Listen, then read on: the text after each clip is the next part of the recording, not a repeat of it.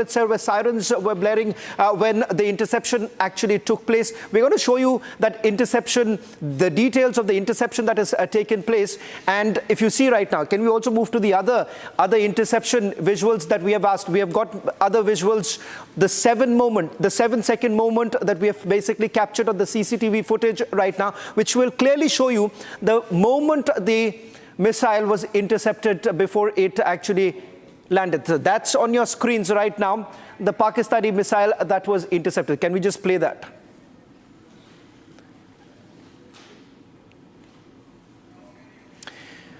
Well, in fact, that's the very moment when the interception took place. In fact, there are other visuals, if we can once again show our viewers. Debris of the Pakistani missile was found this morning.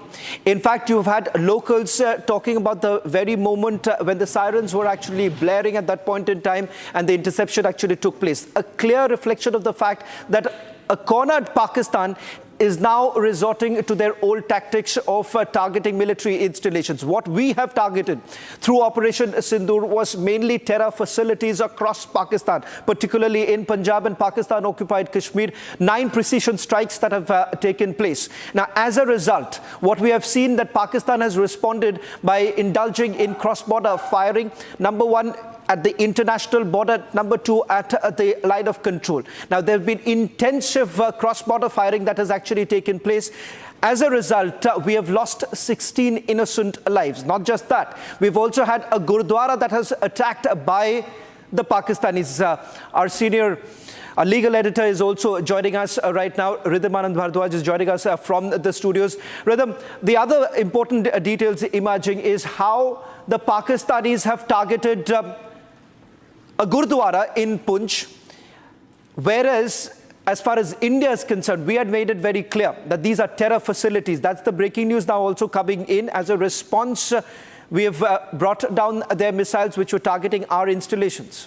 Absolutely. And Shravan, I also want to come across once again to you to explain the chronology, because I think the biggest breaking news that's coming in as we are speaking is the unprovoked firing that had taken place, the interception 2 minutes after the air raid sirens in Punjab that had taken place. And as this video does not have any sound, but it's very, very clear that standing from terraces, people were able to shoot this. There was a total blackout in Gurdaspur, Amritsar during this operation at that time as advised by the government, and India neutralized Pakistan's air defense system in Lahore. Now, Shravan, the big question here, this happened only after India was very successfully stating till yesterday there's not going to be any more escalation or any escalation at all from us until Pakistan does any retaliation. India demolishes Pakistan's air defense radars in Lahore only after Pakistan chooses to come forward and strikes India.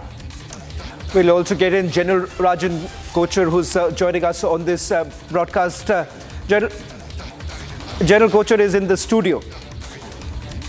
Getting us the latest details. Also, a quick recap of what we know so far. As Ridhim, you were pointing out the chronology of events. The chronology of events is like this, where on the one hand, you have the Pakistanis giving a state funeral to the Pakistani terrorists. In fact, you've had Masood Azhar's brother, who was eliminated in the precision attack that took place at Bahawalpur. That happens to be the headquarters of Jaish. Remember, it was Masood Azhar's brother who played a very important role. In fact, conspired the IC-814 hijacking that took place. And remember the swap that we had in Kandahar. General Rajan Kochar, this, as we have seen, India has avenged the terrorist attacks that have taken place for several years put together. It is no longer limited to Pahalgam attack. And today, the other big news now coming in, General Rajan Kochar, that is of India's Air Force bringing down the Pakistani missiles. I want you to help us understand the air defense system that we have put in place, and the very fact that as far as the Pakistanis are concerned, they have suffered huge damages. Their air defense system, we are being told, at HQ-9, General Rajan Kochar, has been completely decimated. Shravan, Pakistan has a layered air defense system, and HQ-9P is the ultimate one which has the maximum range. this range goes from 125 to around 200 kilometers, and it can acquire a target at 300 kilometers, and it can engage the target at 200 kilometers.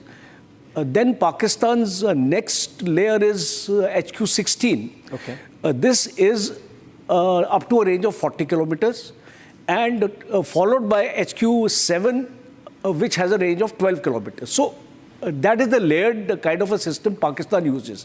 And I want to be specific here to tell you that all these are Chinese. One. Two, they have never been tested in a war situation. So when was this installed? Do we have any information about the air defense system, and what was China's role in it? Because as I understand, there too, the air defense system, yes, there's a clear China link, and the fact that China was actually helping the Pakistanis. Sir, we're just going to go, Shravan, I'm just going to interrupt you to go across to new visuals that are coming in where Lahore had been struck by India. These are visuals that are coming in how Lahore had been struck by India. Pakistan failed attempt and attacked 15 Indian cities. They also failed there. This is Operation Sindoor that's ongoing. I want to continue to go back to Major General Rajan Kocher, who continues to be with us. Yeah, Sir, this is very clear. Yeah. Lahore has been struck by India, but this is only escalation after they do not realize they should not have retaliated in this gross manner.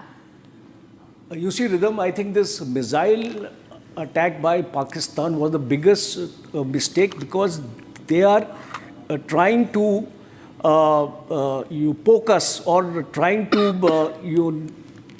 make us escalate the situation. We never wanted to escalate it, but we have been forced by the Pakistanis after the missile attack, and all their air defense systems. I was watching the visual photographs of the Lahore airport, where this strike also has taken place, and I could see that drones were used. So I don't know if it was an Indian drone, because if the Indian Army statement is making that we have destroyed their air defense systems, then possibly drones have been used. And we have the Heron drones with us, and these are Israelis make to us. And the maximum range of this drone is around 1,000 kilometers. It can go up to an altitude of 35,000 feet. So that implies these air defense layered systems with Pakistan have not been able to detect this drone. Yes. Because this drone was flying at altitude of more than 30,000 feet, which is impossible, which is beyond the capability of the air defense system of Pakistan. And you cannot compare, Shravan, as you said, that our own air defense systems vis-a-vis Pakistan's air defense systems. You cannot compare the strength and capability of our own air defense system. What is the key difference, if you can help us? What is the key difference? The difference is that an S-400 can detect and eliminate a supersonic missile. Okay. And also it has been upgraded now for the hypersonic missile, because right now the DRDO is doing these are the ones which were just recently delivered by the Russians? By the Russians. 3 squadrons have come to us, and 2 squadrons are yet to come, and I think by the end of this year they'll be fetching up. The Ukraine war has actually delayed the delivery, otherwise they would have been with us right now. 1 squadron has been deployed on this side of the border with Pakistan, and these are very potent systems. They can detect a target 600 kilometers away and engage a target 400 kilometers when it comes into the range of 400. From 40 to 400 kilometers is the potency of the S-400 system. Pakistan has you can say that Pakistan does not have any kind of the S-400 system. That's a very important point. Major Samarpal Tur, if I can come back to you. This morning, when I was speaking to you, I had told you about the fact that this has not really ended, and the fact that clearly there was much more to it. We were waiting for this official confirmation to come in from our defense forces. But the fact of the matter is this: I still believe that it is far from over. Major Samarpal Tur, because you've spoken to several people within the establishment, give us a sense of what's really happening. Shravan, you see, now, as I had mentioned earlier, that you see, this is just the phase one which has taken place. As far as phase two will entirely depend upon Pakistan's response. So I strongly feel that after this, if no intimidation takes place from the Pakistan Air Force or their ground forces, then I strongly believe that this is going to lower the momentum and the tension which is prevailing between both the countries. Just in case if there is more aggressive stance by Pakistan by heating up the LC and also deploying their missile systems against India today as well as tomorrow, then I probably feel that UN must intervene because they were Major the ones Tur, who I don't know went whether to you the can UN. see this because we are just putting out these visuals. Just Yes, take a look at it. I can see the visuals. Yes. Take a look at it. I want you to help us describe this because as I can understand, this is the drone attacks that have been carried out. Help us understand this. Shravan, see, these are basically the LMS, that is the loitering munition systems. So these are mainly, guided by satellite systems, or they have this feature of fire and forget or autonomous systems. So if you feed in the data in terms of the target which exactly has to be acquired and destroyed, they do it from the moment they are airborne. I'm going to now show you, Major Tur, I'm just going to show you another visual that we have just got. There's a CCTV footage of the interception. After the CCTV footage of the interception, I'm also going to show you some more visuals that are now coming in. Major Tur, on your screen right now, General Rajan Kochar, you can also come in after this. Okay. 7 seconds, the very moment when the interception has actually taken place. So are we really looking at a situation right now? Are we really looking at a situation where things... Yeah. Are we also looking at a situation where these 7 seconds that you are of the interception that has actually taken place, this would be at the same time, multiple interceptions are taking place?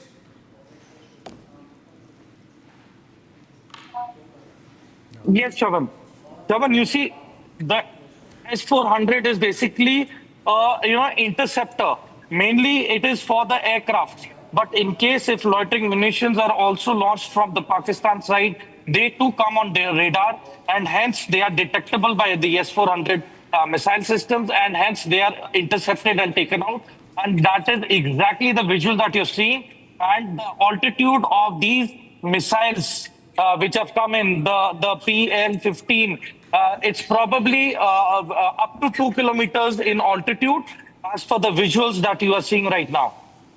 Okay, so General Rajan Kochar, we are looking at 15 cities. So as I understand, there would be, perhaps in a protracted manner, they would have carried out the missile firing? You see, this distance of each city from the point of launch is going to vary. Okay. So once the distance is going to vary, there is bound to be a time lag of a couple of minutes. Okay. Not more than that. And the aim is to saturate the air defense system of India, because if you launch simultaneously a number of actually missiles, our own air defense systems may not be able to stop all of them. So as we saw in the Israeli attack on Iran, as well as the Iran also carried out a missile strike on India, you can take out a comparison from these strikes also. Okay. So, General Tur, a clear, Major Tur, this is, if you do a direct comparison between the Iron Dome and what we have with the S-400, as General Rajan Kochar was also saying, attempt that the enemy would always make is to exhaust us with a number of missiles being fired at the same time. And that perhaps has been completely thwarted.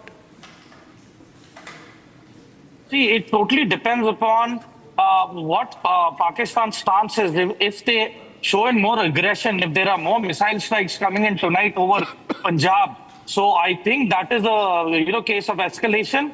And definitely the S-400, and then, India will definitely, select the option of counter-attack. And we have the Nagastra, we have the, different Agni variants of short-range and medium-range missiles. So I'm sure they are going to be taken out from the inventory and used against exhausting Pakistan's air defenses as well. So, Rhythm, if I, okay, General Rajan Kochar wants to make a quick point. I got a point. You see, the selection of the Agni missile system would imply that we want to hit their strategic targets. They're important command and control centers, and that will only happen if there is a war situation. Right. Because prior to the war situation, I don't think we will use these kind of weapon platforms, because we have other less potent, I would say, or less effective in terms of distance. So we would like to use our other, like, Prithvi missile system, our Akash, other things we have with us. Nag missile systems with the infantry battalions have. So possibly, if a war situation breaks out, as Major Toor has said, Agni missile system will also come into play.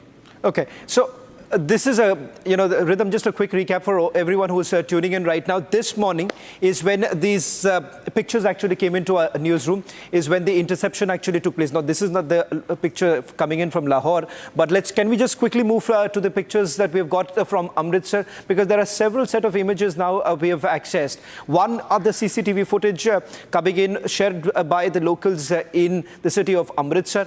And then, of course, we have other visuals also coming in from places like Bhatinda. In fact, we're going to first, Major Toor, I want to understand from you the selection of these 15 cities. I don't know whether you've had the chance to glance upon these cities. My cursory look at these cities is a clear indication of the fact that each of them have highly guarded military facilities. If you can just take us through some of the cities and some of the military installations that they were basically trying to target. See, Shravan, I wouldn't find it appropriate to even name the cities on TV. Because why give the enemy a chance at all to even know? No, Major Toor, it is the army has put it out. The army has put it out in the statement. They have put it out. Okay. So basically, the reason why they have been trying to target these locations is basically to create a delay and chaos in terms of the military, forming up and moving to the respective locations. Because as you know, the tensions are high. So so this is one of the main modus operandi of what the Pakistanis have tried to do, is to create chaos and panic amongst the forces, which probably has been thwarted. And moreover, it is so illogical, because I really fail to understand that the cities that they have named, they don't have any criticality in terms of what they were targeting. I mean, had there been any radar systems or some national asset, it can be understandable. But it stands to no logic as to why these cities were being targeted by them. And I think the reason it will take maybe 48 hours or 72 hours for the Air Force and the Army Air Defense to read the trajectory of these missiles. And the duds which have fallen, probably the softwares are going to be checked as to what was fed into them. Absolutely. And I also want to get in, Shravan, Major General Rajan Kochar into this now. Major General Rajan Kochar, I think the biggest news that's coming in, and that we are showing, Pakistan missiles intercepted. We stay with those visuals of the missile intercepted. Indian government has now announced, Major General Rajan Kochar, shooting down Pakistan drones and the missile strikes and attacks on military targets in North and West India by Pakistan using air defense, confirms the drone strikes on Pakistan's air defense now by India, including in Lahore. Lahore has been struck, but this is the big news that's coming in. And I think the most fantastic bit of information that's also coming in right now that we have to look at extremely carefully is that India has been successful in making Pakistan fail in its 15-city plot. The proof of Pakistan's failed attempt is very clear, Major General Rajan Kochar, and also India's air defense systems in action foil Pakistan's attack in India. You're very right, Rhythm. I think I will briefly tell you about the India's air defense system, and the success has been phenomenal, because this is the first time the integration of all the air defense systems of the Indian Air Force and the Indian Army has taken place. We talk about theaterization. I think theaterization has already started. So the first is the S-400, a range of 400 kilometers, and it can acquire up to 600 kilometers. Then we have the MR-SAM, or the Barak-8, which is also an Israeli system which is being a joint venture with India now. 70 kilometers is the range of this system. Then we have Agni missile, Akash missile system. Now Akash has a range of around 40 to 60 kilometers, up to that, and it has been internationally recognized as one of the best air defense systems in the world. Even the export orders of the Akash missiles has been sought by Philippines and other countries, and the UAE, other countries are also buying this system. Then we have the OSA AK system with us, and we have the IGLAs with us. Yes. So when we talk about this kind of a layered system, and you mentioned about Iron Dome, David Sling, and Arrow, these are the systems which Israel has, and it is one of the best systems in the world today. Even Donald Trump made a statement that he wants to have for the US a similar kind of air defense system which Israel has. So today we have given a message to the whole world. Yes. That India's air defense system has been tested operationally against hostile targets, and it has succeeded. And I think Major Samar Paltur, if I can actually come to you right now, like Major General Rajan Kochar is telling us, this is massive. We are not only talking about escalation that Pakistan tried to do, but we have neutralized that escalation that they tried to do. The Indian Army has also said this is only a proportionate response that has been there by India. They've also said that we engaged with Pakistan, and we come to the Indian Army also here. And if we stay with those pictures, whether it's the Indian whether it's in Amritsar where the interception took place in India. Now we're showing you Gotki Sindh that's been struck by Indian forces in Pakistan. This is very clear, Major Samar Partul. We are not going to be escalating, but if there is escalation, there's going to be a proportionate response by India, and we're going to negate any escalation by Pakistan. I mean, with them, it's totally up to Pakistan. Now, I don't believe that India is going to retaliate or to any of these provocations. At least last night, after the interception, I don't think that India is going to, provoke the matter further. But in case if Pakistan gets a bit adventurous in terms of its retaliation and overdoes it, then probably it's going to be given a befitting reply with the Prithvi and the Akash missile systems. Agni is definitely an intercontinental ballistic missile, but that doesn't stand to logic that we use that at the moment. But Prithvi and Akash missile systems are definitely going to be effective, the medium range one. And I certainly feel that the Indian top brass, be it the Tri-Forces and the politicians and the political leaders are definitely not going to go in for an escalatory option beyond what has happened last night. Absolutely. Major General Rajan Kochar, as we stay with those visuals, I just want to give a recap to our viewers who are joining in. And this is not only these visuals and the weaponry that was used by us, the missiles that were used are so clear here. We also need to tell you the Harpy drones were used by the Indian military to target the enemy air defense system. These are Israeli made, and this is very clear. The Israel Aerospace Industries had made them. These are Harpy drones that were used. And I'm also going to tell you, the Indian targeted only source locations of missiles and drones launched on India. Pakistan's air defense system across half a dozen locations has been breached by India. Pakistan targeted Indian armed forces locations in the night. India retaliated in broad daylight, Major General Rajan Kochar, starting at around 7 this morning. And therefore, we continue to say Operation Sindoor continues. Rizam, very well brought out, because Operation Sindoor, I think, will still continue. And I have a slightly different perception, as Major Toor has said. Why should we always be reactive? Why should we retaliate only when Pakistan strikes? Pakistan has already struck twice now. Then I don't think we should hold our horses now any longer, because maximum punishment has to be inflicted on our enemy. Okay. And his combat potential must be degraded. Because if we keep on waiting for the next strike to come, Yes, he will... sir.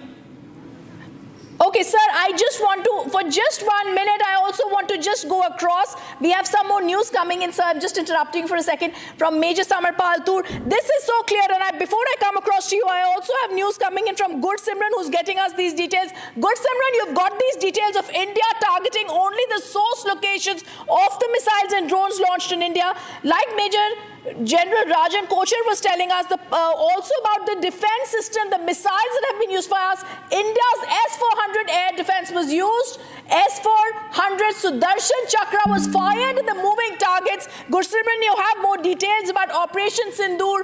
Like Major General Rajan Kochhar said, it still continues.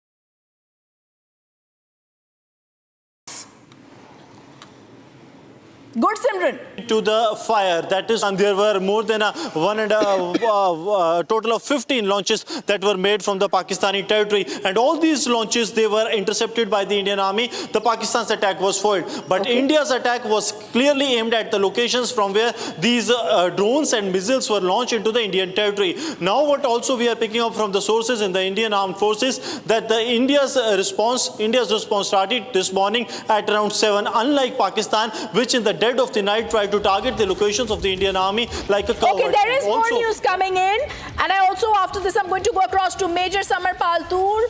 Sources say only source-based Pakistan's air defense system in 6 locations was breached. We're also now being told that the Ministry of Defense, Government of India, has also come out with a statement. Only source locations of missiles were targeted. Major Samarpal Tur, this is so clear. Pakistan's air defense system in 6 locations were breached. Pakistan's air defense system, when it was breached, was very clearly done. We don't want to do this, but we're only retaliating to an escalation that is now started by Pakistan. Rhythm, you see, the Indian missiles have already and drones have already taken out the radar systems. So basically, Pakistan's air defense systems are totally run down. So, if we want, this is the actual time to engage and decimate whatever we wish to as per our wish and will. But I am very sure that the response is going to be very selective, and it's going to be non-escalatory. And I'm sure that from now on, the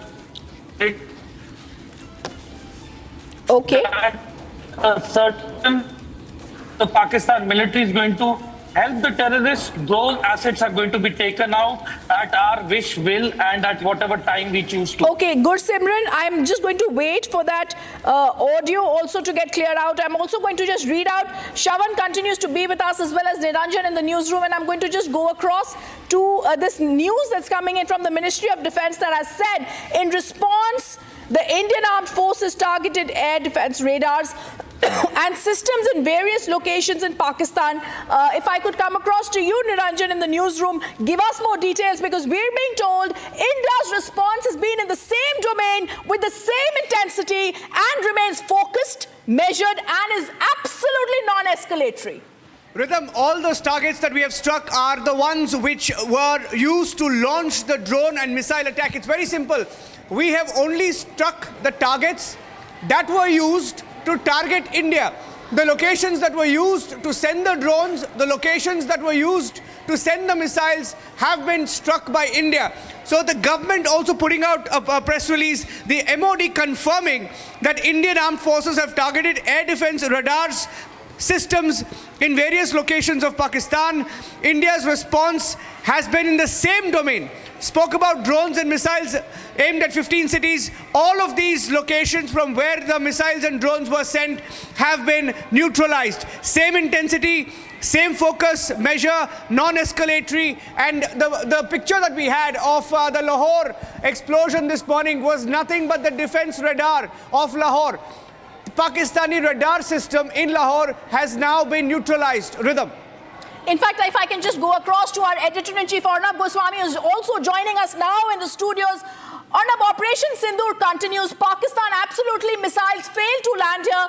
It's we who have landed now in Lahore and successfully been able to destroy their defense systems. Yeah, absolutely. You know, the point I would like to make to you, Rhythm, and to everyone tonight, and Abhishek is also with us here in the studio, is that we said on the first press briefing on Operation Sindoor that our response is focused, it is measured, it is non-escalatory.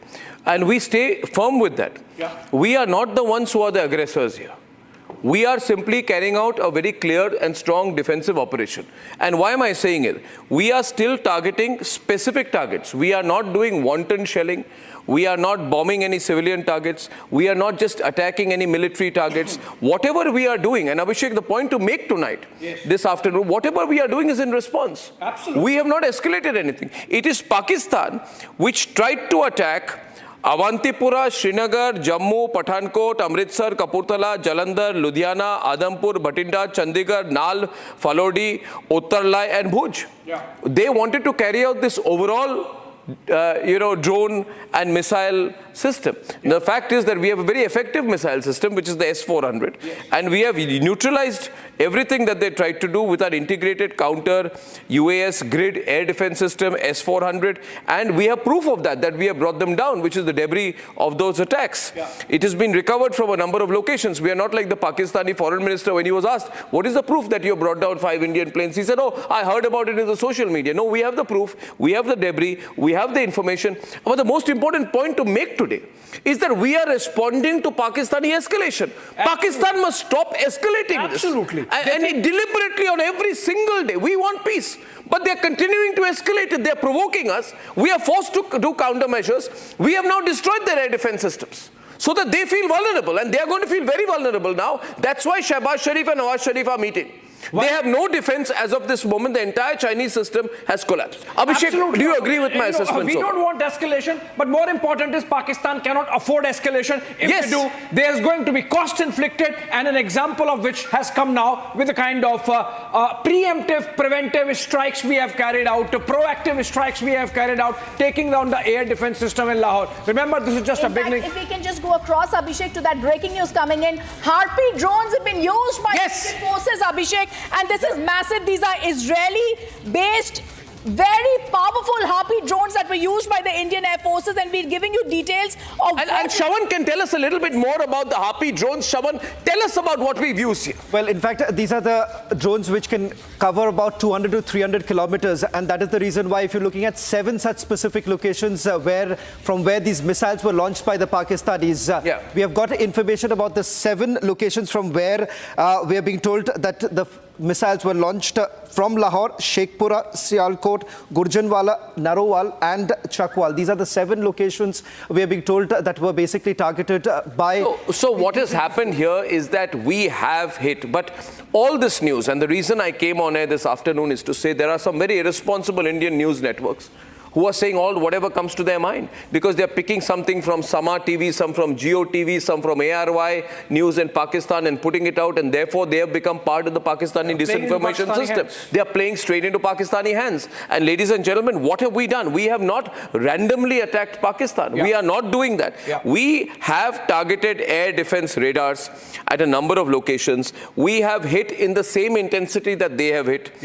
And we have neutralized their air defense systems, which we have a right to do, because they are using those. They are using those systems. And this is a visual of that picture where we have destroyed their air defense system in Lahore. And we've been forced to do this because they tried to attack our civilians and they targeted a Sikh Gurdwara. Yes, they've injured Sikhs. They've deliberately targeted a Gurdwara. And we cannot let that go undefended. And that's the simple point that we are making. Ladies and gentlemen, this is hashtag Operation Sindoor 2. I'm putting it out on the grid. This is Operation Sindoor 2 that we are doing. Yesterday, Abhishek Kapoor said he spoke to his highest sources of the government, who told him, when Abhishek, you asked them what will happen, you said, we are ready with Operation Sindoor 2. So Operation Sindoor 2 is on right now, and let it carry on. We'll go to Operation Sindoor 3 and 4 and 5 if required. Absolutely. In fact, I can tell you, one of the escalation metrics is absolutely ready from here on. Whatever Pakistan does, they would see double of that coming on their side. An example of which is taking down of the air defense system in Lahore. And remember, and we're not going to watch this. You know, what has happened here is that we have responded to only artillery firing by Pakistanis in Kupwara, Baramulla, Uri, Poonch, Mendha, Rajouri. They have killed a soldier, they have killed Sikhs, they have attacked and injured people in a Sikh Gurdwara, and it's happened relentlessly. 16 civilians have been killed, mostly women and children. Mostly women and children. We have been compelled to respond. But the difference between the Pakistanis and us is when we respond straight and we are successful. Yeah, they have this stupid, I don't know, what is this air defense system they have from China which is collapsed right now? Ladies and gentlemen, breaking news grid should be on the screen. We are on breaking news right now. India reserves the right to respond. We are not doing anything alarmingly. The people of Pakistan should not be alarmed. We're only hitting you because you are trying to attack us. We will destroy you if you try to attack us. We will compel you to surrender once again. I think it is in the interests of the Pakistanis to realize we are going to hit them very, very hard this time. Their missiles have failed. Their drones have proved to be duds. Their air defense system has collapsed. There is panic in Pakistan and there should be. Abhishek. Well, absolutely, and this is not going to end because I'm hearing that our plan B is ready in case Pakistan responds to this strike in which we have targeted their air defense systems and some other targets in Karachi, for example, in Sindh, and also, of course, in Punjab. The fact of the matter is that a certain Rubicon has been crossed. The battle is now right in the Punjab camp, and the reason why it's important is that Pakistani army is essentially Punjabi army. They thought Punjab is their fiefdom, and the fact that we could hit the Americans have asked their citizens to leave Lahore. The Americans, we have a breaking from the newsroom, ladies and gentlemen. Niranjan. Arnab, as we escalate, as Pakistan tries to target India in 15 cities, the US Embassy monitoring the developments in Lahore, especially as we take out the Pakistani defense radars this morning. US Embassy and consulates in Pakistan have issued an urgent notification now saying due to reports of drone explosions, even US is confirming drone explosions, down drones, possible airspace incursions in and near Lahore. US Consulate General in Lahore has directed all consulate personnel to shelter in place. Consulate has also received initial reports that authorities may be evacuating some areas adjacent to Lahore's main airport, asking them to take shelter immediately and evacuate from Lahore immediately, and citizens who find themselves in an area of conflict asked to leave. Yeah, okay, Niranjan, what is important is that everyone is realizing that Pakistan is on a weak wicket. That if it comes to that, Pakistan is going to get a pummeling of its lifetime, and that's why these decisions coming in. But what is important is India has made a very responsible There is also pressure building in on Pakistan to stop trying to attack India. I'm not saying they can attack India, but they are trying to attack India and they are failing. It is in their interest, the Americans, and we've just been speaking. We've had these meetings going on here also with the Iranian foreign minister was meeting, and he said we want to improve the relationship with India. The relationship with India, a major global power, a $4 to $5 trillion economy, the fourth largest economy in the world, is possible only if Pakistan is going to be responsible. We had Operation Sindoor 2 on the 7th of May, and today on the 8th of May, we're in the middle right now, Operation Sindoor 3, and there'll be Sindoor 3 and 4 and 5 and 6 and 1 million if required till we put Pakistan in its place. Also, Arnab, the fact of the matter is that while targeting those air defense radars and systems at these locations in Pakistan, we have made sure that our response is still proportionate. There's one more thing. HQ-9, HQ-16, both of the air defense system of Pakistanis have now been destroyed. Remember, this basically, Abhishek, protects Islamabad and a few other cities. That has been completely decimated, Abhishek. Shravan, I'm just going to interrupt you. There's more breaking news coming in. Pakistan is also, the cricketers have been asked to leave Rawalpindi immediately. That's also a news that's just coming in, Shravan. Abhishek, this is very clear. Like Shravan is telling us, the Ministry of Defense in India also comes out and says, like Arnab was telling us, in response, the Indian Armed Forces targeted air defense radars and systems in various locations in Pakistan. It's a huge... information coming in. The cricketers in Rawalpindi, Pakistan Cricket Board asks all players of Pakistan State Board to leave Rawalpindi immediately. We have Gursimran with us. Gursimran, this means there are going to be no matches in Rawalpindi. Yes, that is what we are picking up from the Pakistan Cricket Board, that they have asked all the players, those who are part of the Pakistan Super League that is being played in Pakistan, to immediately leave Rawalpindi, and no match will be played in the Rawalpindi. So you will see that they have started to face the heat, because India has hit back at the source of the Pakistani drone and the missile launches that they have done on the installations of the Indian Army. And now the Pakistani Cricket Board has issued an advisory. This advisory is not only for the players of the Pakistan, but also for the foreign players that are playing Pakistan, because many of the international players, they are part of the Pakistani Super League that is being played in, and there was a match scheduled, we are told, later in the day in the Lahore also, the fate of which continues to be unknown, and all the matches in the Rawalpindi, they have been cancelled. There will be no match that will be played in the Rawalpindi for now. Very likely that it will be shifted somewhere else, likely to Karachi or some other stadium, but not in Rawalpindi, so Pakistan is afraid. Gursimran, this is a huge one. Remember, Rawalpindi is the general headquarters of the Pakistan Army, and the fact that Rawalpindi is not safe for its citizens speaks volumes about the kind of security that Pakistan Army can provide to the rest of the nation. Also the fact, Rhythm and Shawan, the fact of the matter is that Pakistan was trying to give a stupid spin that India carried those attacks in the dead of the night. Now look at our drones getting deep inside Pakistani territory and hitting locations like Lahore and Karachi and some parts of Sindh, 6 locations to be total, but all of them during the daytime. In fact, this has happened around noon, from morning to noon, and that really gives you an idea, Shawan, that we can hit them whenever we want. It's not about night or day, it's about choosing our own time, best time, to make sure that our targets are, our objectives, our military objectives are achieved. And there is, Abhishek, more news coming in on Sialkot. Shawan, over to you. Well, we just got a confirmation right now as far as the air defense system in Rawalpindi is concerned.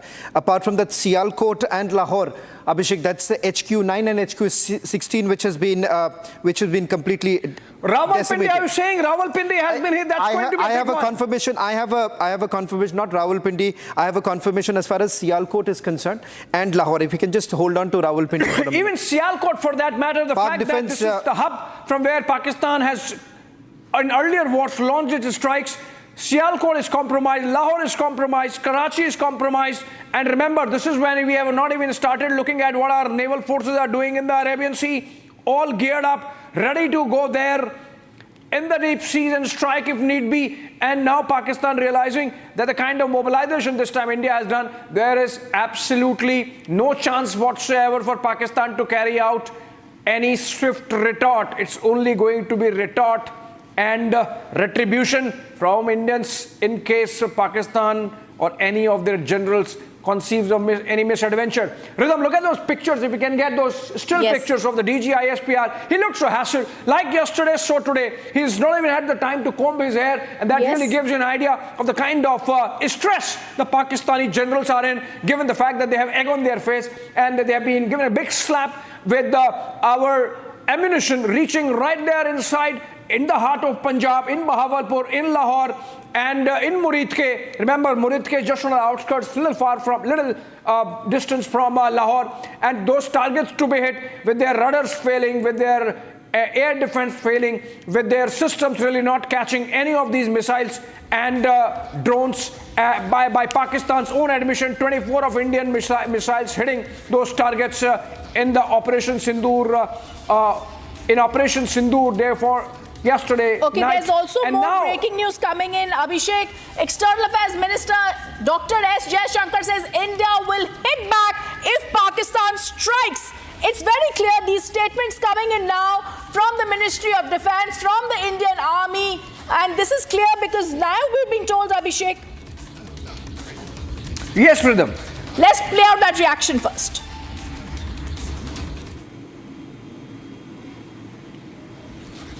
It is not our intention to escalate the situation. However, if there are military attacks on us, there should be no doubt that it will be met with a it is not our intention to escalate the situation. However, if there are military attacks on us, there should be no doubt that it will be met with a very firm response. Okay, we're also going to go across to the big breaking news coming in. Shawan is getting us this. Pakistan air defense system is decimated in Sialkot also. Shawan, over to you. you? Well, in fact, the two details coming in as far as from Islamabad is that Pakistan's air defense unit, which is the HQ-9 and layered with HQ-16, both seem to have sustained heavy damages. In fact, this is the one which is in Lahore has been completely neutralized, and the other confirmation we've just got, and as Abhishek was also pointing out, the significance of the air defense system around Sialkot, which too has now suffered heavy damages, basically leaves several of the cities in Pakistan extremely vulnerable right now. So if at all the Pakistanis basically escalate at this point in time, they would face massive damages, because the kind of retaliation that India has essentially prepared would mean heavy damages for them. Absolutely. And I also want to go across for a word to Niranjan, who's also joining us on the story. Niranjan, this is massive because the Pakistan air defense system is decimated in Sialkot and in Lahore. We're also trying to pick up information like we did earlier about Rawalpindi that has also been struck, like Abhishek was telling us. The Pakistan Cricket Board very, very clearly also telling its players to leave Rawalpindi, which Abhishek said is massive because this is also the epicenter for Pakistan. That's correct. That is the Pakistan garrison headquarters. That's where the Pakistan Army and the ISI operate from. Gursimran has confirmed 7 cities right now. He's not confirming Rawalpindi, but these are the names of the cities that he's confirmed. Bahawalpur, which we already struck in Operation Sindoor 1. Lahore, Sheikhupura, Sialkot, Gujranwala, Narowal, Chakwal. As far as Rawalpindi is concerned, waiting for an official confirmation. But there are reports, and of course Pakistan media is also claiming, but we can't take them at face value. We will wait for an official confirmation. Rhythm, back to you. Okay, I also want to go back once again to Abhishek and Gursimran on this story. In fact, there are 7 cities, Gursimran, that you have stated have been struck. I want to get more information on that. Bahawalpur, Lahore, Sheikhupur, Sialkot, Gujranwala, Narowal, Chakwal. Gursimran, give us more details.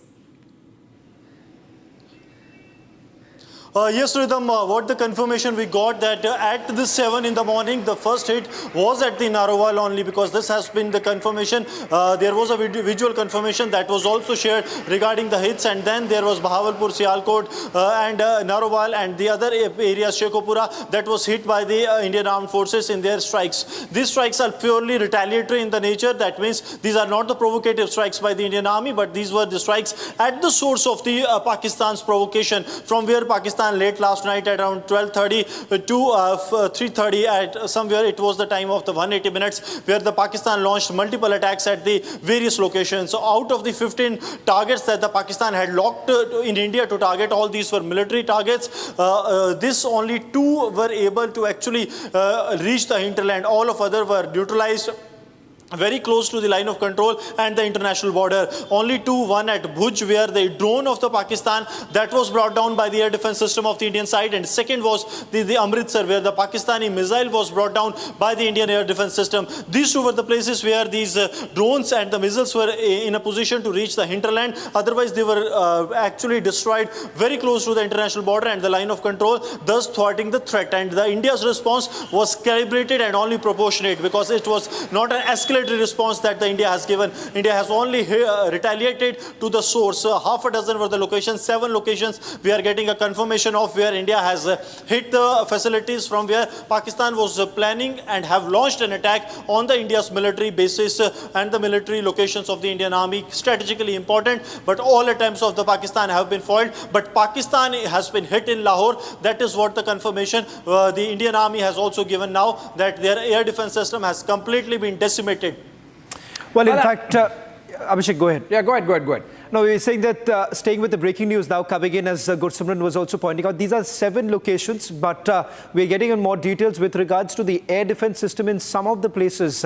This is the confirmation is about at least 2 locations as of now. As far as Rawalpindi is concerned, reports essentially emerging from Pakistan. We're waiting for an official confirmation coming in from the Indian Army as to whether at all Rawalpindi's air defense system was also targeted. Because remember, right now, what the army is essentially maintaining, Abhishek, is that only those areas from where the missiles were launched, only those areas have been targeted. So Bahawalpur, it's unlikely at this point in time, because the missiles were not launched from Bahawalpur. So right now, as far as India is concerned, they are saying that Operation Sindoor 2 was only from those locations where the missiles were launched.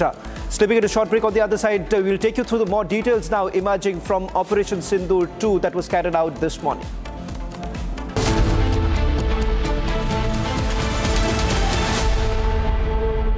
Mahi sir, how much do you love your fans? Honestly, I love my new fans. पुराने वाले बेकार में शोर करते Sir, fans है शोर तो करेंगे ही ना? नए वाले नहीं करते. And they listen to what I say. The new generation Orient BLDC fans. Super silent performance with voice control. Silly me, I thought Cricket fans. ये है सीक्रेट रेसिपी MDH का जीरा सिप जल जीरा मसाला सिप सिप जीरा SIP MDH का जल जीरा सिप MDH का जल जीरा सिप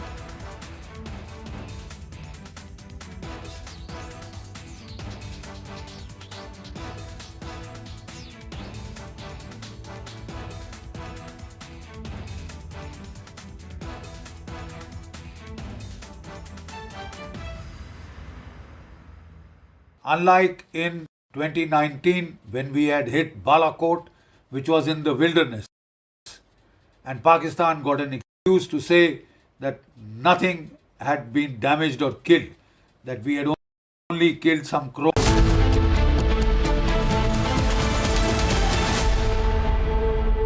यार मार्केट कैसा ऊपर नीचे होता है. याद रख, करियर, इन्वेस्टमेंट और लाइफ में ऊपर नीचे होता रहता है यार. वो तो है. बस भाई डटे रहे, तभी तो अपने सपने पूरे कर सकता है. सही है. लाइफ और म्यूचुअल फंड्स में लॉन्ग टर्म सोचना सही है. सही है. हाँ. म्यूचुअल फंड निवेश बाजार जोखिमों के अधीन है. योजना से जुड़े सभी दस्तावेजों को ध्यान से पढ़ें. MDH की देगी मिर्च, देगी मिर्च का तड़का, अंग अंग फड़का. MDH की देगी मिर्च.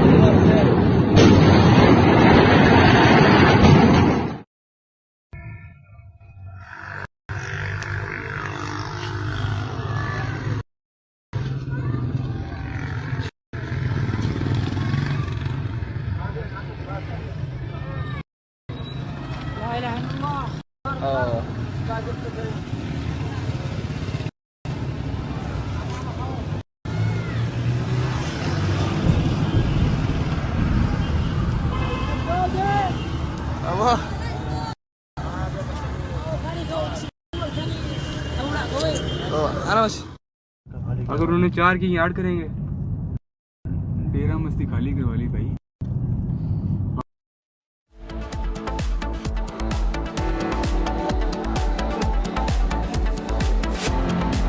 And we're coming back with pictures of how Pakistani drones and missiles failed to make a landing, all stopped in the skies by Indian air defense systems. Pictures that make every Indian proud. 15 cities were targeted, none of them managed to hit us.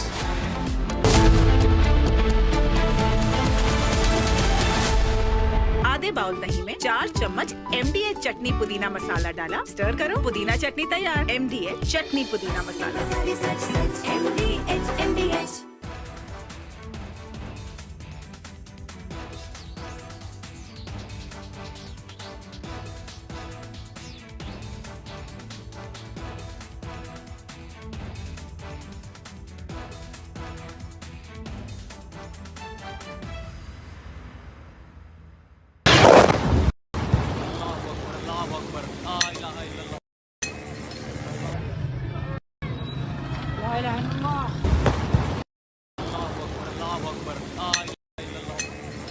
Of different weapon systems, because you cannot risk putting all eggs in one basket.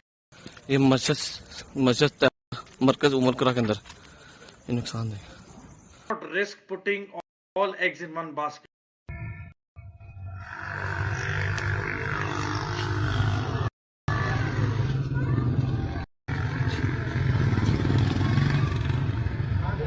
Not risk putting all eggs in one basket. Mentor here and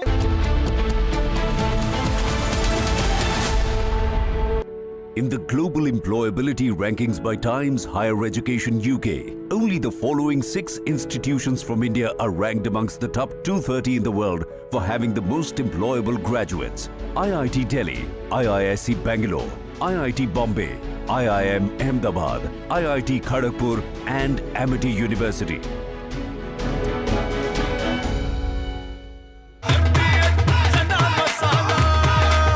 अब छोलिया हो या लोबिया, सफेद चने या काले चने, सब कुछ मजेदार बने।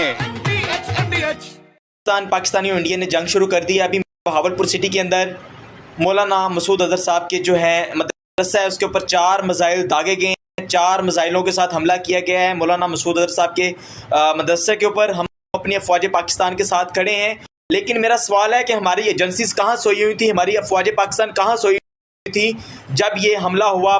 मुजफ्फराबाद की भी खबर आ रही है कि मुजफ्फराबाद वाली साइड पे भी अटैक हुआ है, लेकिन सबसे पहले मेरे बहावलपुर सिटी के अंदर अटैक हुआ है ब्लास्टिक मिसाइल के साथ। उन्होंने हमला किया है मौलाना मसूद अजहर साहब के मदरसे के ऊपर।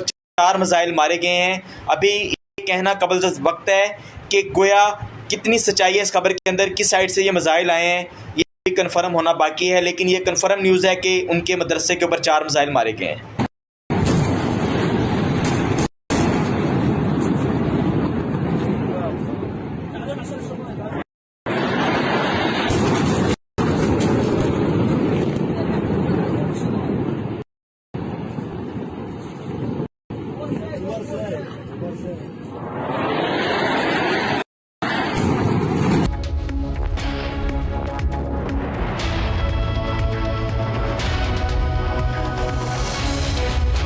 Mahi sir, how much do you love your fans? Honestly, I love my new fans.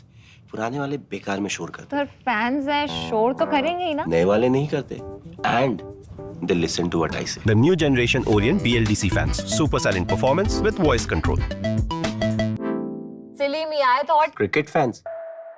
दादी के हाथों का जादू और खुशबू से महकता घर, माँ की मुस्कुराहट और खाने की सुगंध। MDH गरम मसाला, क्योंकि हर रिश्ता है स्वाद से जुड़ा।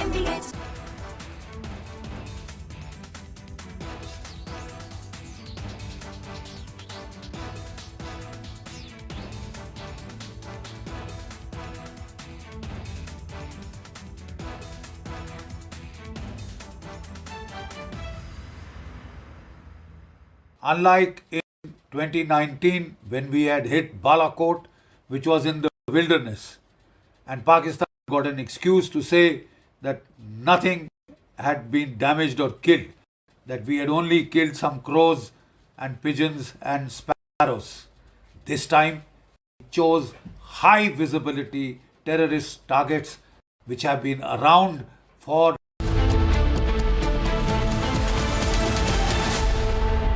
MDH की हल्दी मिर्ची धनिया करे कमाल, ये रंग दे, ये खुशबू दे, ये तीखा, ये कम पड़े, क्या निराला MDH masala.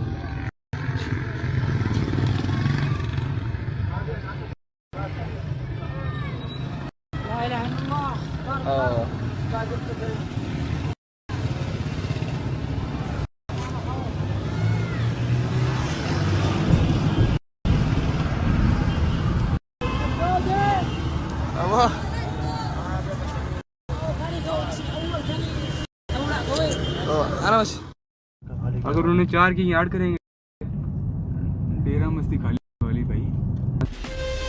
From Asia's largest news headquarters, setting the agenda for Bharat.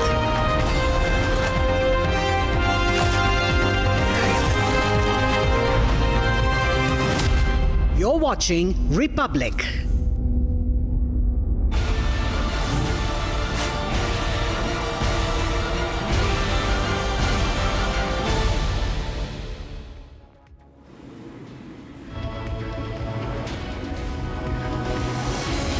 Good evening. Indian Armed Forces had said that our response and commitment is that there will be an escalation provided it's respected by the Pakistan military.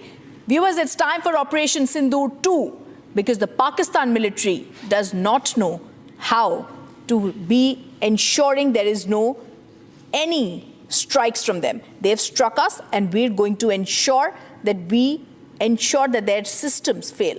There's some breaking news that's coming in.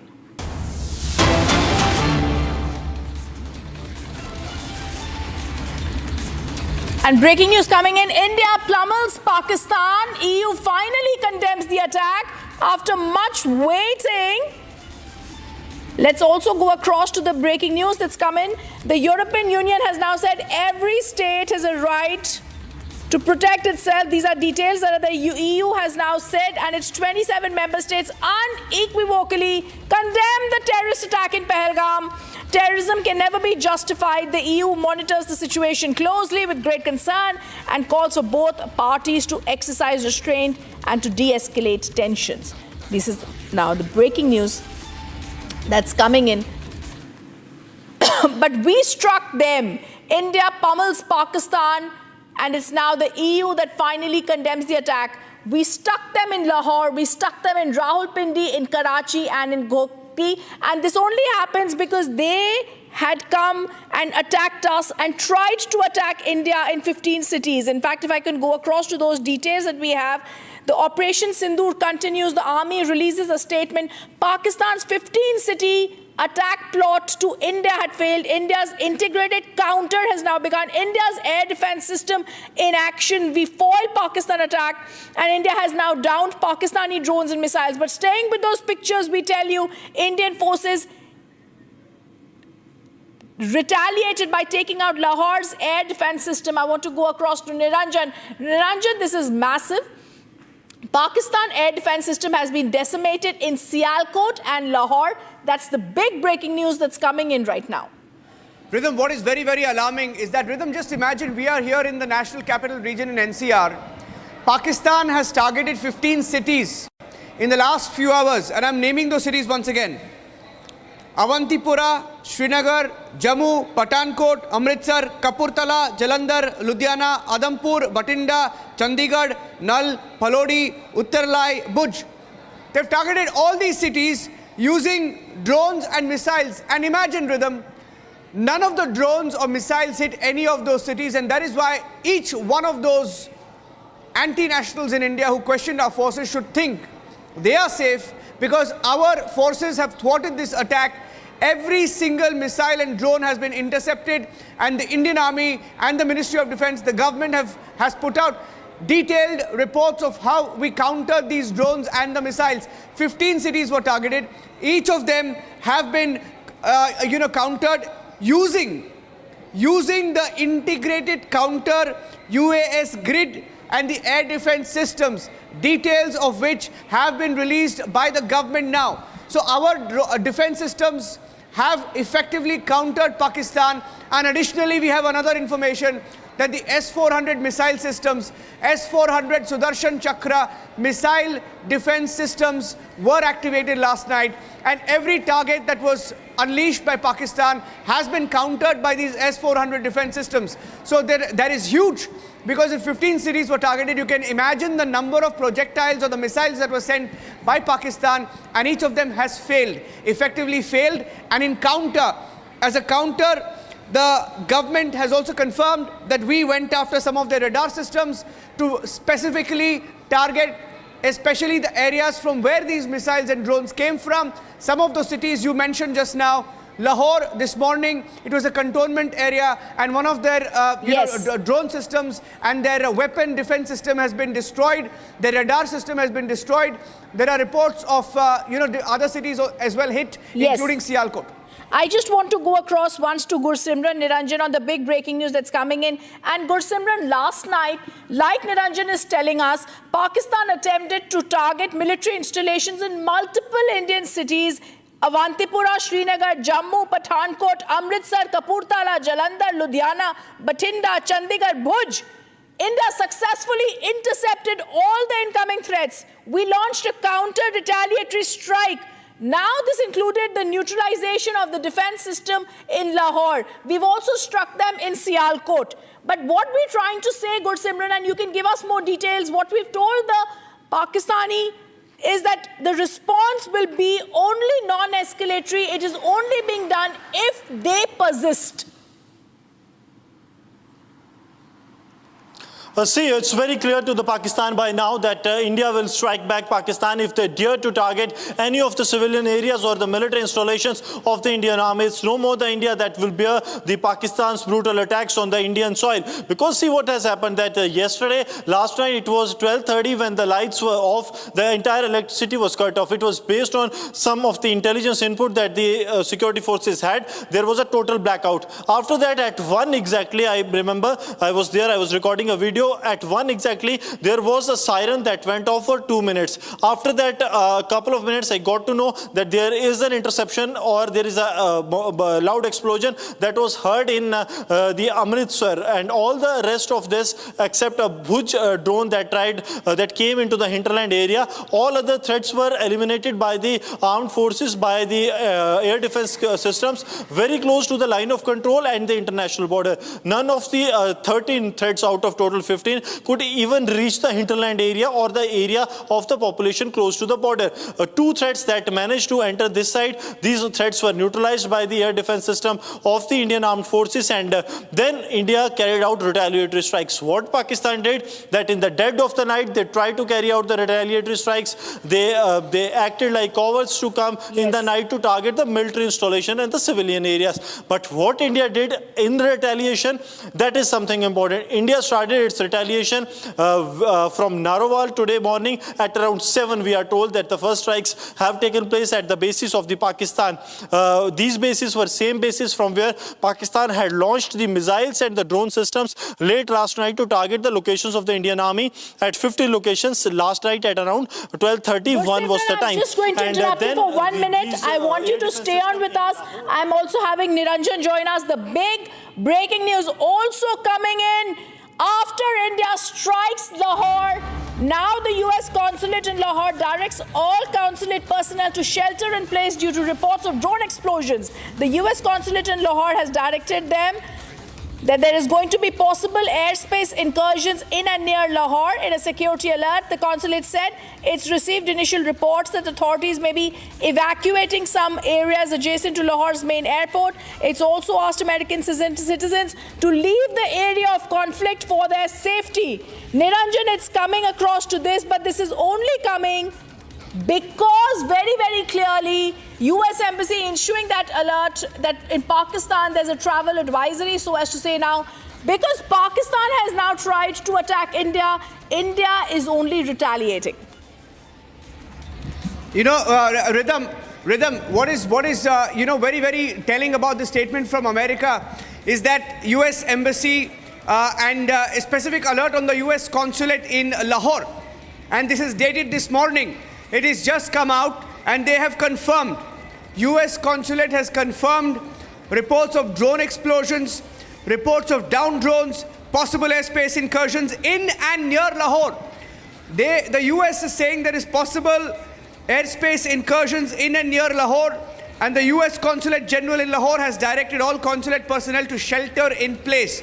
Secondly, the consulate has also received initial reports that authorities may be evacuating some areas adjacent to Lahore's main airport. So the US has some information that areas around Lahore's main airport is being evacuated right now, and that is why they've also issued this alert. Point number 3, saying that US citizens who find themselves in an area of active conflict, they should leave immediately and they should do so safely, and if it is not safe to leave, they should shelter in place. Saying that the US Embassy and consulates in Pakistan will continue to send updates. The actions they have asked US citizens to take: 1, seek secure shelter and have evacuation plans. Niranjan, I just want to go across to one graphics that we are getting, and you can also speak over that. We're getting the breaking news that's now coming in, and India has now taken out the Pakistan's air defense system in 7 locations. This is the big breaking news. If I can also get Shavan to join us on the story. It's in Sialkot. in Shekhupura, in Lahore, in Bahawalpur, in Gurjanwala, in Narowal and Chakwal. In fact, Niranjan, Shavan was just giving us details of Sialkot and Lahore, but this is breaking news that's coming in. The air defense system in 7 locations of Pakistan, Niranjan, has been now taken out by India. Well, there are so many reports that are coming in, Rhythm. I can confirm to you that as of this minute, at least 7 cities, and that number could go up, because there are some reports that say that at least 9 cities were targeted by India in our measured response to go after the source of where these missiles and drones were sent. But as of now, Bahawalpur on that map that you see on your screen, Chakwal, Gujranwala, Narowal, Sialkot, Shekhupura, you also saw Lahore there, and Bahawalpur. Bahawalpur was also hit, by the way. Bahawalpur was a target for India in Operation Sindoor as well. That is Masood Azhar's headquarters, Jaish-e-Mohammad's headquarters, and Lahore has specifically been targeted. So this is a very, very big update. That number and this map could change in the next few hours. That's an update we are getting in, because more visuals reportedly from other cities of Pakistan as well. We will wait for those updates to come in. Rhythm. Absolutely, and I'm just going to go across, viewers. I'm going to stay with these graphics, and then I'm going to go across to more graphics, because I'm going to come in a minute with very big breaking news, and I'm going to show our viewers how Pakistani politicians are crying in fear.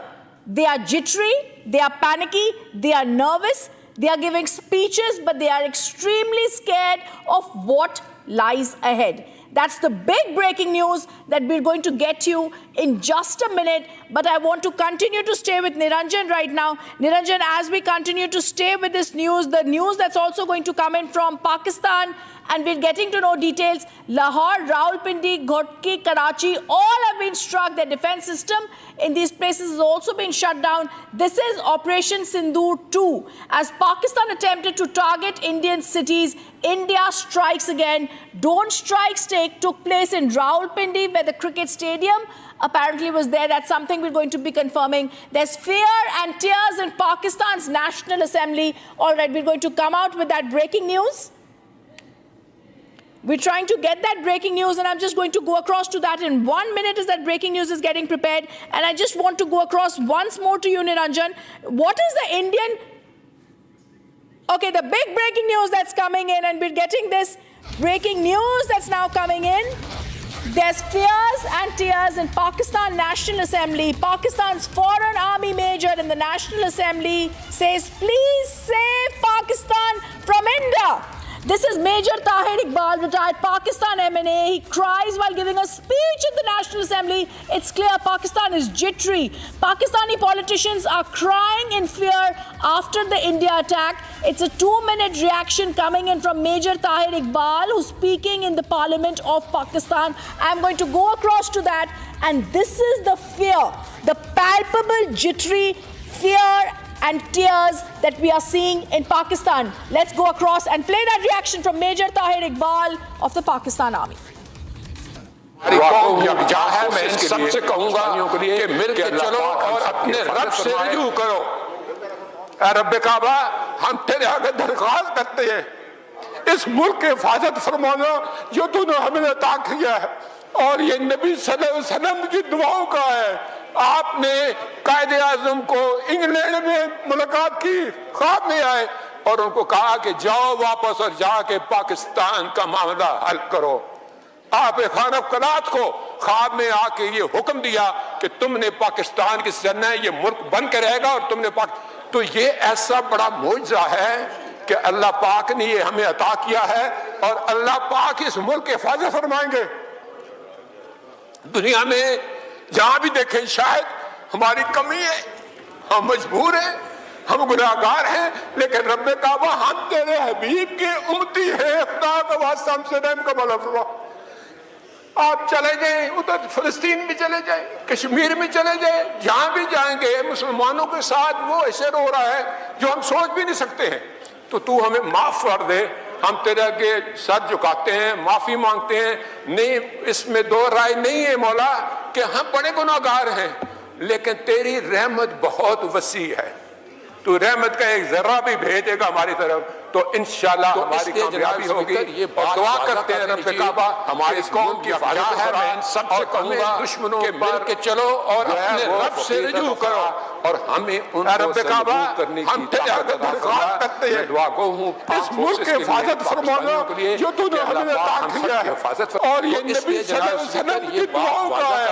आपने हमारी कौम है, मैं इन सबसे कहूंगा कि मिल के चलो और अपने रब से रुजू करो, जाओ वापस और जाके पाकिस्तान का मामला हल करते हैं। आप खाना मुल्क की हिफाजत में आके ये हुक्म दिया तुमने पाकिस्तान की सेना ये मुल्क बन के रहेगा और तुमने तो ये ऐसा बड़ा मौजूद है कि अल्लाह पाक ने ये हमें अता किया है और अल्लाह पाक इस मुल्क के जाओ वापस और जाके पाकिस्तान का मामला हल करो। जहाँ भी देखें हमारी कमी में आके ये हुक्म दिया कि तुमने पाकिस्तान की सेना ये मुल्क बन के रहेगा और तुमने ये ऐसा बड़ा मौजूद है कि अल्लाह पाक ने ये हमें अता किया है और अल्लाह पाक इस मुल्क के हिफाजत कश्मीर में चले जाए, जहाँ भी जाएंगे मुसलमानों के साथ जहाँ भी देखें शायद जो हम सोच भी नहीं सकते हैं।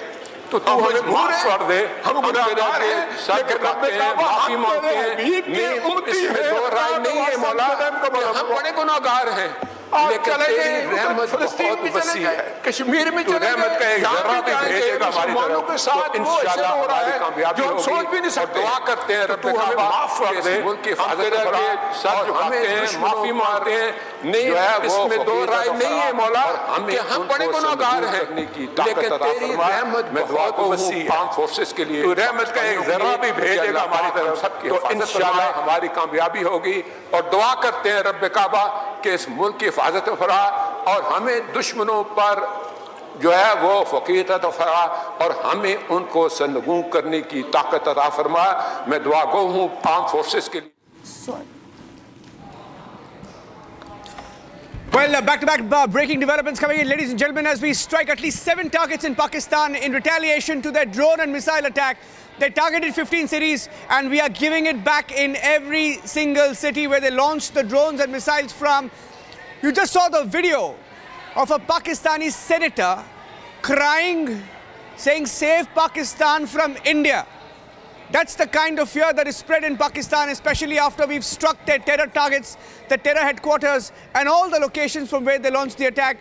Let's play that video out once again. That's a reminder to Pakistan that they once again try to target India. This is what they will get. Take a look at this senator crying in the Pakistan National Assembly.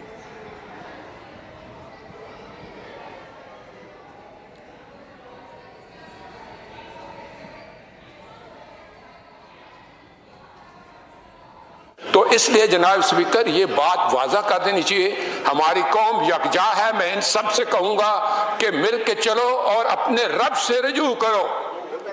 ऐ रब काबा हम तेरे आगे दरख्वास्त करते हैं, इस मुल्क की हिफाजत फरमाना जो तूने हमें अता किया है और ये नबी सल्लल्लाहु अलैहि वसल्लम की दुआओं का है।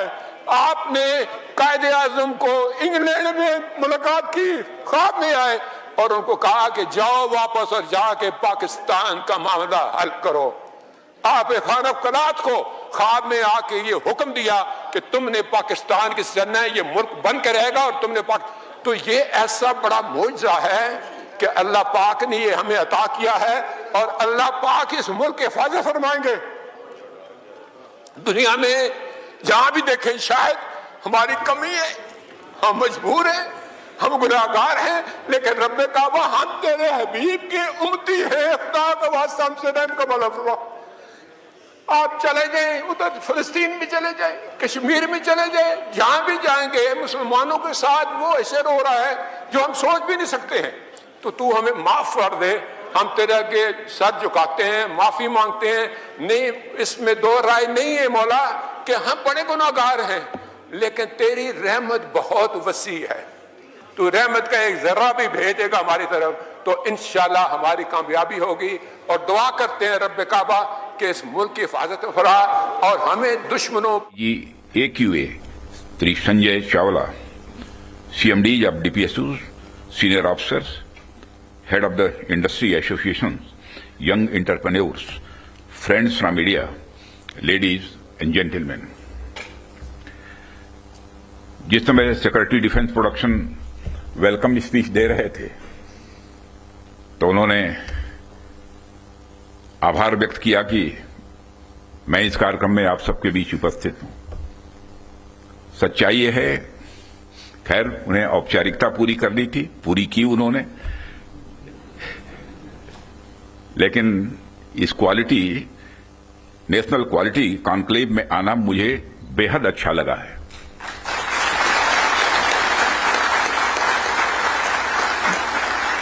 वैसे ऑर्डिनरी कॉन्क्लेव में तो हम लोग जाते रहते हैं, तो क्वालिटी कॉन्क्लेव में आने में क्या आपत्ति हो सकती है।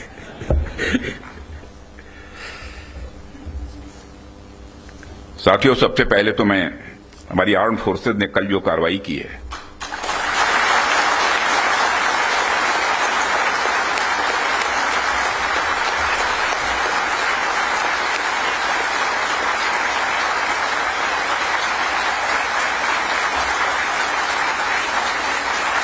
और जय हिंद, जो शौर्य और पराक्रम दिखाया है उसके लिए मैं हृदय से बधाई देता हूं। पाकिस्तान और पीओके में जिस तरह से हमारी आर्म्ड फोर्सेस ने टेरर कैंप्स को नेस्त नाबूद किया है, वो हम सबके लिए एक गौरव का विषय है।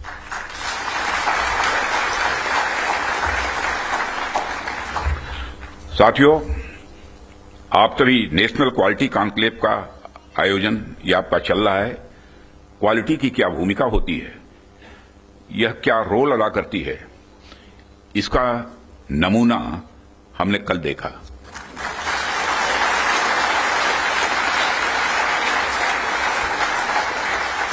जिस प्रेसिजन के साथ यानी जिस सटीकता के साथ ऑपरेशन सिंदूर एग्जीक्यूट किया गया, वह अनइमेजिनेबल है, बहुत ही सराहनीय है।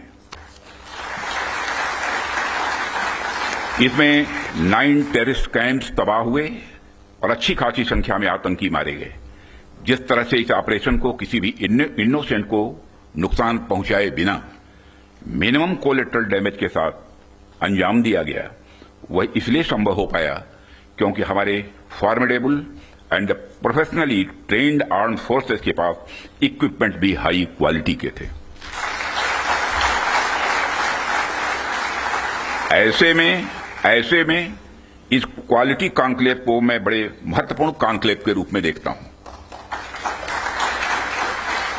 मैं इस आयोजन के लिए डिपार्टमेंट ऑफ डिफेंस प्रोडक्शन और इनके secretary defence production Shri Sanjeev Kumar को भी हार्दिक बधाई देता हूं और क्वालिटी एश्योरेंस ऑर्गेनाइजेशंस को भी मैं बधाई देता हूं।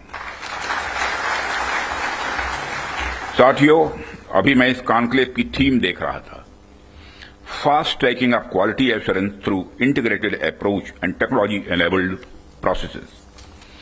आपकी यह थीम मुझे बेहद अच्छी ही नहीं लगी, बल्कि दिलचस्प भी लगी, इंटरेस्टिंग लगी।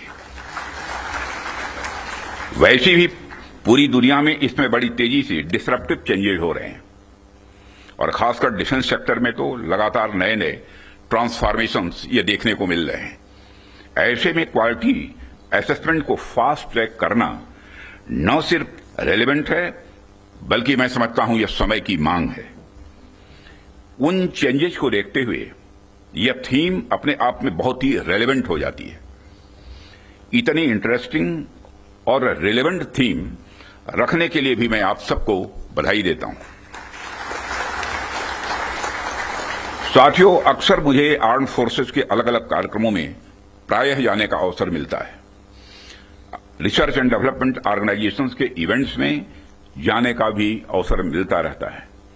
प्राइवेट सेक्टर द्वारा आयोजित कार्यक्रमों में भी मैं प्रायः जाता ही रहता हूं, परंतु आज का यह जो मंच है, यह अपने आप में बड़ा अलग है और एक विशिष्ट मंच है। मैं ये देख रहा हूं कि यहां कई सारे लोग हैं जो अलग अलग फील्ड्स में महारत जिन्होंने हासिल की है, महारथी बैठे हैं यहां। इसलिए मुझे लगता है कि आज की हमारी बातचीत भी कई मायनों में विशेष होने वाली है। साथियों, इस क्वालिटी कॉन्क्लेव की महत्ता और आवश्यकता पर तो मैं आगे चर्चा करूंगा ही, परंतु पहले मैं आपको कुछ ऐसे बिंदुओं से कुछ ऐसे पॉइंट से अवगत कराना चाहूंगा जो हमारी सरकार की प्रायोरिटीज से जुड़े हुए हैं। 2014 में माननीय प्रधानमंत्री जी के नेतृत्व में हमारी सरकार आने के बाद प्रधानमंत्री जी ने हमें एक अत्यंत महत्वपूर्ण सूत्र प्रदान किया। उन्होंने शुरुआत में ही डिफेंस प्रोडक्शन सेक्टर के एम्पावरमेंट पर विशेष बल दिया। उन्होंने जो सूत्र दिया उसके पीछे की फिलॉसफी थी डिफेंस सॉवरेंटी।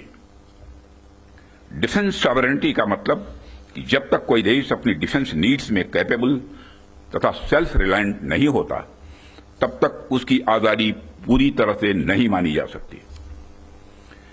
जब तक हम अपनी सुरक्षा के लिए इंपोर्ट पर डिपेंडेंट रहेंगे तब तक कहीं न कहीं हमारी आत्मशक्ति में अधूरापन रहेगा। ये अगर हम अपने हथियार और रक्षा उपकरण विदेशों से खरीदते हैं तो इसका मतलब है कि हम अपनी सुरक्षा को आउटसोर्स कर रहे हैं और उसे किसी और के भरोसे छोड़ रहे हैं।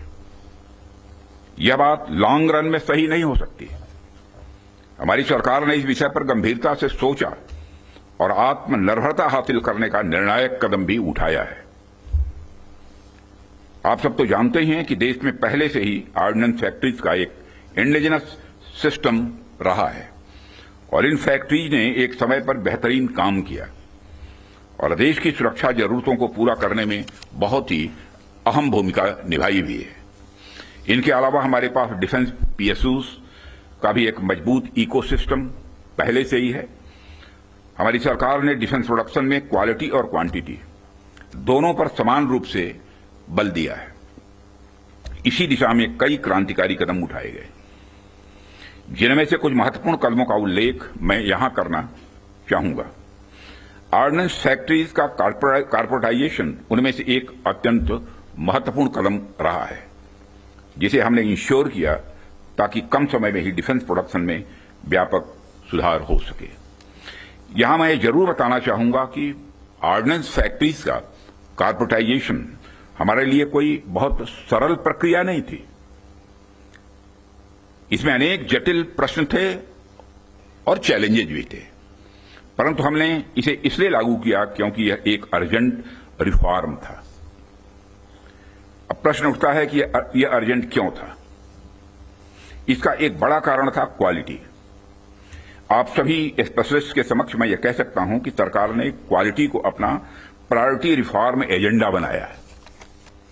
हमने क्वालिटी इंप्रूवमेंट को ही टारगेट करते हुए ऑर्डिनेंस फैक्ट्रीज का कॉर्पोरेटाइजेशन किया। तब से लेकर आज तक डिफेंस पीएसयूज ने लगातार सुधार किया है और कॉर्पोरेटाइजेशन के पश्चात क्वालिटी प्रोडक्शन को लगातार आगे बढ़ाने का प्रयास भी किया गया है और आज ये डीपीएसयूज इंटरनेशनली कॉम्पिटिटिव हो रहे हैं। आज ये अपने रिसर्च एंड डेवलपमेंट पर भी अच्छा फोकस कर रहे हैं। आज ये ऑर्गेनाइजेशन पहले से कहीं ज्यादा वाइब्रेंट और एक्सपोर्ट ओरिएंटेड हो रहे हैं। वैसे तो अभी कुछ कार्य बाकी है, पर मैं इतना जरूर आश्वस्त हूं कि जिस प्रकार पब्लिक सेक्टर में रिफॉर्म के लिए हम प्रयासरत हैं, वह हमें आने वाले समय में काफी अच्छे रिजल्ट्स देने वाला है। साथियों, पब्लिक सेक्टर के डेवलपमेंट के पीछे हमारा एक ही उद्देश्य भी रहा है कि एक healthy competitive private defence ecosystem का विकास किया जाए, जो अपनी क्वालिटी के माध्यम से देश की सुरक्षा को और अधिक मजबूत बनाए। जैसा कि हम सभी जानते हैं कि क्वालिटी को लेकर प्राइवेट सेक्टर की अपनी एक अच्छी खासी इमेज होती है। किसी भी क्षेत्र में प्राइवेट सेक्टर अपनी गुणवत्ता के लिए जाना जाता है। आज चाहे बड़े प्लेटफॉर्म्स हों या सिस्टम्स, एमएसएमईज हों या स्टार्टअप्स, हमने ऐसा प्राइवेट इंडस्ट्रियल बेस तैयार किया है जो देश के डिफेंस सेक्टर के विकास में सक्रिय भागीदार बन रहा है और उसे सशक्त कर रहा है। आज रिलीज होने वाले इंडस्ट्री 4 को भी मैं इसी संदर्भ में देख रहा हूं। यह निश्चित रूप से हमें स्मार्ट मैन्युफैक्चरिंग के एक ऐसे एरा में ले जाएगा जहां से हमारे लिए कई नए डायमेंशंस खुलेंगे। इसी तरह जो दूसरे मैनुअल्स आज रिलीज हो रहे हैं, जो एमयू साइन हुए हैं, उनको भी मैं इसी कंटेक्स्ट में देखता हूं। यह सभी प्रयास केवल सरकार के प्रयास नहीं हैं, बल्कि आप सभी का मिला जुला प्रयास इसमें शामिल है, इसीलिए यह संभव हो पा रहा है। साथियों, जैसा कि आप सभी जानते हैं, आज की दुनिया में सिर्फ प्रोडक्ट नहीं बल्कि एक मजबूत ब्रांड वैल्यू भी जरूरी है। जब मार्केट में असिमेट्रिक इंफॉर्मेशन फैली होती है तब कंज्यूमर भ्रमित हो जाता है, कंफ्यूज हो जाता है। ऐसे में वही ब्रांड सफल होता है जो कंसिस्टेंट क्वालिटी और रिलायबिलिटी का भरोसा देता है। और यही कारण है कि हमें इंडियन डिफेंस इंडस्ट्री को एक स्ट्रांग और ट्रस्टेड ब्रांड बनाना ही होगा। इस संदर्भ में आज मैं आपसे एक महत्वपूर्ण अपील करने के लिए आप सबके बीच खड़ा हुआ हूं। यह अपील है एक मजबूत वर्ल्ड लीडिंग और state of the art brand India का निर्माण।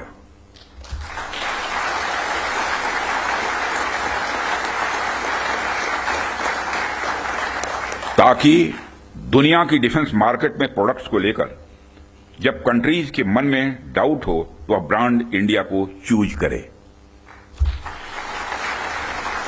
Whenever in doubt, go for India। यह हमारी यूएसपी होनी चाहिए, यही हमारी यूएसपी होनी चाहिए। ब्रांड इंडिया का मतलब है कि अगर किसी इंडियन कंपनी ने कुछ प्रॉमिस किया है तो वो होगा ही होगा, होकर ही रहेगा। किसी प्रोडक्ट की भला फला रेंज तक मारक क्षमता है तो होगा ही होगा, यह भरोसा होना चाहिए। उससे नीचे का तो कोई सवाल ही खड़ा ही नहीं होता। किसी प्रोडक्ट की फला टेम्परेचर तक में काम करने की कैपेसिटी है तो होगी ही होगी, उससे नीचे का तो कोई प्रश्न ही नहीं खड़ा होता। यह होना चाहिए हमारा क्वालिटी एस्पिरेंस और ब्रांड इंडिया का भरोसा। और जब हम ऐसा कर पाने में सफल होंगे तभी इंटरनेशनल बायर्स हमें एक ट्रस्टेड सप्लायर के रूप में देखेंगे और कहेंगे don't go for doubt, go for India.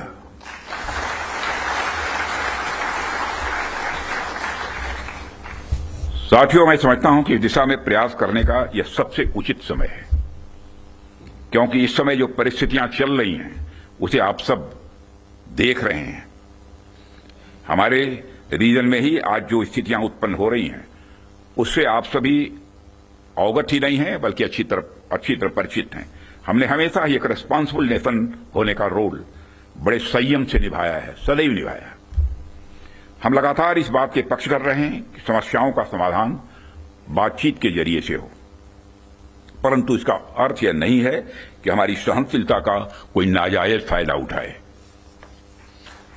यदि कहीं कोई हमारे इस संयम का फायदा उठाने की कोशिश करता है तो उसे कल की तरह ही क्वालिटी कार्रवाई का सामना करने के लिए भी पूरी तरह से तैयार रहना होगा।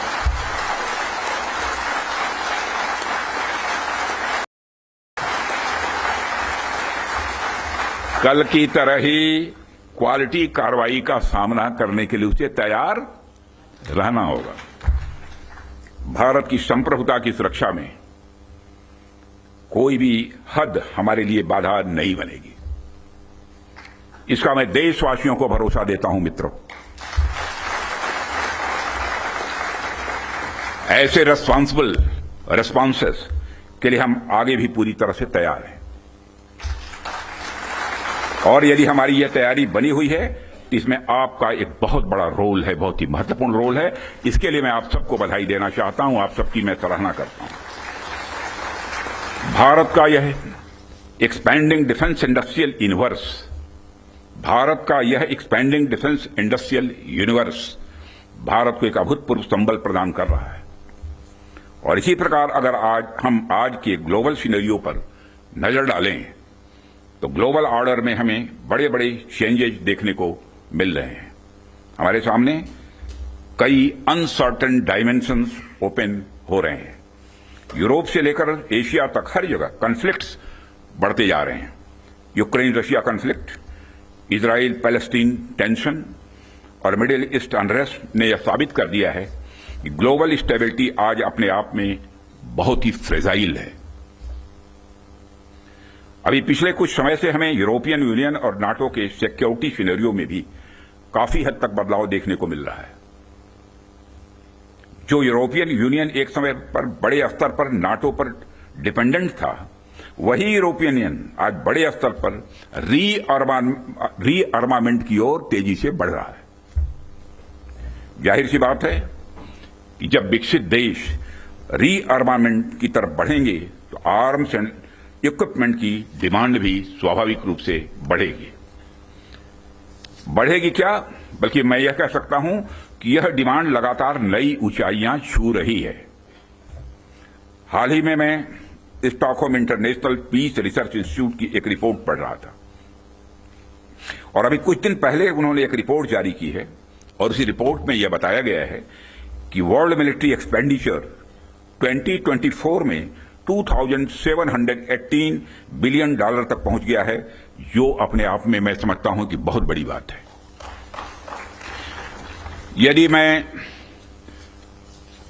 और मेरे कहने का अर्थ यह है कि चाहे डोमेस्टिक डिफेंस रिक्वायरमेंट हो या इंटरनेशनल, आज आर्म्स एंड इक्विपमेंट तथा डिफेंस प्रोडक्ट्स की रिक्वायरमेंट पहले से कहीं ज्यादा है और आपके द्वारा किए जा रहे प्रयासों से इस देश का जो डिफेंस मैन्युफैक्चरिंग सेक्टर है वह ब्रांड इंडिया फिलॉसफी के साथ विश्व में अपना सिक्का जमा सकता है। साथियों, ऐसा नहीं है कि यह बात मैं सिर्फ कहने के लिए कह रहा हूं, हमने पास्ट में ऐसा करके दिखाया है। यदि मैं आंकड़ों की बात करूं तो अभी 2024-25 के फाइनेंशियल ईयर में हमारा डिफेंस एक्सपोर्ट अप्रॉक्सीमेटली 24,000 करोड़ के रिकॉर्ड आंकड़े को पार कर गया है और यह हम सबके लिए प्रसन्नता की बात है कि हमने इस लक्ष्य को प्राप्त किया है। लेकिन हमें यहां पर रुकना नहीं है, हमारा लक्ष्य इससे कहीं अधिक बड़ा है और हमने निर्धारित किया है कि 2029 तक डिफेंस एक्सपोर्ट को कि इस आंकड़े को बढ़ाकर हमको 50,000 करोड़ तक ले जाना है और 2047 तक जब हम पूर्ण विकसित एक डेवलप्ड नेशन के रूप में खड़े होंगे, राष्ट्र बनेंगे, उस समय तब तक तो हमें दुनिया का सबसे बड़ा डिफेंस एक्सपोर्टर बनना है। लक्ष्य बड़ा होना चाहिए, तभी हम कुछ कर सकते हैं।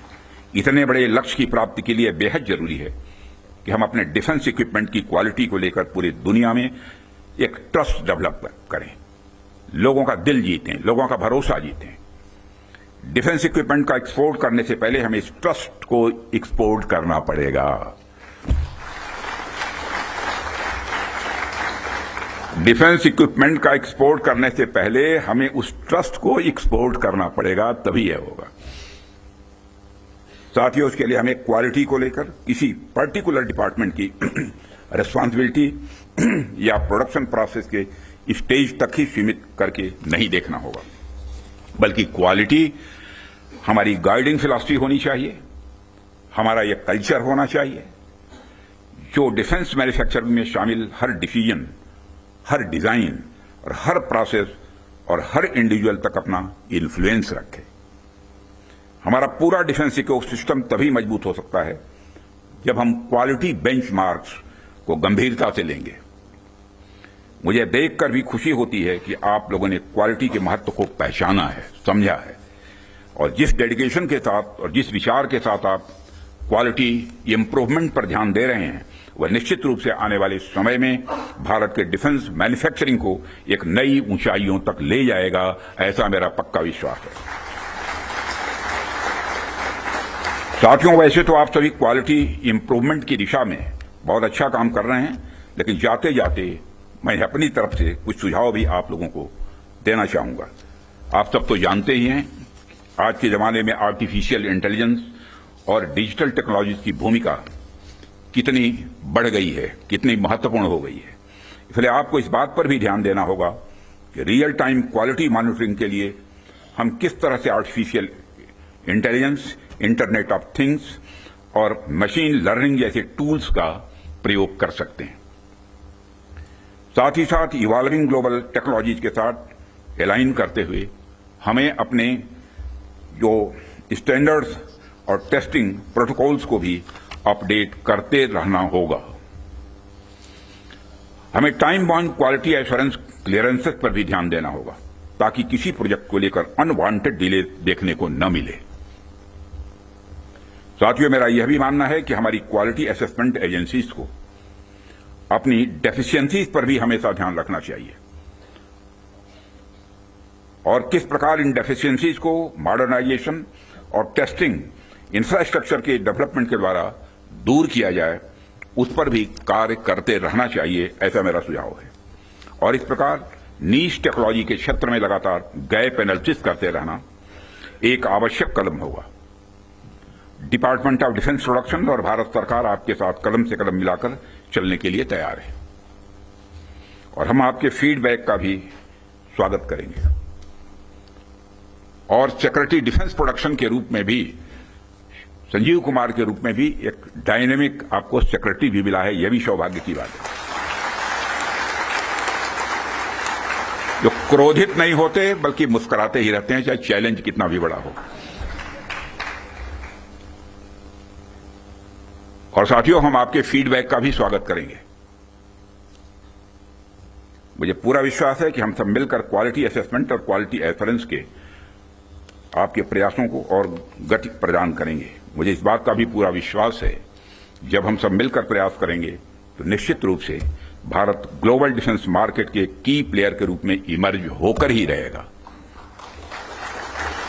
यही आज की हमारी कॉन्क्लेव के थीम की प्रासंगिकता है। मैं आप सभी का आभार व्यक्त करता हूं कि आपने इतने रेलेवेंट टॉपिक पर इस कॉन्क्लेव का आयोजन किया। इस इनिशिएटिव्स के लिए आप सभी बधाई के पात्र हैं और इस कॉन्क्लेव की सफलता के लिए मैं हार्दिक शुभकामनाएं देते हुए अपना निवेदन समाप्त करता हूं।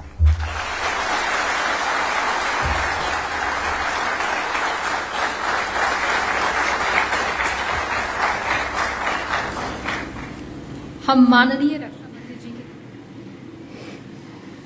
Defense Minister Raksha Mantri Rajnath Singh there stating India is going to be emerging as a king of the defense manufacturer. He's also giving details about air and digital technology playing a very important role, saying India is a nation capable of highest defense exports. He's also said that the operation was carried out without harming any innocents and with minimum collateral damage when the 9 terror camps had been destroyed and a large number of terrorists had been killed. We're also getting some updates. Yes, big breaking news that's coming in, and we're going across to that. We're getting news that the Foreign Secretary briefing is going to be there at 5:30 p.m. today. The MEA briefing, Vikram Misri is going to be briefing the media at 5:30 p.m. The Foreign Secretary briefing is going to be there. And we're getting this big news, the Foreign Secretary briefing at 5:30 p.m. today, viewers. Today we've seen there have been more major developments in Operation Sindoor 2 as India strikes back. Operation Sindoor 2, where the army has come out with a statement that we've been focused, measured and non-escalatory in our response. The Foreign Secretary briefing is also possibly going to give out details at where all Pakistan tried to target us and how. Niranjan is also joining us now from the newsroom. Niranjan, this is massive because the Foreign Secretary briefing, as we've seen even yesterday, is going to be very concise about where Pakistan tried to hit us, where we've tried to hit back, what we've neutralized, and massively also about how India's integrated counter and India's air defense system has foiled several Pakistani attacks. Rhythm, when the news conference was held yesterday by the MOD, the Ministry of Defense and the Ministry of External Affairs, the joint briefing, when the Foreign Secretary was there and when India said in that briefing that we will respond if Pakistan tries any misadventure, that warning was given yesterday, Rhythm. Yes. And it was given not just by the MOD, by our forces as well. And despite that warning, saying that if there was any misadventure from Pakistan, today Pakistan has tried to strike 15 of our cities, and we have hit back, hitting their missile systems, hitting their defense systems. And today at 5:30, in a short while from now, we will have a detailed briefing on what we have done as a response to Pakistan. So in that briefing, Rhythm, we can expect more details. One of the kind of response we have given to the response of India especially after what we had said yesterday and had promised to respond to Pakistan. I'm just going to interrupt you for 1 minute. As we're now being told, as the Foreign Secretary's briefing is going to be there, I'm going to, as we continue to stay with that breaking news, go across to Air Marshal Sanjay Kapoor, who's now Air Marshal Sanjeev Kapoor, who's now joining us on this big breaking news. Air Marshal Sanjeev Kapoor, we've seen a statement come out from the army where they've today said that there were military targets that were taken in North and Western India by Pakistan. They want to be focused, measured and non-escalatory. In fact, they've also said the armed forces targeted air defense radars at a number of locations in Pakistan. Indian response has been in the same domain with the same intensity as Pakistan. Has been learned. Air defense system in Lahore has also been neutralized. Now, this is very clear, Air Marshal Sanjeev Kapoor, Air Marshal, that we have only tried to save ourselves. Our focus and our response has been focused, measured and non-escalatory. But I just want to read out one thing before I come across to you, which is coming right now. Yes, the MOD's response is also there. The Indian Armed Forces targeted air defense radars in various locations in Pakistan. Yes, absolutely. And to recall, last night Pakistan tried to attack most of our airfields along the northern and their eastern borders. These were 15 in number, and the shelling, the intensity and the caliber of the shells has also gone up. So I saw it on your channels. There's a large amount of collateral damage to the civilians, to certain gurudwaras, to certain other civilian population. So in retaliation of the escalatory steps which the Pakistani armed forces have taken, today our air defense system came into action. So we have a very potent S-400, that is the Russian Triumph air defense system. So that was put in use. So most of the attacks which the Pakistanis did last night were thwarted. Their air defense attacks all were nullified. And today we have taken out their air defense. The heart of Pakistan, that is the general headquarters at Rawalpindi, the Lahore, which is supposed to be the heart of the Pakistani ecosystem, because everything there is controlled by the Pakistani Punjabis, and their capital is Lahore, and in and around Lahore, everything is just secure. So if we have taken out the Chinese HQ-9 air defense systems and nullified it across 15 places in Pakistan, that indicates our, and we have physically not crossed. See, mind you, till now, the aeroplanes have not physically gone across the IB. So our drones itself have gone and taken out these targets.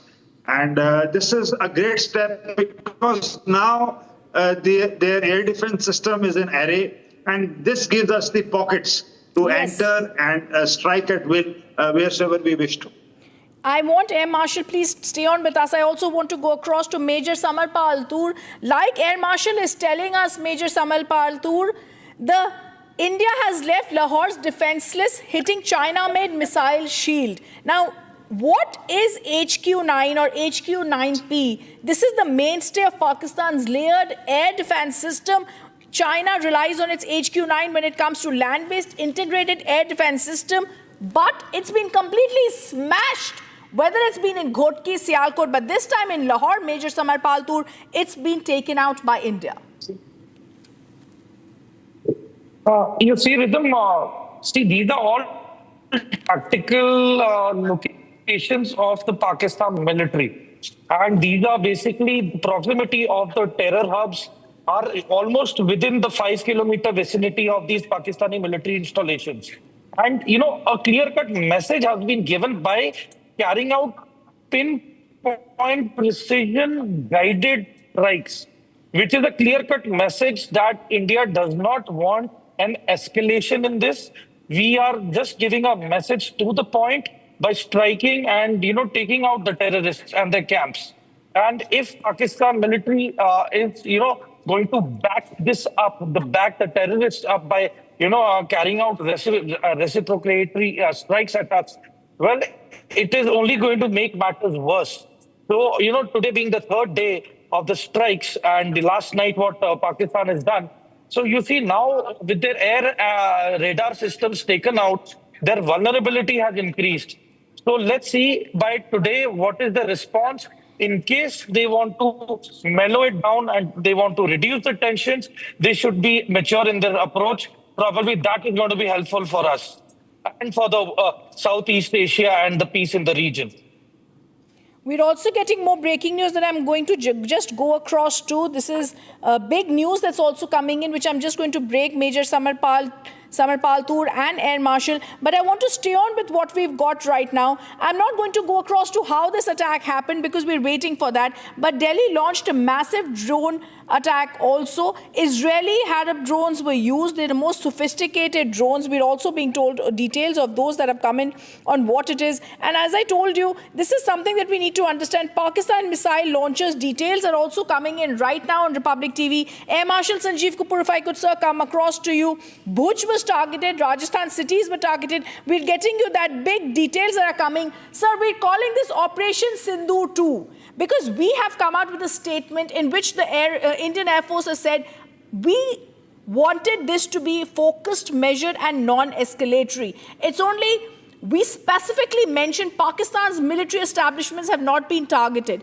It is only reiterated any attack on India's military targets will have a suitable response. But Pakistan attempted to engage a number of military targets, Air Marshal, in northern and western India. And that's when the air defense system in Lahore had been neutralized by us, sir. Yeah, absolutely. Yesterday when we did our operations, we made it very clear in the brief that was given by the Foreign Secretary that this is a retaliatory step towards the Pahalgam massacre. So this indicated to the world that we have taken revenge to the by neutralizing the terror hubs and their headquarters and the people behind. Now, as I've been telling, and I was on your channel with Arnab the other day, and I was mentioning that the Pakistani army's narrative to their own people is so good. But in the age of social media, what has happened is all these attacks, the pictures, and the damage is going around the people. So their people are asking questions that you have invested so much of money, time and effort. Air Marshal, I'm just going to interrupt you, sir, for 1 minute. And as I said, there's the breaking news coming in. We're getting you exclusive details of Kashmir cities that were targeted from the Pakistan airbase. We're telling you inside details of Operation Sindoor also. Inside details of India's gun locating radars identified locations of the missile launchers. Kashmir cities were targeted from Pakistan airbase. Kashmir cities not only were targeted, exclusive government sources tell us the operation is still ongoing. Let me go across to Shavan Sen, our senior editor who's joining us with this breaking news. Shavan, give us more details. Shavan. Well, in fact, the details that we have right now are the operation. One, with regards to the cities that were basically targeted. Let me first begin with Kashmir, that Awantipura and Srinagar was targeted. This was from the Pakistani Air Force base that's in Raula Court. Moving on to the other places in Jammu and Punjab. This was targeted from Rahwali cantonment in Gujranwala. And as far as cities in Rajasthan are concerned, we are being told that this was from the Pakistan military base in Bahawalpur. And finally, as far as Bhuj is concerned, the attack was carried out. The missile launcher was from Sindh. Now, just more details coming in, the specific details as to the timings of the attack. In fact, we are being told that the gun locating radars that India has basically traced a certain movement around 1 o'clock this morning. Thereafter, you've had the Sky Striker, one of the drones that was essentially used, because remember this is a drone which is developed in India, was actually used in the first operation itself, and we are being told that this had a 5 kilogram of warhead, which was basically used by these drones were essentially used to carry out the retribution. Now the other details also emerging at this point in time is that till about 7 o'clock in this morning is when specific places from where these missiles were launched was targeted by India. But the interesting point here, Niranjan, is that also getting a confirmation from our sources within the military saying that as we speak, the operation is still going on. Well, just another question, Shawan, because you mentioned here that, it was not just along the international border. There are areas across the line of control. So across the border from Gujarat, Rajasthan, Punjab and Jammu and Kashmir, across the border, it's still hot. Well, in fact, if there is a pattern, the pattern is that each of the cities that have been targeted here in India are places where we have our military installations. So it is very clear as far as the Pakistanis are concerned, each of these places that they have targeted has some sort of a military significance, a military value. And these are for the Pakistanis certainly high value targets. And that is the reason why if you see the entire pattern that has emerged and the bases that have been used by the Pakistanis, these are active bases of the Pakistanis. Now, in retribution, what they've essentially done is they were hoping that their air defense system will be able to protect these areas, but it turns out we have a confirmation as far as Lahore is concerned and Sialkot. Now there are certain reports coming in for Rawalpindi too, where the air defense system has completely failed, and these were basically provided by the Chinese. Okay, handing it back to you for now. All right, there is a lot of breaking news that Shawan is getting us, viewers. We're going to continue coming back to that because Operation Sindoor 2 has begun. India has said our clear response is going to be focused, measured and non-escalatory. We stay with the breaking news. We're back after a short break. Stay on with us as all the latest breaking news, all the latest details on India's non-escalatory strike that we've done in Pakistan continues right here on Republic TV.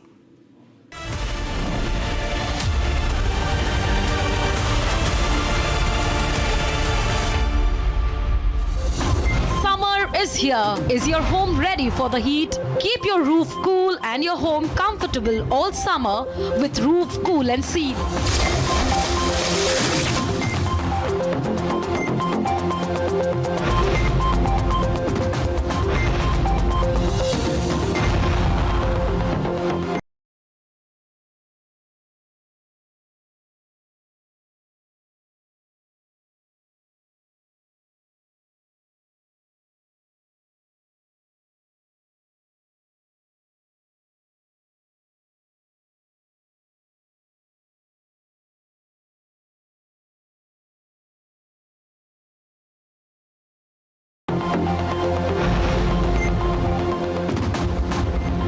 पसीना मत बहाओ, Berger roof cool and seal लगाओ। Mahi sir, how much do you love your fans? Honestly, I love my new fans. पुराने वाले बेकार में शोर करते। तो फैंस हैं, शोर तो करेंगे ही ना? नए वाले नहीं करते। And they listen to what I say. The new generation Orient BLDC fans, super silent performance with voice control. Silly me, I thought. Cricket fans. ये है सीक्रेट रेसिपी MDH का जीरा सिप जल जीरा मसाला। सिप सिप जीरा SIP MDH का जल जीरा सिप MDH का जल जीरा सिप।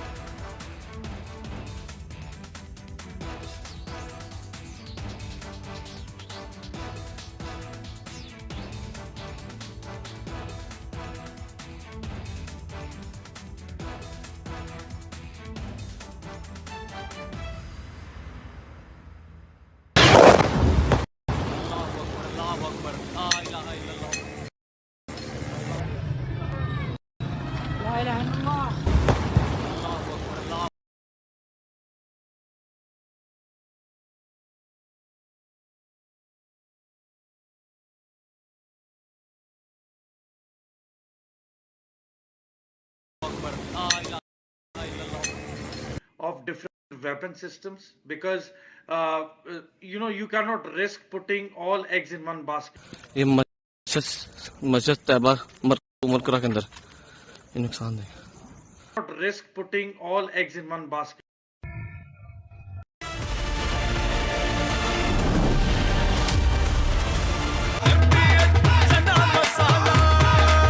अब छोलिया हो या लोबिया, सफेद चने या काले चने, सब कुछ मजेदार बने. पाकिस्तानी और इंडियन जंग शुरू कर दी है. अभी मेरे बहावलपुर सिटी के अंदर मौलाना मसूद अजहर साहब के जो है मदरसा है उसके ऊपर 4 मिसाइल दागे गए हैं. 4 मिसाइलों के साथ हमला किया गया है मौलाना मसूद अजहर साहब के मदरसे के ऊपर. हम अपनी अफवाज पाकिस्तान के साथ खड़े हैं, लेकिन मेरा सवाल है कि हमारी एजेंसीज कहाँ सोई हुई थी, हमारी अफवाज पाकिस्तान कहाँ सोई हुई थी जब ये हमला हुआ. मुजफ्फराबाद की भी खबर आ रही है कि मुजफ्फराबाद वाली साइड पर ये अटैक हुआ है, लेकिन सबसे पहले मेरे बहावलपुर सिटी के अंदर अटैक हुआ है ब्लास्टिक मिसाइल के साथ. उन्होंने हमला किया है मौलाना मसूद अजहर साहब के मदरसे के ऊपर 4 मिसाइल मारे गए हैं. अभी ये कहना कबल वक्त है कि गोया कितनी सच्चाई है इस खबर के अंदर, किस साइड से ये मिसाइल आए हैं ये अभी कंफर्म होना बाकी है, लेकिन ये कंफर्म न्यूज़ है कि उनके मदरसे के ऊपर 4 मिसाइल मारे गए हैं.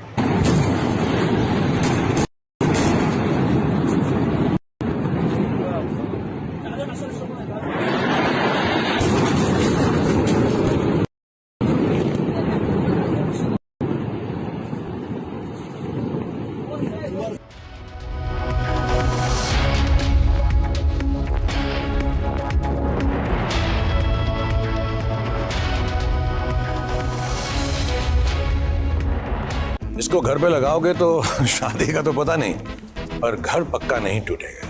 रुंगटा नहीं तो घर स्ट्रॉन्ग नहीं. रुंगटा स्टील TMT बार एकदम सॉलिड. पहाड़ों में एक हाइकिंग स्टिक भी बन सकती है. आधे बाउल दही में 4 चम्मच MDH चटनी पुदीना मसाला डाला, स्टर करो, पुदीना चटनी तैयार. MDH चटनी पुदीना मसाला. MDH.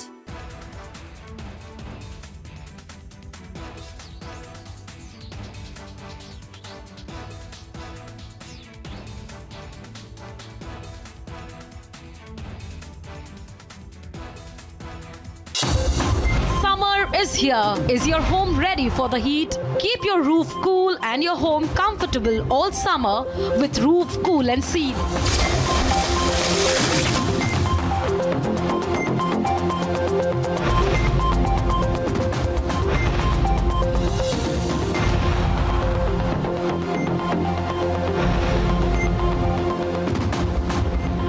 पसीना मत बहाओ, Berger roof cool and seal लगाओ.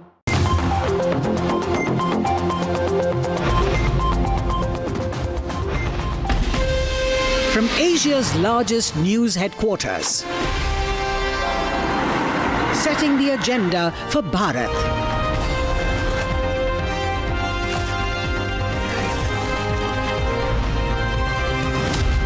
You're watching Republic.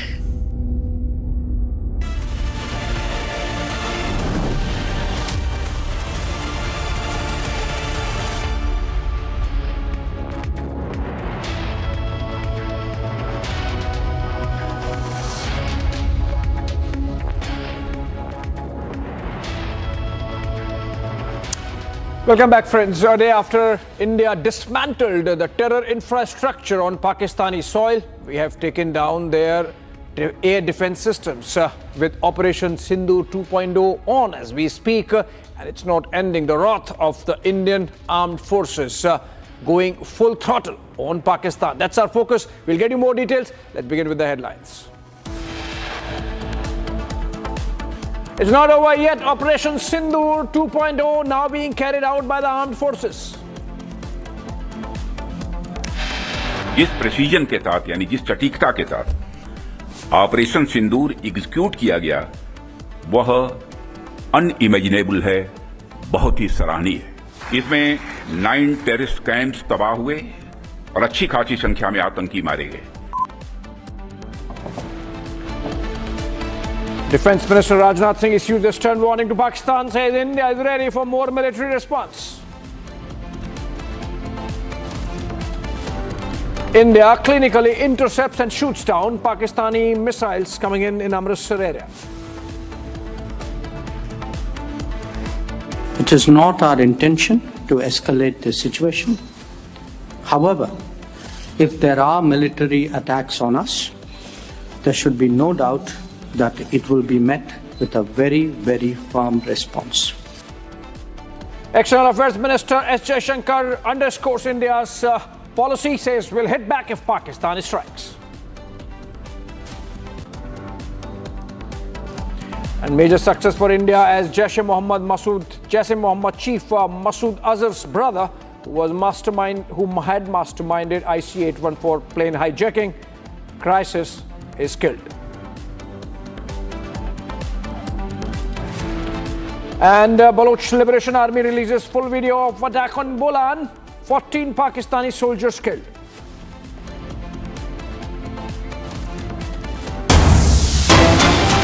All right, let's begin with breaking news development, and in which we're focusing on more details coming out from our sources about Operation Sindoor 2.0, which is still ongoing as we speak. Shawan is going to join us in a bit with more details. Kashmir cities were targeted from Pakistan airbase.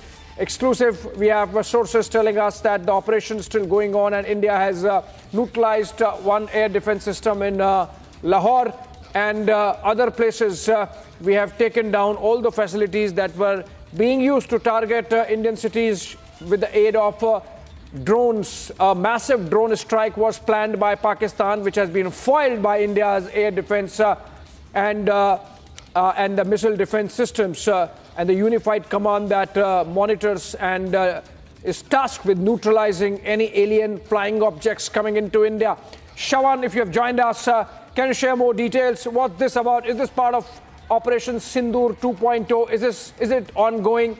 And what are the details? How did we neutralize Pakistani misadventure using drones a day after India carried out those strikes on 9 terror factories inside Pakistan? Well, in fact, Abhishek, when I was just getting these details of from where these missiles were launched, I did ask multiple sources, and they say that as we speak, quote unquote, as we speak, the operation is still underway. Now, what do you really make of it? Does it mean that there is something that is brewing? Because there have been certain movements coming in from the Pakistani side, which has now been intercepted by our military. In fact, the details that we have as to what really happened, the misadventure on the Pakistani side, which was intercepted late last night, in fact around 1 o'clock, is when we are being told that the gun locating radars were basically identified the location of the missile launchers.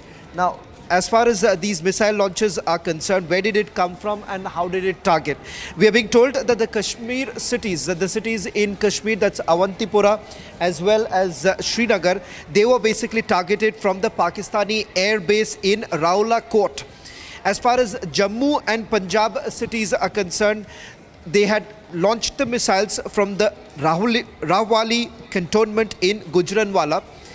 As far as Rajasthan cities are concerned, they were basically targeted from the Pak military base in Bahawalpur, and Bhuj was basically targeted from the Pakistani base in Sindh. Now, I haven't got the specific details of which military base was actually used as far as targeting of Bhuj is concerned, but all of this basically happened around 1 o'clock is when the gun locating radars basically saw some sort of a movement, and thereafter the drones were used. Now, I'm being given to understand, Abhishek, that as far as Operation Sindoor is concerned, they basically used the Indian-made drones, that is the Sky Trainer. Now, whether at all this was also reused today, that is not known to me at this point in time, Abhishek. I can only confirm now that the Sky Trainer was actually used for the entire operation. Whether at all new drones have been used for today's operation, that confirmation yet to come in. But this drone has about a 5 kilogram of warhead. Now, the distance that it can actually travel is way more. It can go up to over 300 kilometers is what we are being told right now by our sources. And the other important information that I've been able to pick up is that the operation of striking back, the retribution, basically carried out till about 7 o'clock in the morning.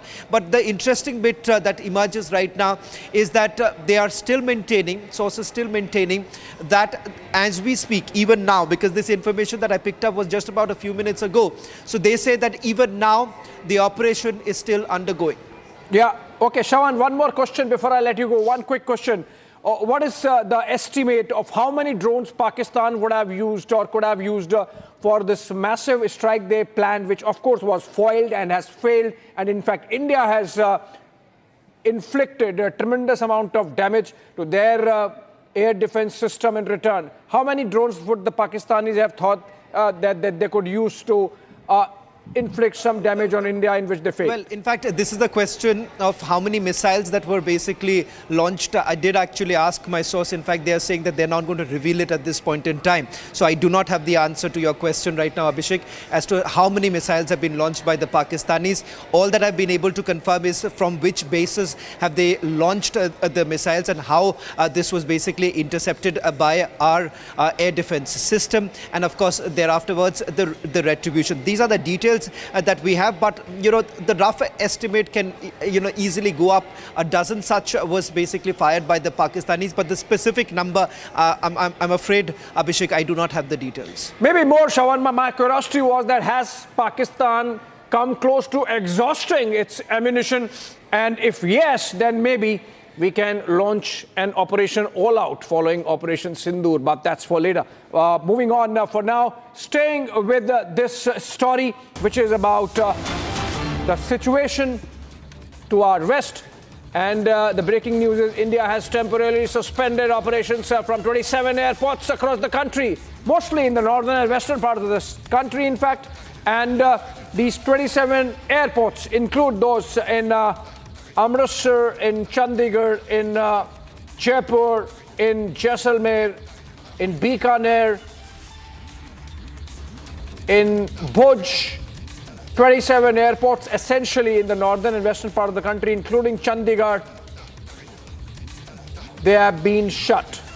Some of them are smaller airports, Srinagar, Jammu, Leh were already shut, and the list essentially getting longer, with the Ministry of Civil Aviation deciding that given the operational readiness requirements of Indian Armed Forces and the fact that the situation on the border remains fluid, with India carrying out its Operation Sindoor 2.0, we need to keep those airports out of bounds for civilian traffic, just for the safety also of civilian passengers and of course for our military requirements as well. That's a breaking news development coming in. We have another breaking news development coming in. Let's keep it fast. Let's keep moving. And another one is that in Balochistan,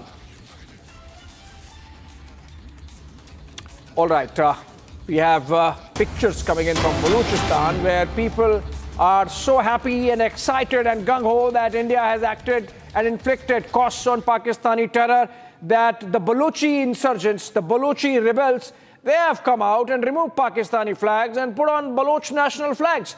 These are pictures coming in from some parts of Balochistan released by BLA, the Baloch Liberation Army. Remember, they have been at the forefront of fighting against the Pakistani state for Balochi independence for decades. And in fact, they had a role to play. They own responsibility for carrying out the hijack of Jaffa Express a couple of months back in Pakistan. And now they are hoisting Baloch flags atop public buildings.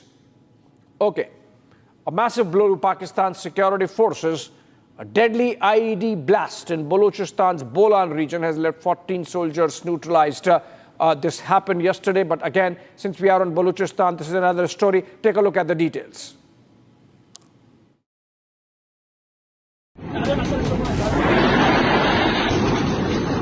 It's caught on camera how Pakistani soldiers were blown to bits.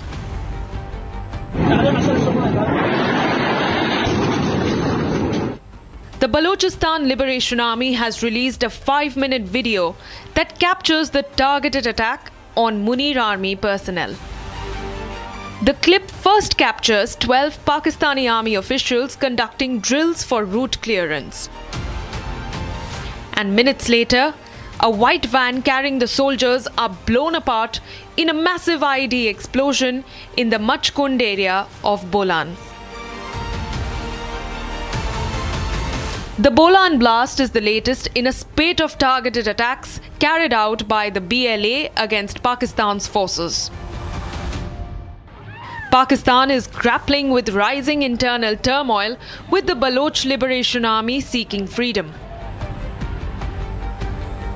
And the uprising is such that the BLA rebels are up in arms against the Shehbaz Sharif government.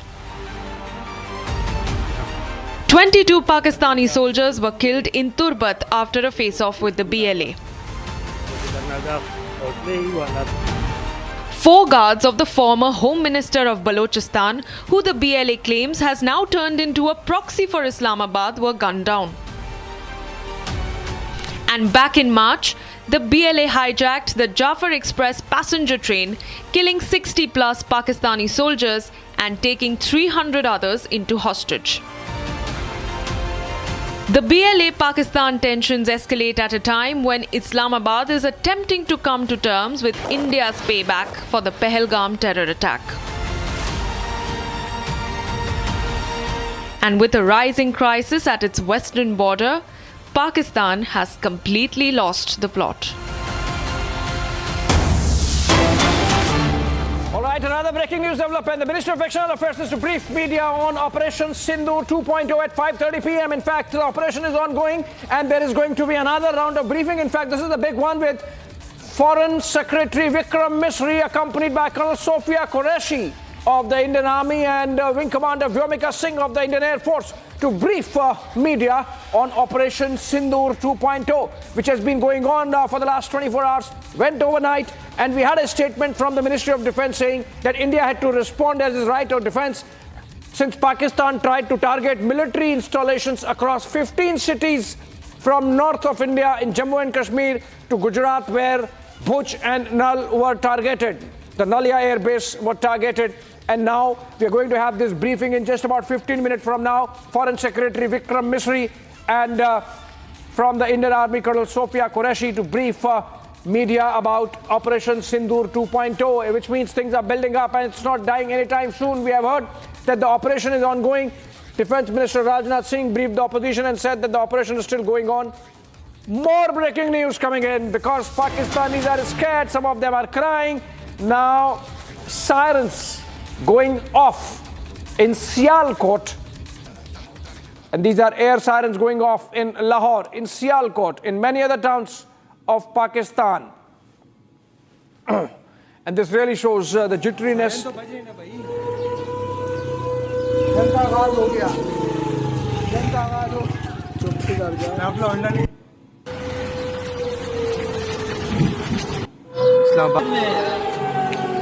Siren तो बज रहे ना भाई जनता आवाज हो गया जनता आवाज हो चुप कर जा मैं अपना अंडा निकाल रहा हूं बॉर्डर पे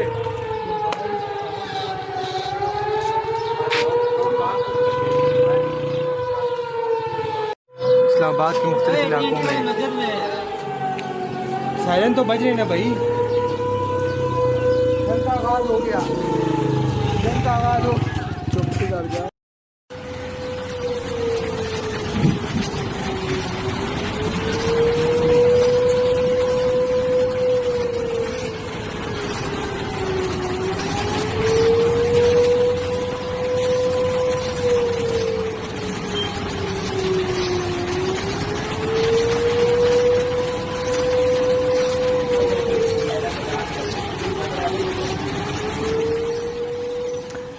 All right, those are sirens going off in Islamabad, in Lahore, in Sialkot, many other towns of Pakistan. And in one of those net sounds, you could hear someone saying, oh, siren chal nahi raha hai, which means their systems are not in place. And that is the reason why their air defense couldn't spot the Indian ammo, including missiles, getting into their airspace and hitting those targets as part of Operation Sindoor.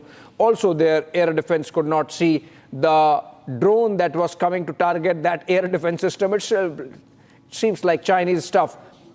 And that's why their air defense system in Lahore taken down by Indian forces. All right, more details. India launched cross-border precision strikes in Pakistan and Pakistan-occupied Kashmir, targeting 9 terror camps. The strikes killed over 80 terrorists. Defense Minister Rajnath Singh says close to 100. Videos from Pakistan and Pak-occupied Jammu and Kashmir showed funerals being held after India's strike on terror camps, and some of them, in fact, Pakistani officers participating. Take a look. ये मुल्क पूरे का पूरा फौज है और सारा मुल्क फौज के साथ है इंशाअल्लाह ताला, और ये शोहदा का इंतकाम भी होगा। तुमने निहत्थे लोगों पे हमला किया है, तुमने अल्लाह के घरों पे हमला किया है, ये बस्तियों में ठीक है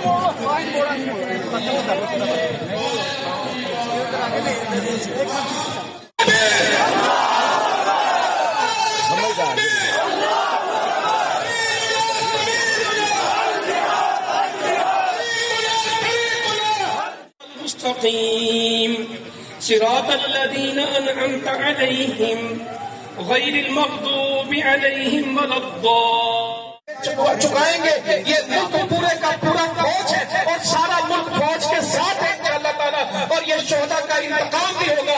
तुमने निहत्थे लोगों पे हमला किया है, तुमने अल्लाह के घरों पे हमला किया है, ये बस्तियों में ठीक है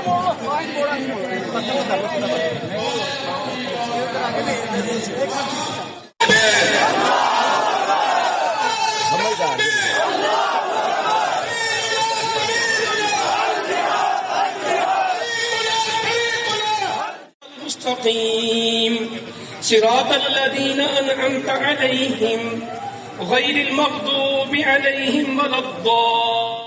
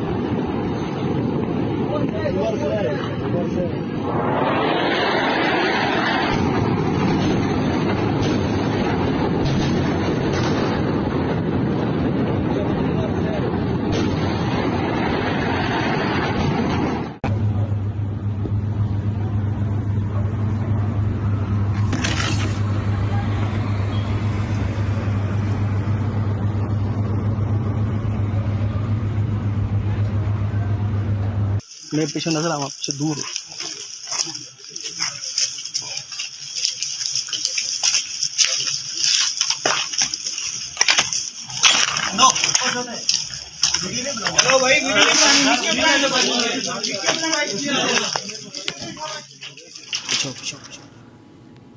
Right, in a massive blow to Pakistani Army's reputation, or whatever remains of it, the Baloch insurgents have carried out a targeted attack using an IED, drone-based IED, killing 14 of Pakistani Army soldiers. We have more. These are pictures of Pakistani missile intercepted by India. And this happened last night. Pakistan launched a coordinated attack with drones and missiles. All of their projectiles were neutralized by Indian Army and Indian Air Force. And these are different pictures. These are of the Baloch insurgents killing the Pakistani soldiers. Look at these pictures. These are pictures released by the Baloch insurgents where they have targeted a Pakistani army convoy, one vehicle there carrying 14 soldiers, all of them killed and blown to pieces. Look at this. This is. Let's listen to those nats.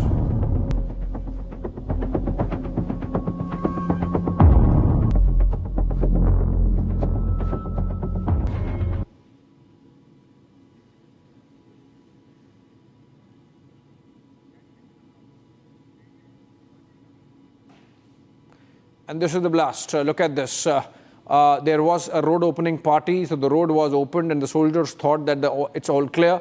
But then these insurgents were hiding at the top of the cliff. And from the cliff, they have shot the pictures of eliminating this vehicle with Pakistani soldiers been happening quite frequently of late in Balochistan, and the Pakistan army facing the brunt of Baloch insurgents and nationalists, freedom fighters of Balochistan, these are. And they are, of course, targeting Pakistan army. Gursimran joins us live from Jammu on this. Gursimran, another video and another evidence that the Baloch nationalists, Baloch freedom fighters, Baloch insurgents, they are not going to let Pakistan army off the hook easily. They are going to go after it, and maybe they see in this moment a time to really hit hard when the Pakistan army is more concerned about a possible Indian attack.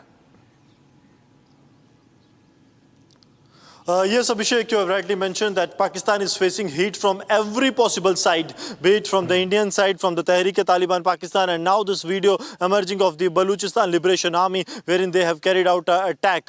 These kind of attacks in the last couple of weeks have become a new normal for the Pakistani side to face from the Balochistan Liberation Army, because Balochis, they see this as an opportune time to hit back at the Pakistani army, because Pakistan is much concentrated on its borders with the India, and the way they are receiving the strikes inside their country, they are focused on this side. And now what the Baloch people are doing, they are actually getting the revenge for their atrocities that have been committed upon them, revenge for the Baloch disappearances which the Pakistani army has been resorting to for the decades now. Thousands and thousands of Balochs are missing, and all the credit to the Pakistani army. And now they are hitting back at the Pakistani army. Even the Tehreek-e-Taliban Pakistan, that has come out today with a statement alleging that it is the Pakistani army that is involved in the crimes and the atrocities on the humans that is being done in the Khyber Pakhtunkhwa and the nearby areas, and also the heat that the Pakistan is getting from the Durand line. All these are actually making the things very difficult for the Pakistani army,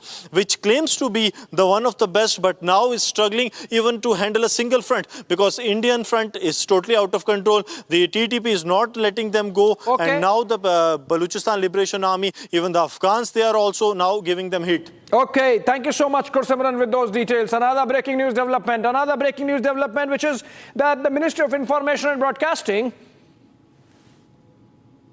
has come out with an advisory on Pakistan content.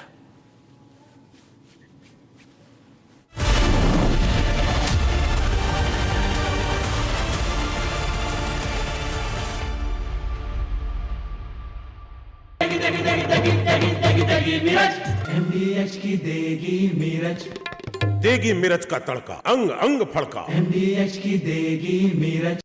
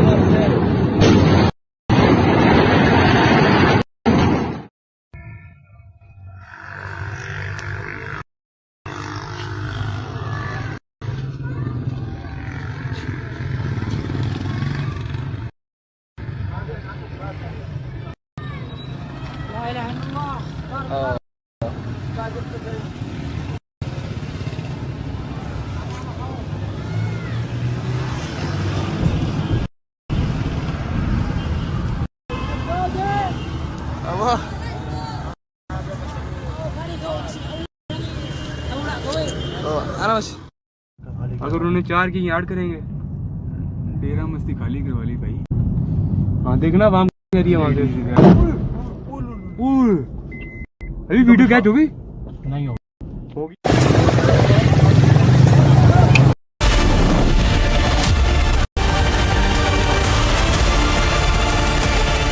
Hi, this is Chef Ranveer Brar. Guarantee you brilliance on behalf of IIHM. दादी के हाथों का जादू और खुशबू से महकता घर, माँ की मुस्कुराहट और खाने की सुगंध। MDH गरम मसाला, क्योंकि हर रिश्ता है स्वाद से जुड़ा।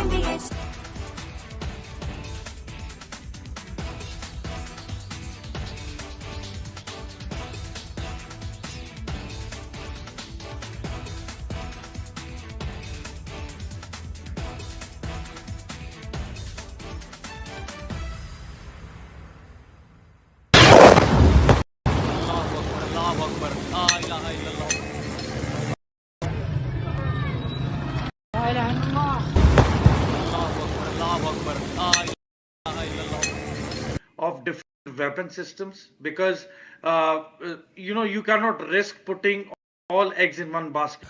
ये मस्जिद तैयबा मरकज उमर करा के अंदर ये नुकसान है. Not risk putting all eggs in one basket.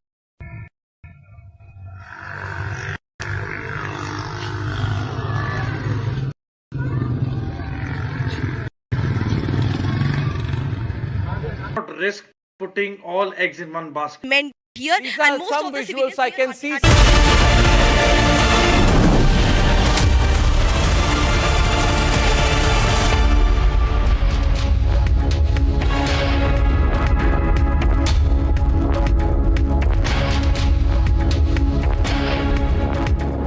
Right, we are building up to that big update that has to come in from a press conference being jointly held by Ministry of External Affairs and the Ministry of Defence, which will have Foreign Secretary Vikram Misri, and of course from the Indian Army we will have Colonel Sophia Qureshi, and from the Air Force Wing Commander Vyomika Singh.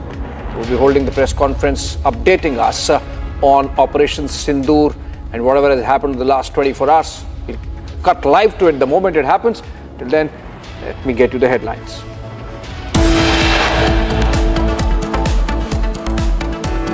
It's not over yet. Operation Sindoor 2.0 underway as India pummels Pakistan and targets Pakistan terror headquarters in 7 places. यदि कहीं कोई हमारे इस संयम का फायदा उठाने की कोशिश करता है तो उसे कल की तरह ही क्वालिटी कार्रवाई का सामना करने के लिए भी पूरी तरह से तैयार रहना होगा. Defense Minister Rajnath Singh issues a stern warning to Pakistan, says India is ready for more military response. India clinically intercepts and shoots down Pakistani projectiles in Amritsar. It is not our intention to escalate the situation.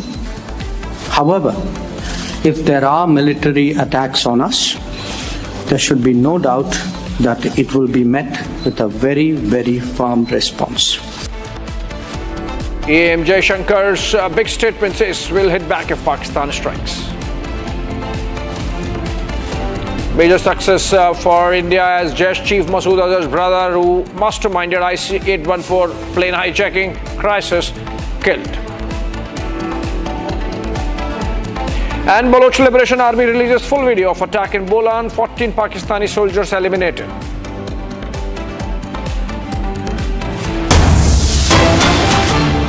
Okay, another breaking news to begin with. In the interest of national security, all OTT platforms, media streaming platforms and intermediaries operating in India are advised to discontinue the web series, films, songs, podcasts and other streaming media content, whether made available on a subscription basis, model or otherwise, which has its origins in Pakistan. Pakistan origin content to be banished from platforms in India, OTT platforms, television, any other way, on the internet, in whichever way.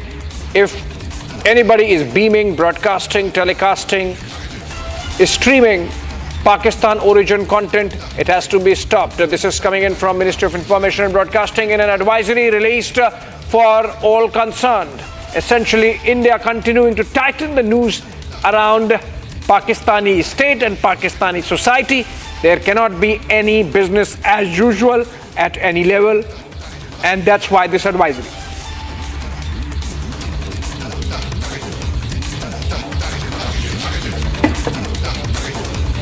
More breakings. We have Pakistan in dire straits. We have countries issuing advisories not to travel in many parts of Pakistan, including in Lahore. I mean, can you imagine Punjab, capital Lahore? And more breaking news development coming in this time. Details of Operation Sindoor. Exclusive, how India intercepted the Pakistani missile that happened in Punjab yesterday. Of course, it was not one.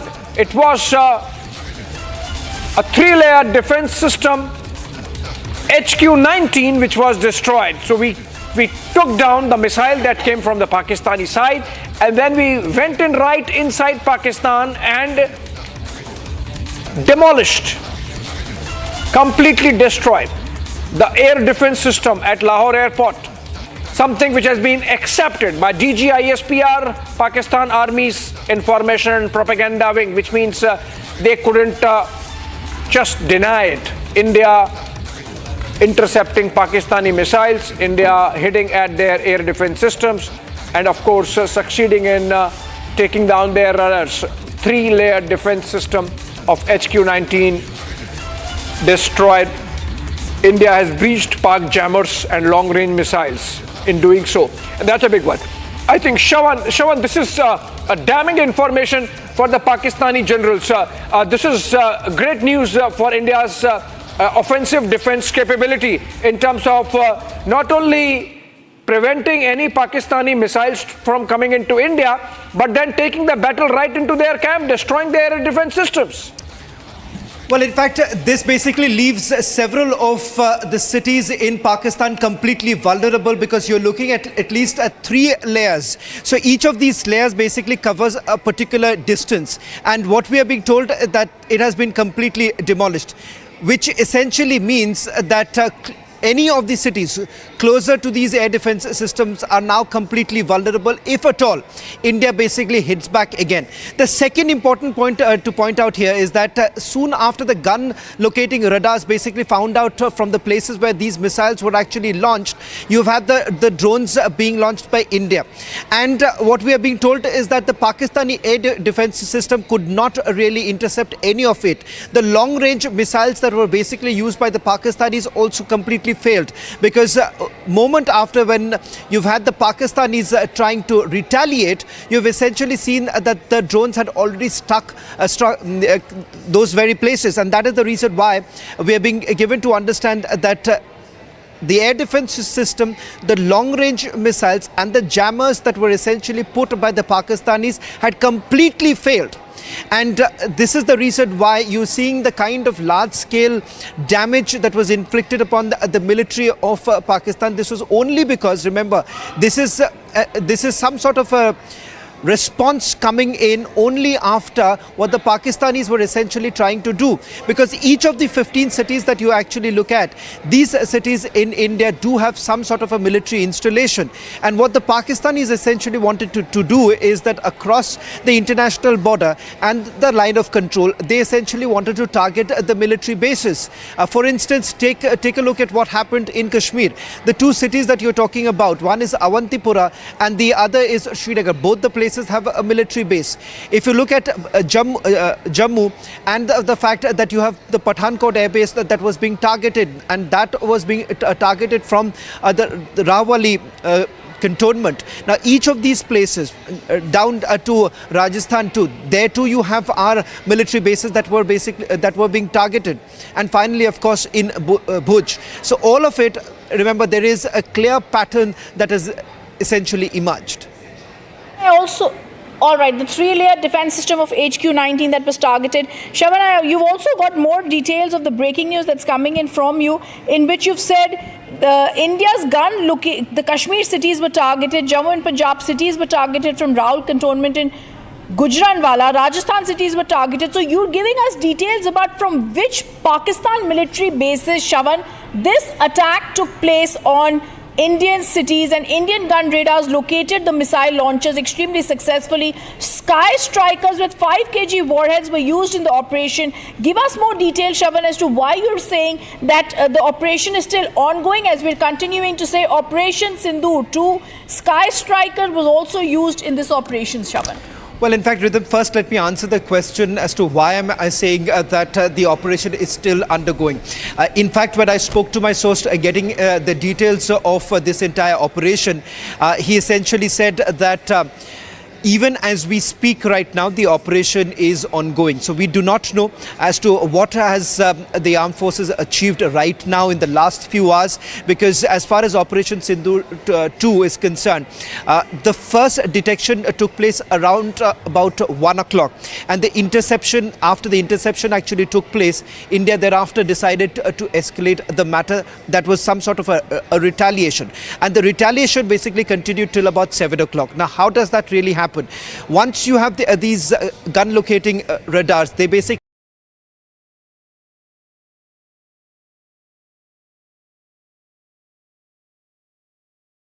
identify the source of the missile launchers, which basically enables India to basically find out from where the missiles were launched. Then thereafter immediately the decision was essentially taken to basically target those very places. Now that's the latest details now coming in rhythm. Just want you to stay with us. There's more breaking news that's coming in right now. World Bank President Ajit Doval, Prime Minister Modi. The World Bank President has met Prime Minister amid India-Pakistan tensions. This is something that we have to watch out for. World Bank Group President Ajay Banga had arrived earlier to meet Prime Minister Narendra Modi. The President of the World Bank had spoken earlier, we remember, on all the ways transformation in India had taken place, and now World Bank President Ajay Banga, who's an Indian, is now meeting President Narendra Modi. Extremely crucial, as the timing is very crucial, and we're seeing how he's meeting. There's more breaking news that's coming in. And the big breaking news that's coming in: Pakistan flag was brought down by the BLA rebels in Balochistan. This comes after the 12 Balochistan army soldiers were killed when their vehicle was hit by an IED in Balochistan in an attack claimed by Balochistan Liberation Army. The blast killed 12 soldiers on board an army vehicle, including Special Operations Commander Tariq Imran and Subedar Uman Farooq. But we're getting to know the big breaking news that in the even as 14 Pak soldiers have been eliminated, Gursimran continues to be with us. Gursimran, back-to-back attacks on Pakistan forces. It's the Baloch uprising against Pakistan that's escalating. Anytime now, several cities have already fallen in the hands of Balochistan from Pakistan. It's clear that these rebels revolting against Pakistan want their land back. Give us more details. Yes, that's very clear that it is revenge time for the Baluchis, because Baluch people know that the Pakistan has committed only atrocities and have used their land as a colony. They have been subjected to the forced disappearances over last 1.5 decades, and there are many of those who have chosen to raise voice against the Pakistan. They have been subjected to the forced disappearances, but now they see it as an opportunity to give it back to the Pakistan that has always held them as third-class citizen in their own country, in their own land. Now they are hitting the Pakistan and carrying out back-to-back terror attacks. Pakistan is feeling heat on all the fronts, be it the Khyber Pakhtunkhwa, be it the Balochistan, because Tehreek-e-Taliban Pakistan as well as the Balochistan Liberation Army and the Balochistan Republican Army, these groups have gathered together for the operations at the simultaneous time, because on the Durand line also we are seeing that Pakistan is getting what it is needing from the Afghans as well. So now one end they are totally equipped with the Indian side. They want to save their borders, they want to save their illegally occupied Pakistan-occupied Jammu and Kashmir, and on the other hand the Balochistan and the Khyber Pakhtunkhwa is slipping out of their hands, as here rebel groups have decided that they will be going a full throttle war against Pakistan by targeting their security forces. So Pakistan is losing out its control in the Khyber Pakhtunkhwa as well as in the Balochistan, reason being that they do not have the local support. Okay, I am also going to tell you shortly the big MEA presser. This is big, and that's going to be coming. All right, this is big breaking news that's coming in. The MEA press conference is going to begin anytime soon. Shortly, the big MEA press conference. Foreign Secretary Vikram Misri is going to be present there. Colonel Sophia Qureshi, who was there yesterday, and Wing Commander Vyomika Singh also there. Also going to be present is MEA spokesperson Randhir Jaiswal. And viewers, this is the way this happens when there is an Operation Sindoor 2 going on. We remember even earlier when there have been any conflicts, we've always seen press conferences that happen daily. I think staying with that tradition, the MEA, the security forces are going to be putting out a briefing to give details of India's big strike on Pakistan. Remember, like we said earlier, the Indian Army statement is self-explanatory, where the Indian Army has called its response focused, measured, non-escalatory. We've also seen the Indian Army giving out details, which I'm sure the MEA is also going to give us a briefing on. The Ministry of External Affairs presser, anytime now. It's a special briefing that will shortly be there. Operation Sindoor 2 is going to be there, and these details are going to be shared shortly on Operation Sindoor 2 by the Ministry of External Affairs. More details of Operation Sindoor 2 to be shared. And the MEA along the Foreign Secretary, Colonel Sophia Qureshi, Wing Commander Vyomika Singh, going to be sharing out those details along with the Ministry of External Affairs spokesperson. On the night of 7 to 8 May, the Indian Army statement is very clearly saying Pakistan engaged in a number of military targets, including in Avantipura, Srinagar, Jammu, Pathankot, Amritsar, Kapurthala, Jalandhar, Ludhiana, Adampur, Bhatinda, Chandigarh, Phaloi, Uttaralal and Bhuj. They used drones and missiles. They were neutralized by India's defense systems. The debris is also there as proof that is found in these locations that prove the Pakistani attacks. Today morning, the Indian Armed Forces statement says the Indian Armed Forces targeted air defense radars and systems at a number of locations in Pakistan. India's response has been in the same domain and intensity as Pakistan. We're putting out pictures of the ongoing Operation Sindoor, where we've also seen in Karachi, Ghotki, where we've attacked. It's been reliably learned the air defense system at Lahore has been neutralized. We struck in Rawalpindi. Let me also go across to Shawan, who's joining us. And okay, I'm also going to go across. They've already come there in that big MES special briefing that is now there. They're going to give us details of Operation Sindoor 2 that's ongoing. At the Ministry of External Affairs, we can already see Vikram Mishri, Foreign Secretary, who's coming. They're making the last minute arrangements for all of them to be there.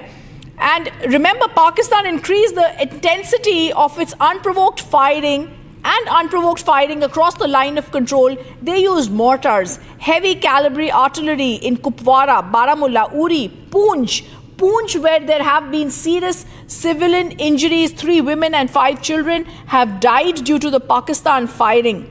India was also compelled to respond. All right, we can already see our officers there. Vikram Mishri already there. Wing Commander Vyomika Singh and also seen, as well as Colonel Sophia Qureshi. Operation Sindoor. We also have with us Colonel Sophia Qureshi and Wing Commander Vyomika Singh for this briefing. With that, I hand over the floor to Foreign Secretary. Sir.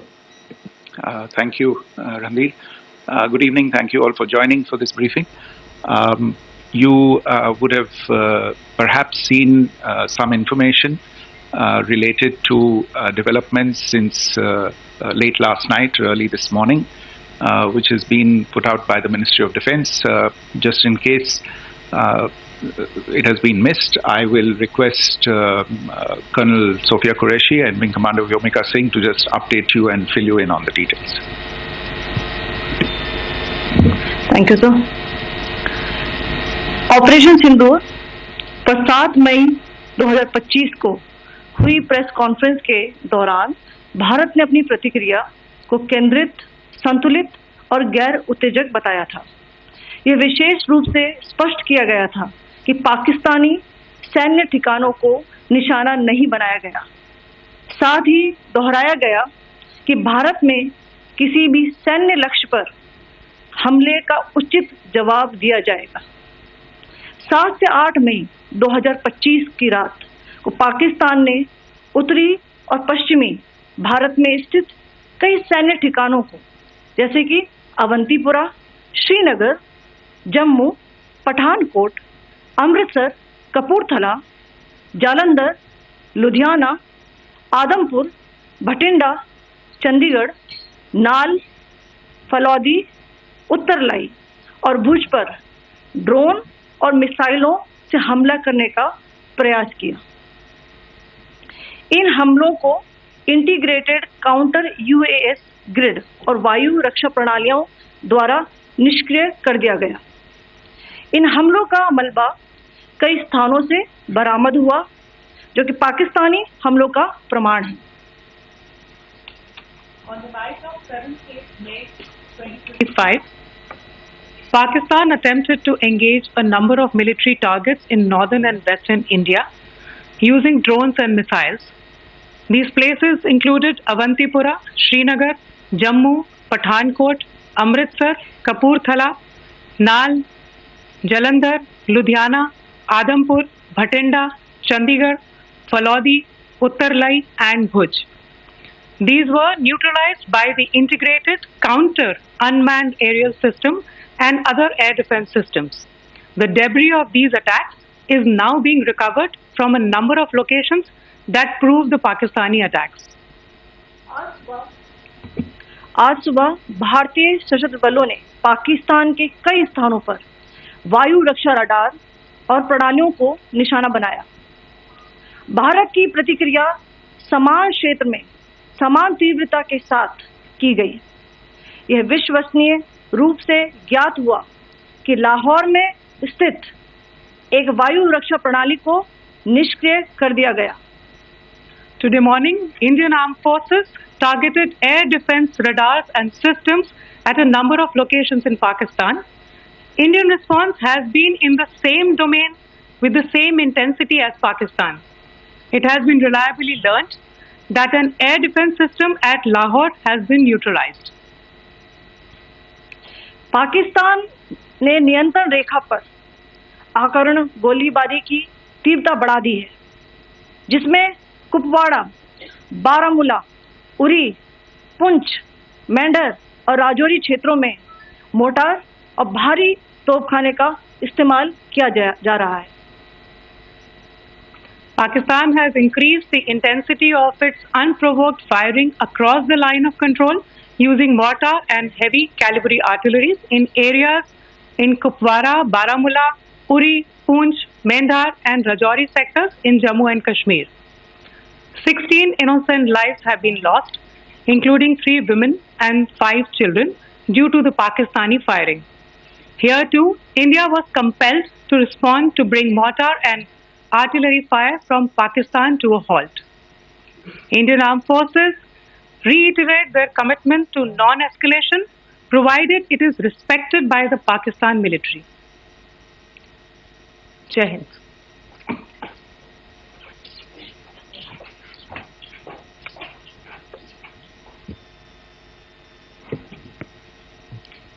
Thank you. Friends, this is, as I said, further to the briefing that was provided yesterday and some of the updates that have been just provided by Colonel Qureshi and Wing Commander Singh.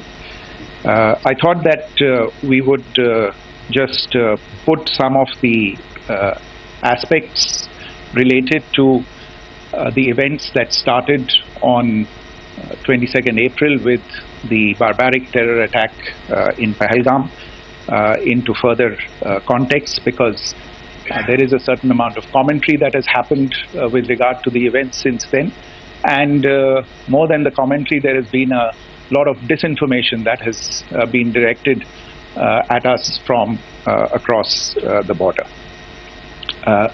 So a few things that I would like you to keep in mind. First of all, there is mention on all sides of escalation. I think the first point that you have to keep in mind is the attack of 22nd April in Pahalgam is the original escalation.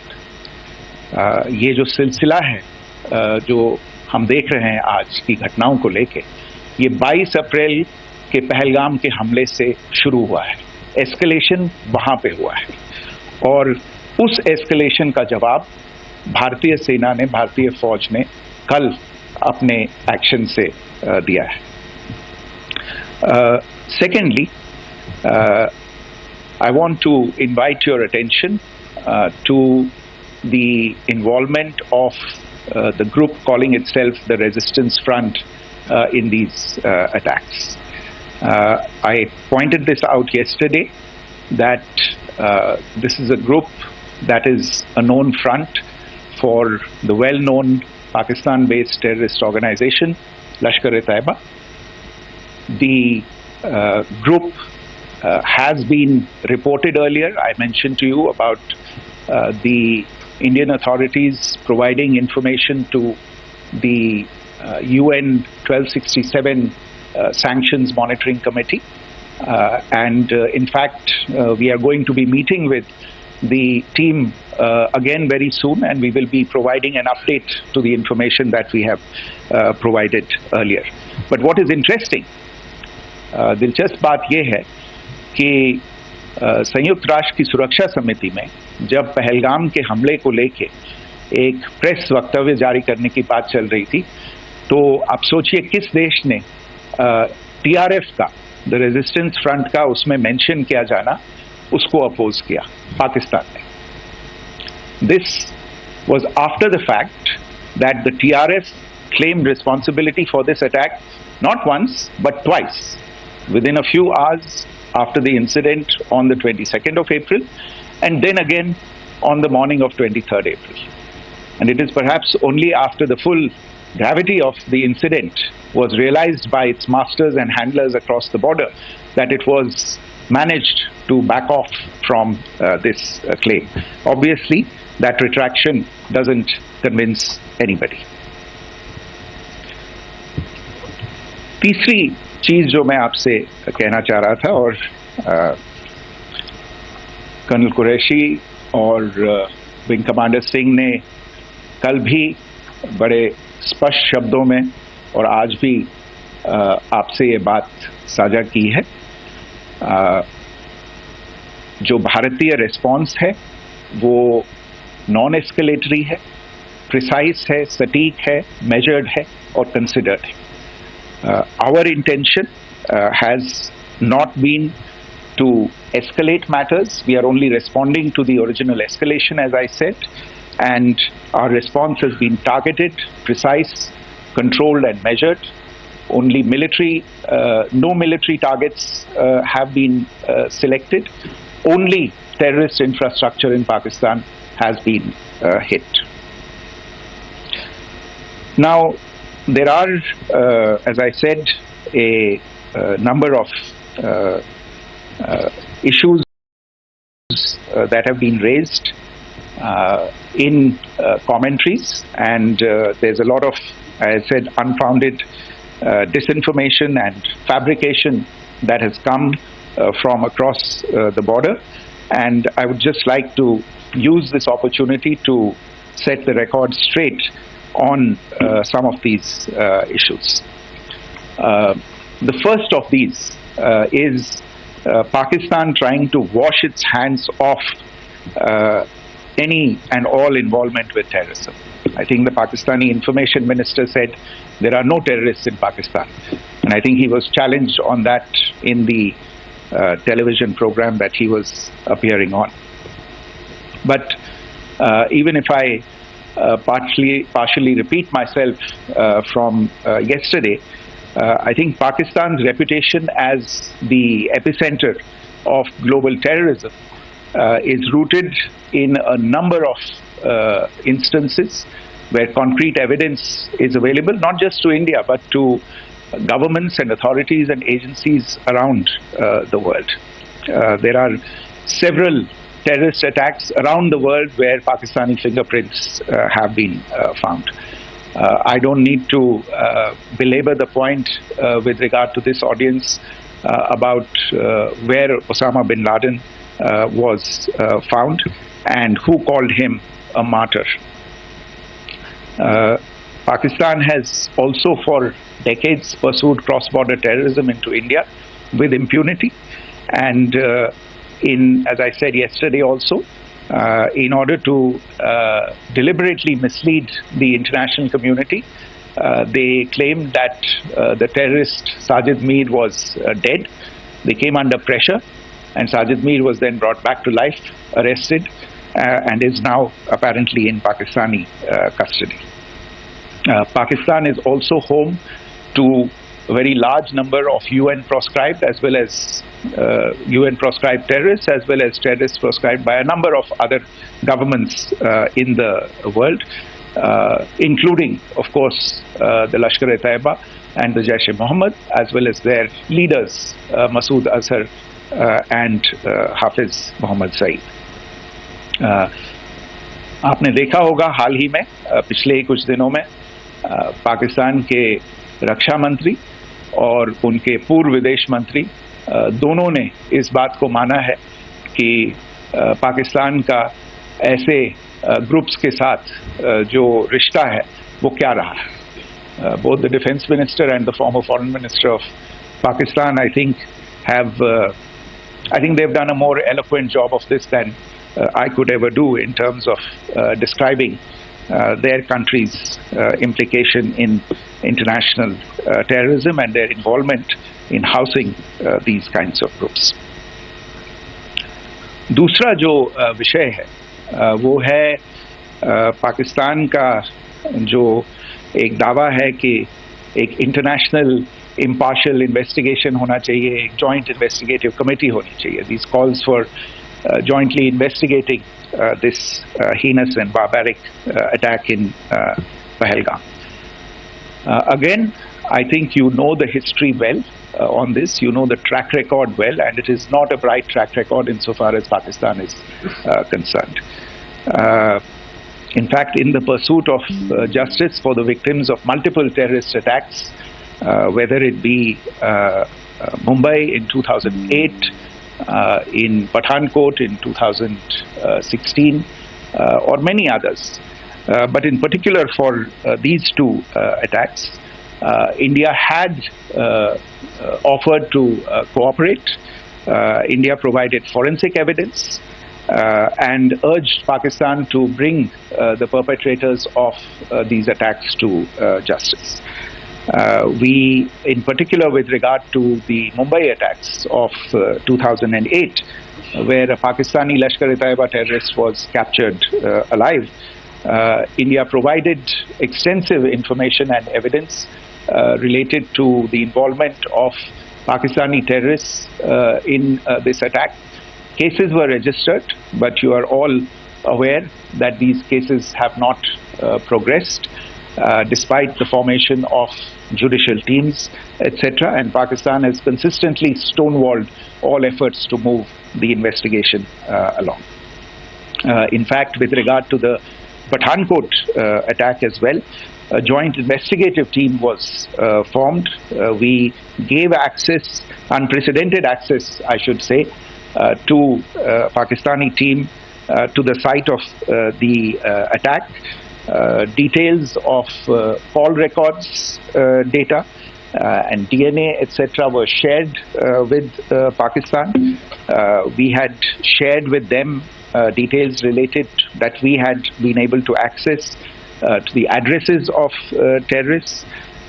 We presented evidence against the office bearers of Jaish-e-Mohammad who had conspired in the attack, and the handlers of the terrorists who facilitated them and guided them in. But there has been no movement on this. So in all of this, I think the experience has not been positive, and it certainly doesn't give us the confidence now to take at face value Pakistani assertions of wishing to participate in a joint investigation. These are just delaying tactics. These are just stonewalling tactics. And in fact, there is reason to believe that Pakistan uses the evidence that we provide only to cover its tracks and, in fact, defend the terrorists who we are looking for and obstruct the path of investigation. A third point that I wanted to address was the claim that only civilians were killed in the strikes on the 7th of May. We have made the point very clearly that all attacks on the morning of 7th May were against carefully selected terrorist infrastructure, terrorist targets. It is not clear to us, in fact, seeing some of the coverage of the after effects of these strikes, including the funerals for the terrorists that were held yesterday. I think a lot of you have seen the reports and the coverage on media. If only civilians, if any civilians were killed in these attacks, I wonder what message this picture actually sends to all of you. This is a question that is worth asking. It's also odd that the funerals of civilians are carried out with the coffins being draped in Pakistani flags and state honors being accorded. As far as we are concerned, the individuals eliminated at these facilities were terrorists. Giving terrorist state funerals may be a practice in Pakistan. Doesn't seem to make much sense to us. Pakistan has also claimed that India deliberately attacked religious sites. This is completely false again.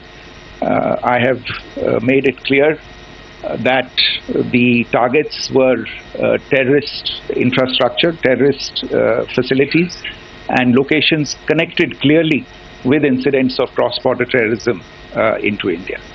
And it is in fact Pakistan that is misusing religious sites as a cover to in fact radicalize, direct and indoctrinate and train terrorists. In fact, contrary to what Pakistan is claiming, yesterday Pakistan launched a targeted attack on the Sikh community in the state of Jammu and Kashmir, hitting Gurdwara in Poonch and the homes of Sikh community members which came under attack, and we know that at least 3 individuals were killed in that particular attack. Pakistan is also making attempts to, in fact, just to add to this point, the retaliatory action that Pakistan has taken, in fact, is impacting civilians. I showed you the picture of the Gurdwara and the Sikh community members who were killed in this. There are other civilians also who've been killed and injured in these attacks. In fact, since yesterday morning, a total of 16 civilians have been killed and 59 others have been injured in the attacks by Pakistan. Not only this, Pakistan is also making attempts as part of its disinformation campaign to paint our action with regard to cross-border terrorism through the communal angle. If that is the issue, then I think I can do no better than to cite or point you in the direction of the Pakistan Army Chief's speech of 16 April 2025. I think that is the last word in communal rhetoric. And in the Pahalgam attack itself, you are aware of the kind of religious profiling that was done there, and perhaps there is a linkage between these two events. I can only say that these nefarious designs will not be allowed to succeed in India. And it is to be noted that people from all faiths, all religions, all regions in India have unequivocally, not just in India but around the world, have condemned these attacks. The Pakistani claims of now responding to India's strikes of the 7th of May. As I said right at the outset, it is India which is responding. The original escalation was by Pakistan on the 22nd of April. We are the ones who are responding to that escalation with the action that was taken yesterday morning. And again, I would like to emphasize that the action was restrained. It was directed towards non-civilian, non-military targets and confined to terrorist camps. And again, as we have been saying since yesterday, any further action by Pakistan, some of which we are seeing today, is nothing but escalation by Pakistan now, once again, and will be responded to and is being responded to appropriately. One point that I wanted to also address was the allegations to the targeting of a dam, the Neelam Jhelum project in Pakistan-occupied Kashmir. I want to say that this is an absolute and complete fabrication and a blatant lie. India has targeted only and only terrorist infrastructure, and the details of that terrorist infrastructure, together with the locations, were shared with you yesterday by Colonel Qureshi and Wing Commander Singh. I should note that if this kind of a claim is a pretext for targeting Indian infrastructure of a similar nature, Pakistan will be entirely responsible for the consequences that will undoubtedly follow. Finally, I want to address some issues that have been raised related to the Indus Waters Treaty and the disinformation that has been raised in regard to that as well. The fact is that there have been fundamental changes in the circumstances in which the Indus Waters Treaty was concluded, and they call for a reassessment of the obligations under the treaty. Over the last year and a half to 2 years, India has been in communication with the government of Pakistan. We've sent several notices to them requesting for negotiations to discuss modification of the treaty. India has for 6+ decades now honored the treaty, even during periods when Pakistan imposed multiple wars on us, and even when relations were adversarial. Pakistan is the one that has been acting in violation of the treaty, deliberately creating legal roadblocks in India exercising its legitimate rights on the Western rivers. Any projects that India sought to build on the eastern rivers, and even on the western rivers, which we are allowed to by the treaty, were always challenged by Pakistan, thereby hampering our rights to utilize our legitimate waters under the treaty. In fact, if you see, the preamble of the treaty itself states that the treaty was concluded in a spirit of goodwill and friendship. Mark those words, concluded in a spirit of goodwill and friendship. ये भारत का धैर्य और भारत की सहनशीलता है जो 65 साल से हम इतनी प्रोवोकेशन के बावजूद इस ट्रीटी को निभा रहे हैं. However, as has been made clear earlier as well, Pakistan has not responded to our requests to enter into negotiations for a reassessment of the obligations under the treaty. A number of conditions have changed. This is a treaty that was based on the engineering techniques of the 50s and the 60s. We are living through the first quarter of the 21st century. Technological changes and technological advancements have to be taken into account. There are demographic changes. There are climate changes that have taken place. There is the imperative of clean energy. And of course, the terrorism that Pakistan has wreaked in the state of Jammu and Kashmir itself has hampered India's ability to exercise its rights under the treaty. Pakistan's persistent refusal to respond to our requests to enter into government-to-government negotiations on the modification of the treaty is, in a sense, itself a violation of the treaty. And therefore, India has taken the step of putting the treaty in abeyance until Pakistan abjures irrevocably its support for cross-border terrorism. Maybe I'll stop there. I mentioned earlier yesterday as well that this is an evolving situation. I would therefore ask all of you to be considerate and restrained.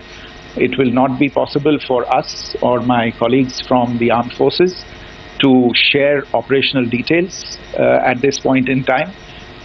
Beyond that, if you have any questions, may I have time for only a few, and I'll try to answer those questions. Okay, I give the floor to Rishabh. One Secretary, good evening. This is Rishabh from Times Now. I just wanted to understand, as per the press release that has been released earlier today, it says that we have successfully hit at the air defense of Lahore. Does it give our forces a better chances in case of further escalation? And are there other air defense places as well at strategic location that were targeted?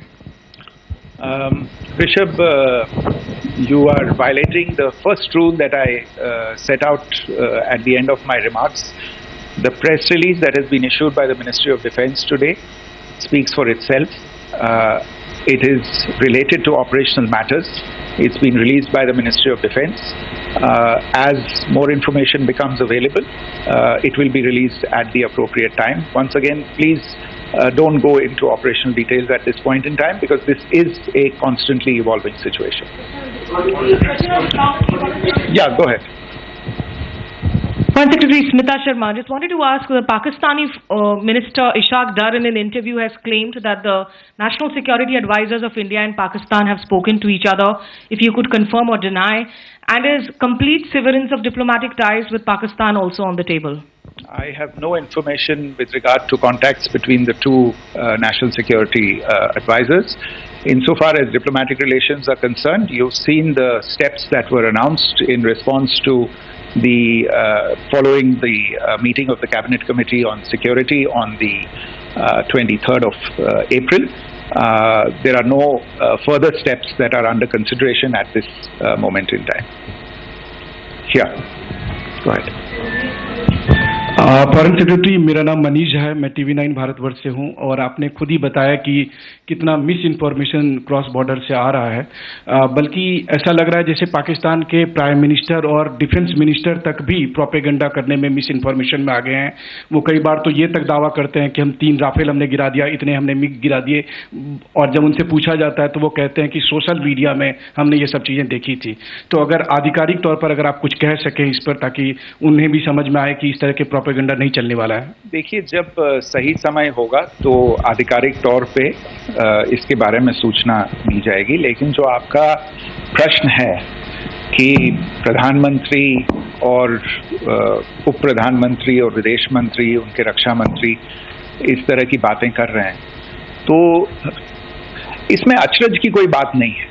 आखिरकार ये एक देश है जिसने अपना, इसका जन्म लेते ही झूठ शुरू हो गया था। 1947 में जब पाकिस्तानी फौज ने जम्मू कश्मीर पे दावा बोला, तो उन्होंने किसी ऐसे वैसे व्यक्ति से नहीं, संयुक्त राष्ट्र से झूठ बोला कि हमारा कोई लेना देना नहीं है इससे। ये लोग जो गए हैं वो तो कबायली हैं। वो तो जब हमारी फौज वहाँ पे पहुंची और UN के लोग, संयुक्त राष्ट्र के लोग खुद वहाँ पे पहुंचे, उन्होंने देखा कि वहाँ तो पाकिस्तानी फौज घुसपैठ करके आ गई है, उसके बाद पाकिस्तान को मुंह की देखनी पड़ी और उनको मानना पड़ा कि हाँ, उनकी फौज वहाँ पे कुछ समय से पड़ी हुई है। तो ये जो यात्रा है एक तरह से 75 साल पहले शुरू हो चुकी है, तो I am not surprised that this kind of disinformation is being indulged in. Yeah. Siddhant. Sir, Siddhant from Beyond. Sir, we have seen a lot of negative comments coming from the Pakistani military of escalation. if tomorrow there is an escalation, there are strikes, we know one attempt has been thwarted, what will be the Indian response to those attempts of creating more escalation? Because it is looking like it's going towards more escalation. And my second question is, are any other world powers, essentially the P5 countries, the West Asian countries, reaching out to de-escalate the current situation? Look, on escalation, we've already made our stance clear. I mean, there are two basic points. First of all, it is Pakistan that escalated on the 22nd of April. We are only responding to that escalation. And then what we have said yesterday and what my colleagues have said today, that now if there is an attempt at further escalation by Pakistan, it will be responded to in an appropriate domain. And therefore, the choice is entirely that of Pakistan to make. As to your second question, I don't think I can do better than to point you in the direction of the statements that are being made from practically every chancellery in the world and the sentiment that they are carrying. That sentiment essentially and for the major portion is support for the government of India in the context of the condemnation of the terrorist attack in Pahalgam on the 22nd of April. There is wide recognition of the government of India's right to respond to these attacks in self-defense, and of course a desire to ensure that there is not further escalation. I think these statements speak for themselves. Yeah. There. Sir, this is Mausami from India Today. Now, in the all-party meeting, we have learned that the Defence Minister has said that, you know, in the Operation Sindoor, almost 100 terrorists were killed.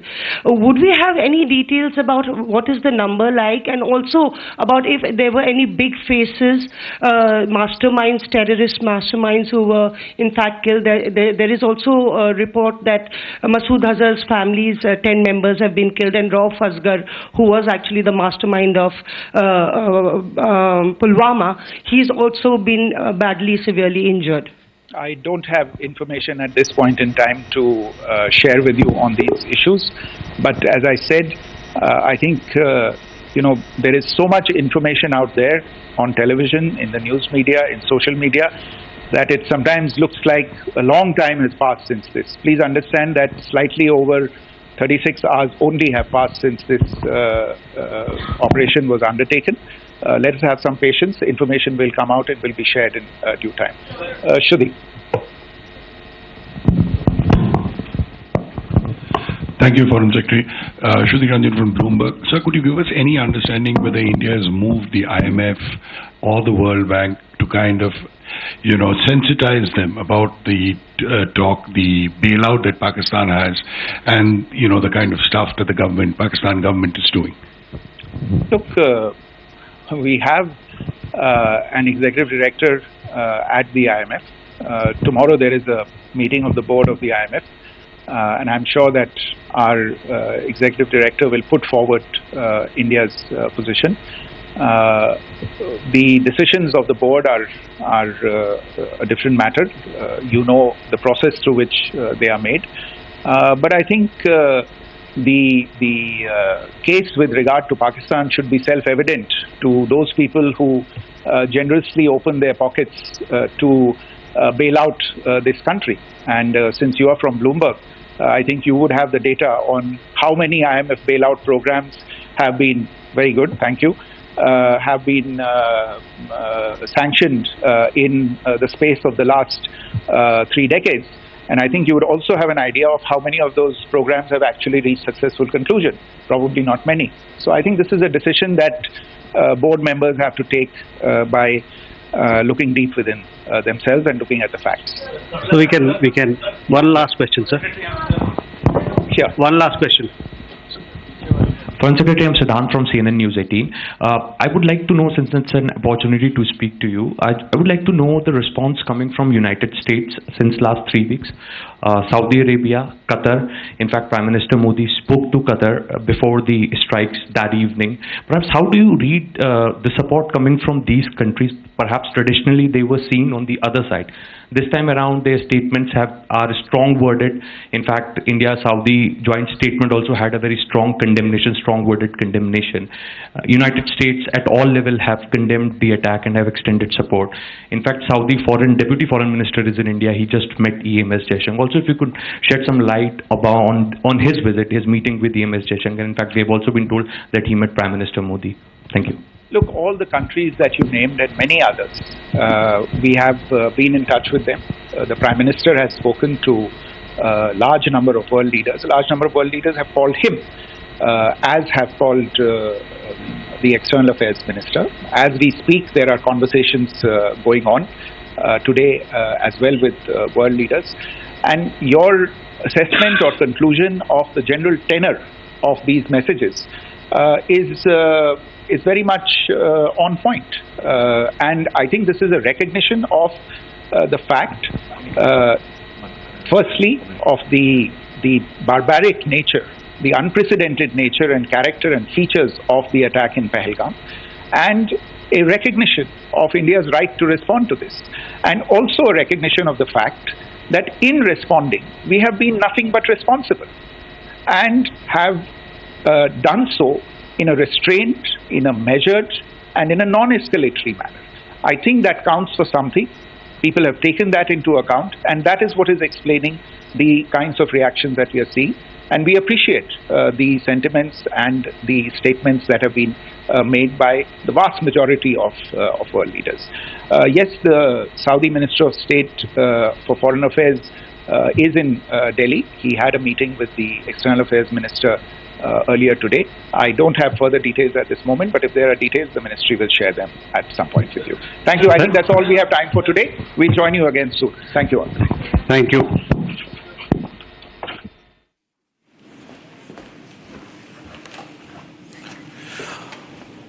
Pakistani narrative takedown now by India. This entire narrative that was peddled by the Pakistanis that the drone hit that was carried out was because, not because of any sort of retaliation, but this was part of the operation. India makes it abundantly clear that we will hit back if at all Pakistan escalates the matter. Not just that, there are several other issues that were addressed by the Foreign Secretary and of course by this Army as well as the Air Force. We're going to take you through every details of it, but slipping into a short break, coming back with the full details of the briefing that has taken place.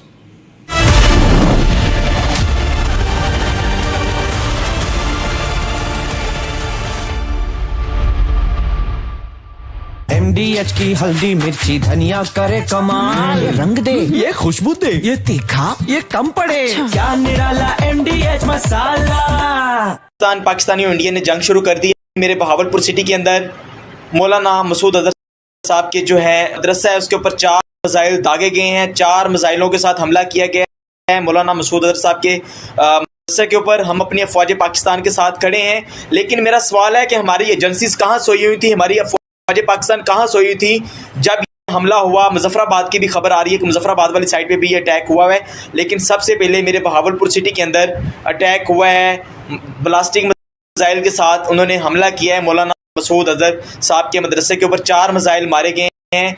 अभी ये कहना कबल सकता है कि गोया कितनी सच्चाई है इस खबर के अंदर, किस साइड से ये मिसाइल आए हैं, ये अभी कन्फर्म होना बाकी है, लेकिन ये कन्फर्म न्यूज़ है कि उनके मदरसे के ऊपर 4 मिसाइल मारे गए हैं।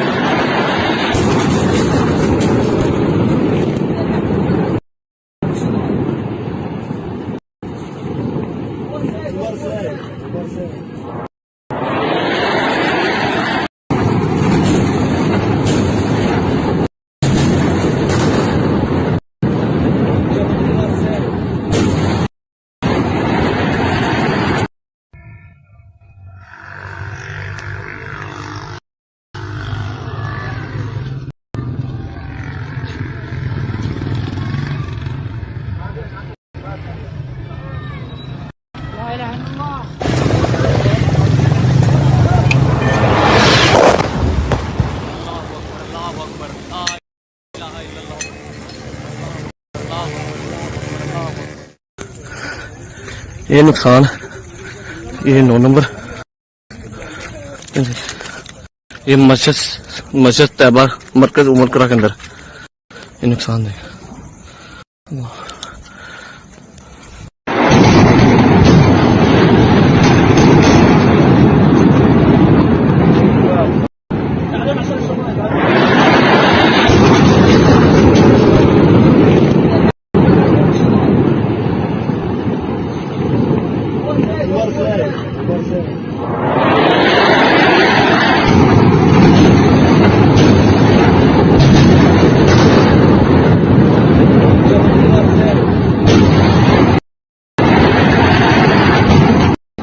पाकिस्तानी और इंडिया ने जंग शुरू कर दी है। अभी मेरे बहावलपुर सिटी के अंदर मौलाना मसूद अजहर साहब के जो है मदरसा है उसके ऊपर 4 मिसाइल दागे गए हैं। 4 मिसाइलों के साथ हमला किया गया है मौलाना मसूद अजहर साहब के मदरसे के ऊपर। हम अपनी अफवाज पाकिस्तान के साथ खड़े हैं, लेकिन मेरा सवाल है कि हमारी एजेंसीज कहाँ सोई हुई थी, हमारी अफवाज पाकिस्तान कहाँ सोई हुई थी जब ये हमला हुआ।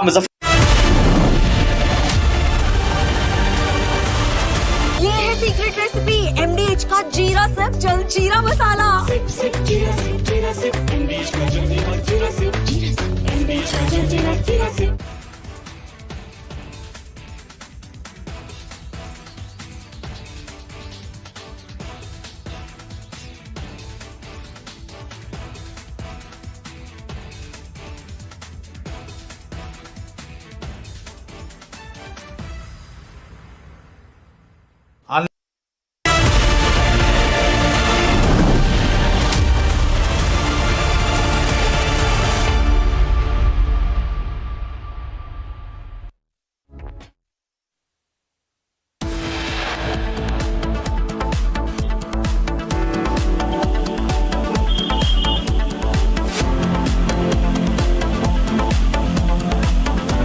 It's not over yet. Operation Sindoor 2 underway as India pummels Pakistan and targets Pakistan terror headquarters in 7 places.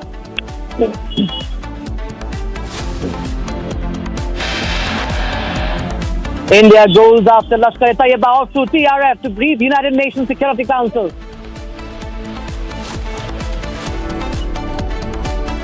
Operation Sindoor 22 अप्रैल को पहलगाम में हुए विभत्स आतंकवादी हमले के शिकार मासूम नागरिकों व उनके परिवारों को न्याय देने के लिए लॉन्च किया गया था। Indian armed forces expose Pakistan on civilian killings, reiterate the befitting response to terror state.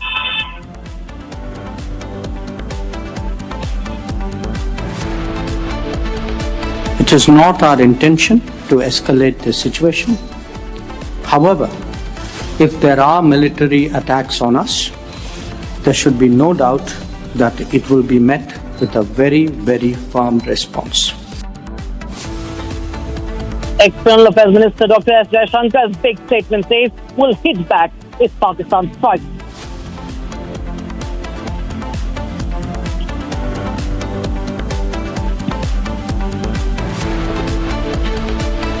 Major success for India as Jaish-e-Mohammad chief Masood Azhar's brother, who masterminded the IC-814 plane hostage crisis, killed.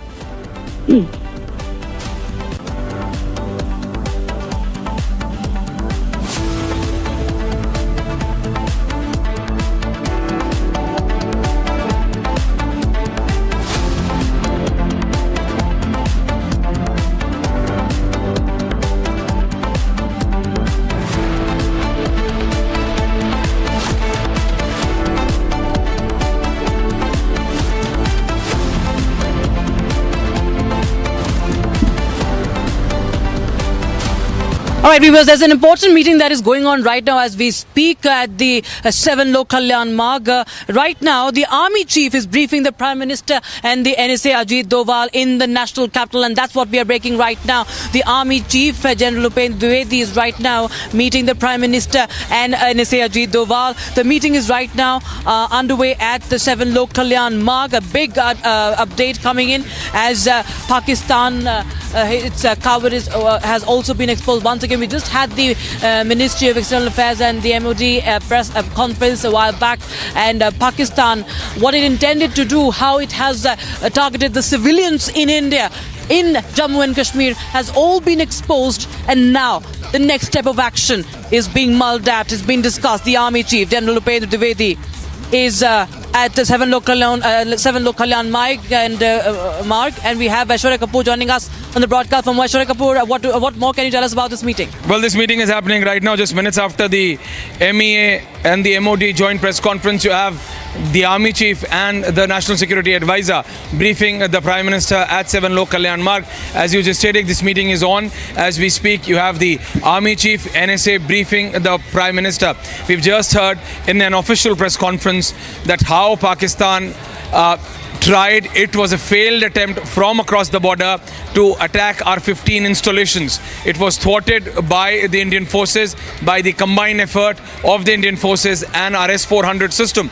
But no such attempt should even be tried today. So what we are being told, that the Army Chief is briefing the Prime Minister and the NSA is also in presence. We are being told that 27 civilian airports have been completely shut down for any commercial or civilian mobility. They've been made as complete military airports, and that ranges from Jammu and Kashmir to Gujarat, Ghaziabad, Delhi's Hindon Airport. So all of this has been included amid high tensions. This is a very important meeting which is happening at the 7 LKM, in which the Army Chief and the NSA are briefing the Prime Minister together. Back to you. Aishwarya, it's very important to understand that, the operation is still underway. It's Operation Sindoor 2. What Pakistan saw, it was, of course, a strike back at what it did in Pahalgam. But we can understand, as the MEA was saying in this press conference, the Foreign Secretary said how it had targeted the Indian cities and how it has targeted the civilians in Jammu and Kashmir. That, of course, exposes Pakistan. And India has made it clear that it will not step back at all. India should not be taken lightly. And Pakistan has signed up for something very, very dangerous. It is very clear, and henceforth we see these important meetings are now underway. Well, absolutely. There is no question of stepping back even an inch. In fact, we made it clear that you dare this time. You dare. India responded with Operation Sindoor 1 because that was only a retaliation or a badla, as it is called, of what they did in Pahalgam. What they did last night, the only reason, the kind of destruction Pakistani civilians are seeing in their cities, ranging from Karachi to Peshawar to Rawalpindi, and you name it, is only because what Pakistani army tried last night. They failed in even crossing the Indian airspace, but they tried. So they dare not. There is no question of taking half a step back. If they dare today, then it's no holds barred. And we are very clear. And the Army Chief and the NSA are briefing the Prime Minister on our preparedness. Let there be no doubt about it. We are ready. Yes. Right. Aishwarya, thanks so much for joining us with those important details coming in from the 7 Local Kalyan Marg viewers. So all those who are tuning in right now, the Army Chief, General Upendra Dwivedi, is right now at the 7 Local Kalyan Marg. He is briefing the Prime Minister and the National Security Advisor Ajit Doval, as India, of course, is right now continuing to plan over the strategy. Remember, India says, and it has announced, it has made it clear that the operation is still underway. It's not over because Pakistan is not mending its way. The way it has targeted the Indian civilians, the way it has resorted to heavy shelling along the LOC in Poonch, the way it has targeted the Sikhs, the way it has targeted the Gurudwaras. It's all clear that how Pakistan continues with its cowardly ways, and it needs to be taught a lesson, viewers. Now, viewers, Pakistan has just to go into more of the details on that. There have been heavy shelling along the line of control, and especially in Jammu, if you see what happened in Poonch, viewers, there was heavy shelling, massive destruction. The Gurdwara was also targeted over there, and three Indian civilians were killed in this shelling. And this happened right after India's Operation Sindoor. And this is, of course, after India, of course, had it succeeded in its operation, hitting the terror targets. But hitting the terror targets, dismantling the terror headquarters, hurt terrorists down so much. So now we will give you this report. In fact, we have our network reporters right now lined up for you. Gursimran Singh joins us live on the broadcast from Akhnur in LOC. Harsha is live from Poonch, and we have Rawat live from the border district of Baramulla. We'll just go across to Harsha, who has been tracking all the developments from Poonch. Well, the Foreign Secretary also made it very clear that how the Indian side has been targeted. The Indian civilians have been targeted by the cowardly Pakistani army, and the shelling that continued yesterday. And we saw that how the Sikhs, the Gurudwaras, have been targeted by the Pakistani army. What is the latest update that you are, and what have you witnessed in Poonch, Harsha? What you can share with us? So Rakshita, as rightly you are pointing out the cowardly behavior of Pakistan, where again it has attacked civilians. In Pelgam also we saw the civilians, the tourists were attacked, and here also in Poonch, when the frustrated Pakistan saw that how Operation Sindoor was successful, it resorted and guided its artillery, its mortar shelling towards Poonch city, main city. There are several districts of Poonch which has been heavily impacted, but if we talk about Poonch city, the artillery exercise of Pakistan was guided at religious places. Not only Gurdwara but also temple, Gita Bhavan, mosque and madrasas all have the mark of the mortar shelling caused by Pakistan. Also 6 from the Gurdwara died in the mortar shelling. Also in total 11 civilians in the Poonch district have lost their lives. We spoke to the families who are still grieving. Tears of the mothers have not soaked yet, and they are stating that Pakistan should continuously, this befitting reply should be given from the side of India to Pakistan.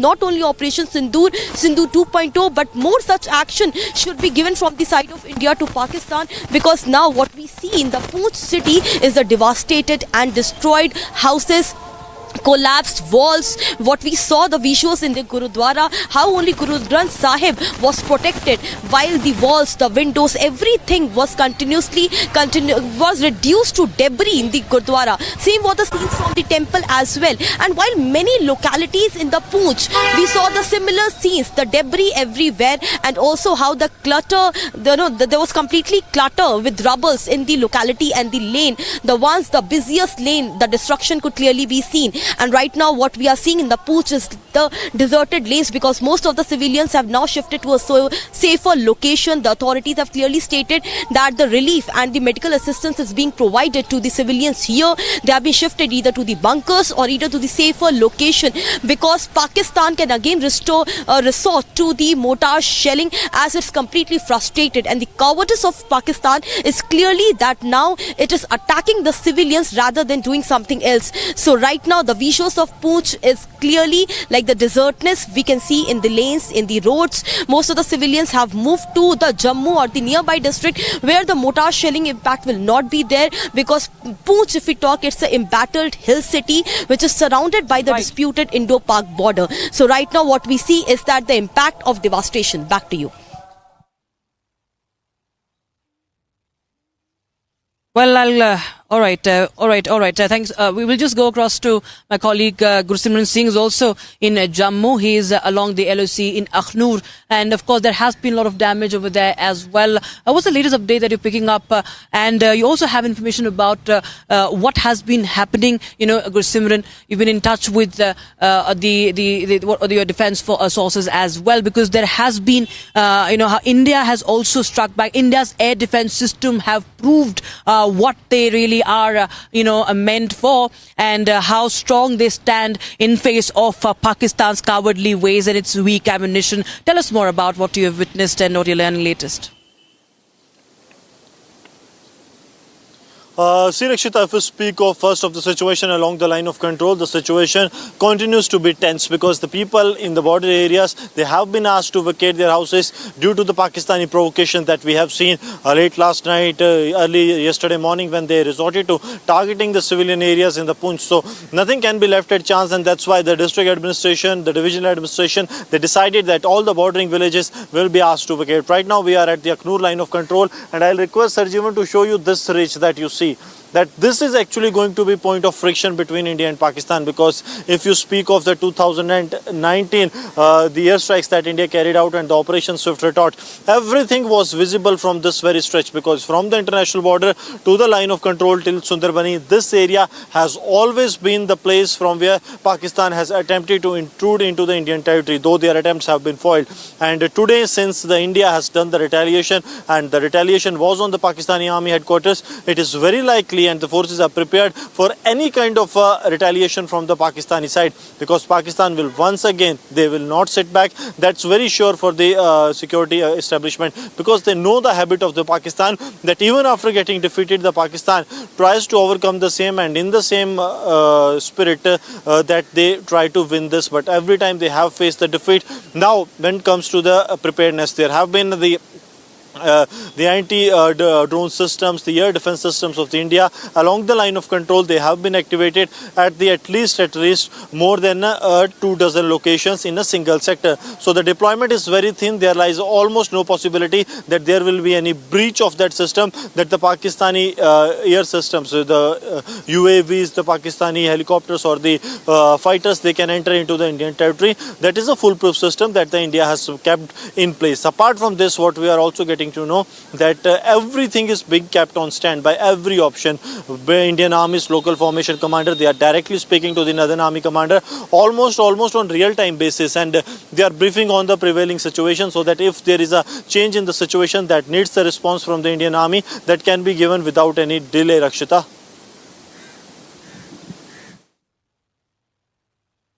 Right, viewers, we'll just continue to talk to our reporters, but here's more from the ground that our reporters have filed as far as the situation along Poonch is concerned, viewers, because the Gurudwara has been targeted, and you just see the plight of the civilians, how Pakistan has targeted civilians, and India had only... It was a measured response. It was a precision strike on the terror camps, on the terror headquarters. It was to dismantle the terror network and, send a blow, in fact, deal a blow to the terror apparatus in Pakistan. But what Pakistan did is target the Indian civilians. Here's more.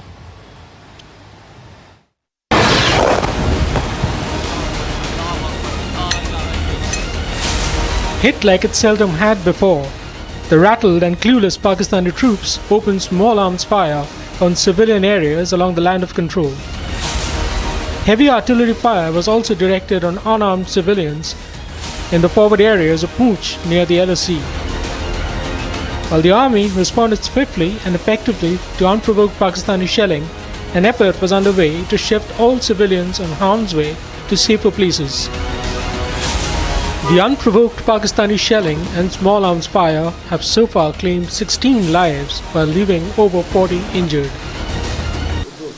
I am Harsha reporting for Border Dispatch from Gurdwara Guru Singh Sabha in the Poonch city. There's a Gurdwara located in the main city of the Poonch district. It's very important to showcase this place because after the successful launch of the Operation Sindoor at Pakistan resorted to the mortar shelling at the religious places in the Poonch city. And this is one of the places, this is one of the Gurdwaras which was the target of the Pakistan, and also through visuals it could clearly be seen from windows to walls. Most of the infrastructure have been damaged from the mortar shelling from the Pakistan side. In the early morning hours of Wednesday morning at around 9 o'clock, heavy shelling was targeted from the site of Pakistan at this Gurdwara. Not only this Gurdwara but nearby temple, madrasa and masjid have also been impacted. Visuals captured ongoing efforts to shift civilians to safer shores in the forward areas of Poonch. The forces and Jammu and Kashmir police also carried out checks in civilian areas, public installations and even religious places. In more visuals, motorists were flagged down and the vehicles searched at multiple checkpoints across Poonch town. Meanwhile, the Poonch Gurdwara bore telltale shelling marks after being targeted by cowardly Pakistani troops. The cowardly attack on the sacred shrine claimed the lives of 3 Granthis. Speaking to the public, a local said he had been witness to many instances of unprovoked shelling from across the border, but had never seen such cowardice. Delhi Minister Manjinder Singh Sirsa, meanwhile, came down heavily on the Pakistani troops for directing heavy artillery fire on a place of worship. As Pakistan continues with its gutless artillery fire on civilian areas, the authorities are in a race against time to shift locals out of harm's way. Now, viewers, we have to understand that how Operation Sindoor has started and what it aimed to and what has been carried out. How India targeted these 9 military areas. Now, it targeted those terrorist targets,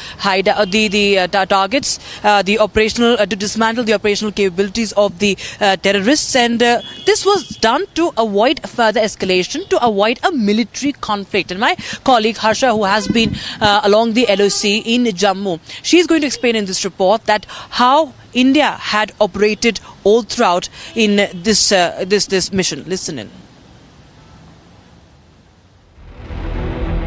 At least 12 civilians were killed and 42 injured as the Pakistan Army resorted to intense artillery shelling along the line of control in Poonch district on Wednesday.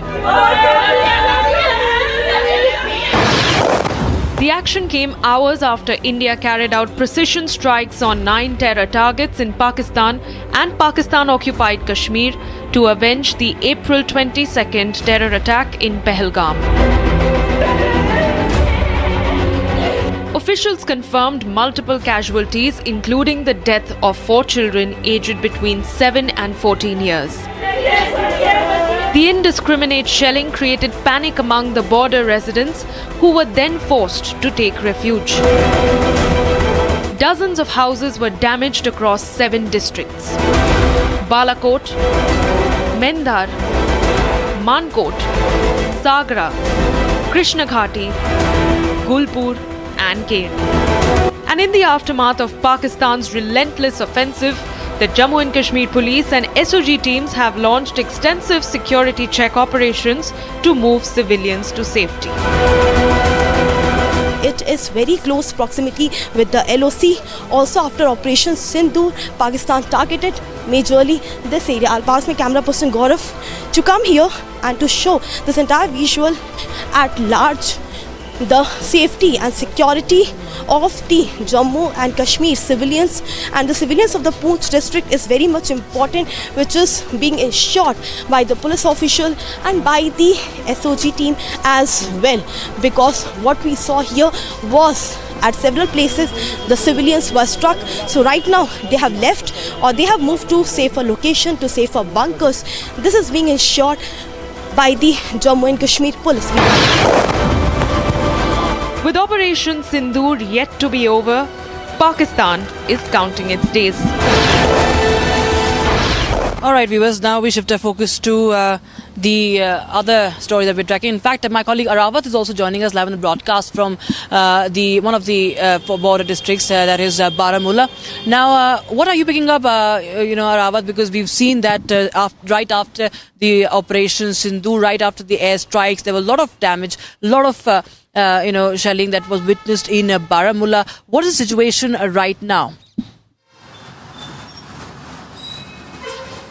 Absolutely, Rakshita, as we have seen that the strike on the terror groups of the and Lashkar in the Pakistan and other places there. And then after we have seen that the Pakistani troopers have tried to create the disturbance in the Kashmir Valley's Uri sector in the Baramulla district. We have seen that the properties were damaged in the various parts of the Uri sector. But we have seen that the senior officers from the Jammu and Kashmir police and other paramilitary security forces are there on the ground, and they have access to all the situation and everything is controlled there. And also we have seen that the health department is there active, and we have also seen that all the entry and exit points in the border areas of across the Jammu and Kashmir is on the high alert after we have seen that there was an attempt from the troopers of the Pakistan to target the civilian population of the Kashmir Valley. We have also the reports from the line of control area in the Kupwara sector, where we have seen that the mosque was also damaged by that in that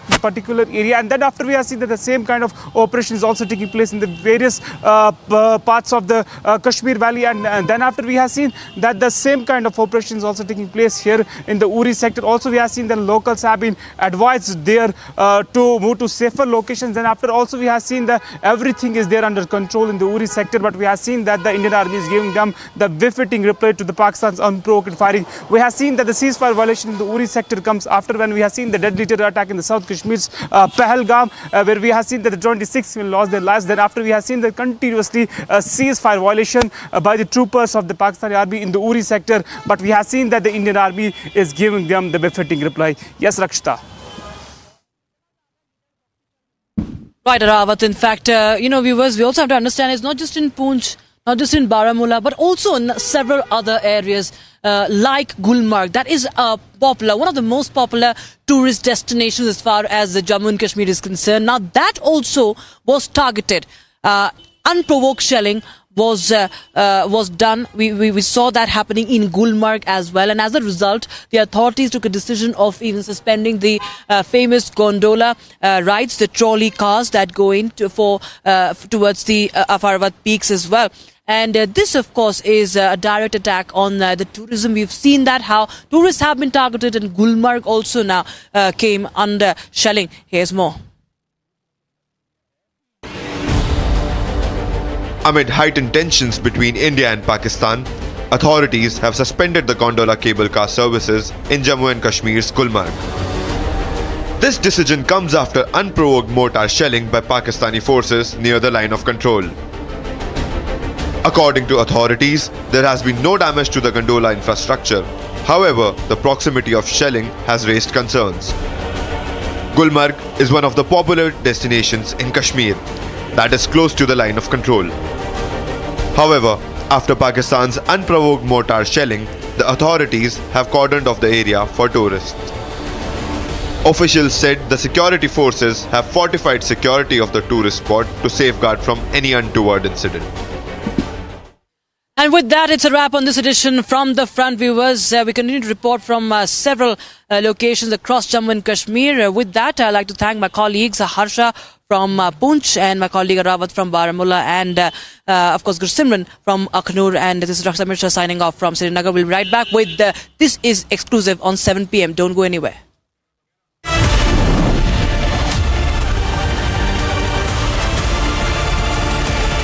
Hi, this is Chef Ranveer Brar. Guarantee you brilliance on behalf of IIHM.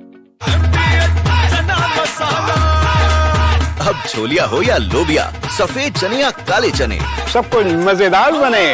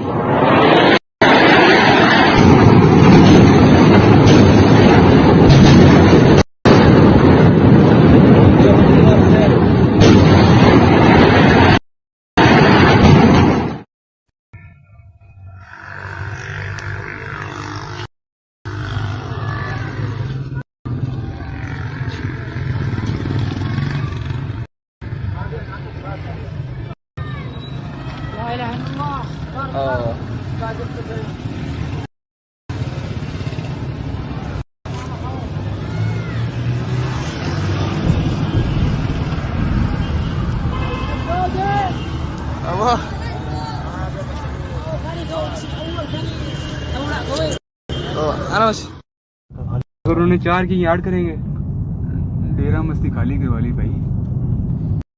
हाँ देखना वाम कैसे आ रही है वहां से। अभी video catch होगी? नहीं होगी।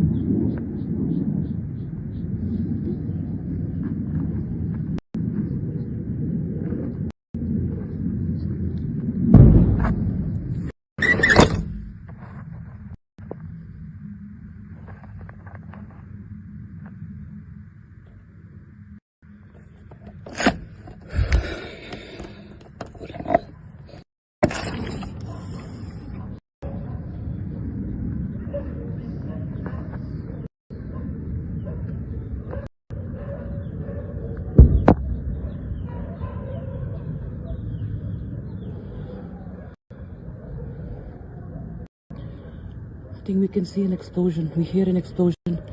Jets hovering. We're right now in Srinagar, and we can actually smell some smoke, and the sky at one part became red. There was an explosion sound, very much visible. Seems panic across the border. As we report from Srinagar right now.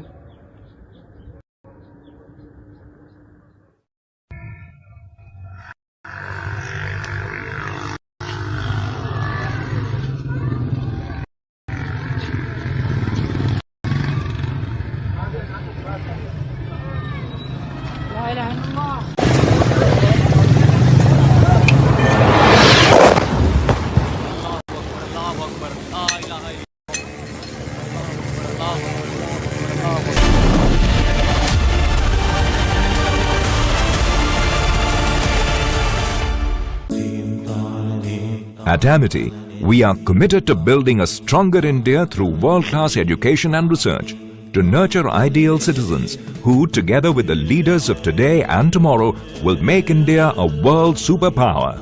Amity University, India's leading not-for-profit private university. MDH की हल्दी मिर्ची धनिया करे कमाल, ये रंग दे, ये खुशबू दे, ये तीखा, ये कम पड़े, क्या निराला MDH masala. Mahi sir, how much do you love your fans? Honestly, I love my new fans.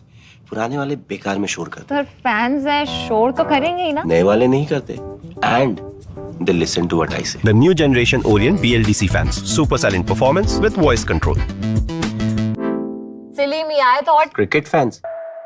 आधे बाउल दही में 4 चम्मच MDH चटनी पुदीना मसाला डाला, स्टर करो, पुदीना चटनी तैयार. MDH चटनी पुदीना मसाला.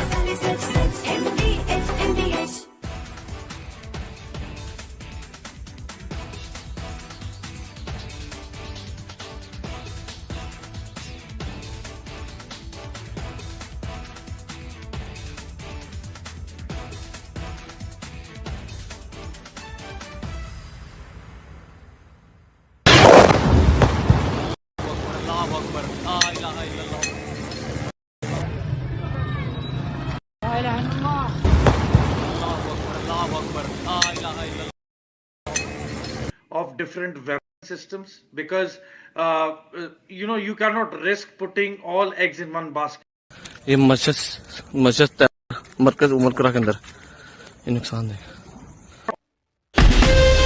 From Asia's largest news headquarters, setting the agenda for Bharat.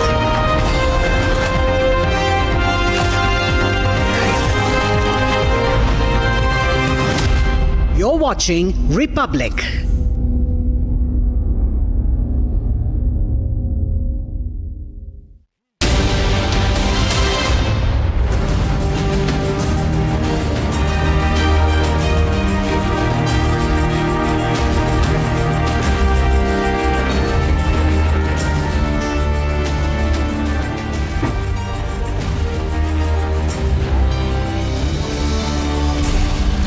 As expected, ladies and gentlemen, Pakistan has attempted misadventure and India has struck back a second time in what is now called Operation Sindoor 2. Operation Sindoor 2 continues as we speak, and on the show this evening, we have the full details, exclusive details. Pakistan attempted to target 15 Indian cities, and their duds, meaning their drones and missiles acquired from China, fell straight into the farms in Punjab. That and more coming up. Here are the headlines.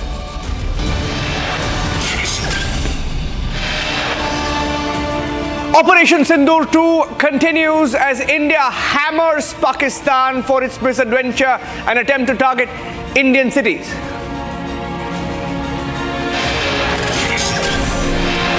India strikes Pakistani defense radars.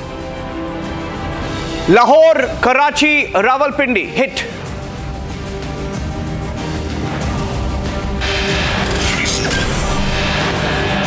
Pakistan attempts to target 15 Indian cities. Drones and missiles projected at India fall short. All of them fail to hit their targets. Pakistani duds landing in farms across the border. Chinese missiles suspected to have been used.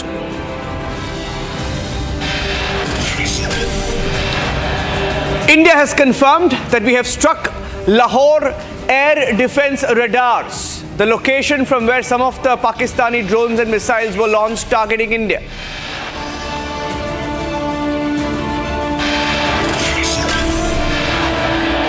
S-400 Sudarshan Chakra used in the Operation Sindoor 2, as every Pakistani drone and missile are intercepted in the skies.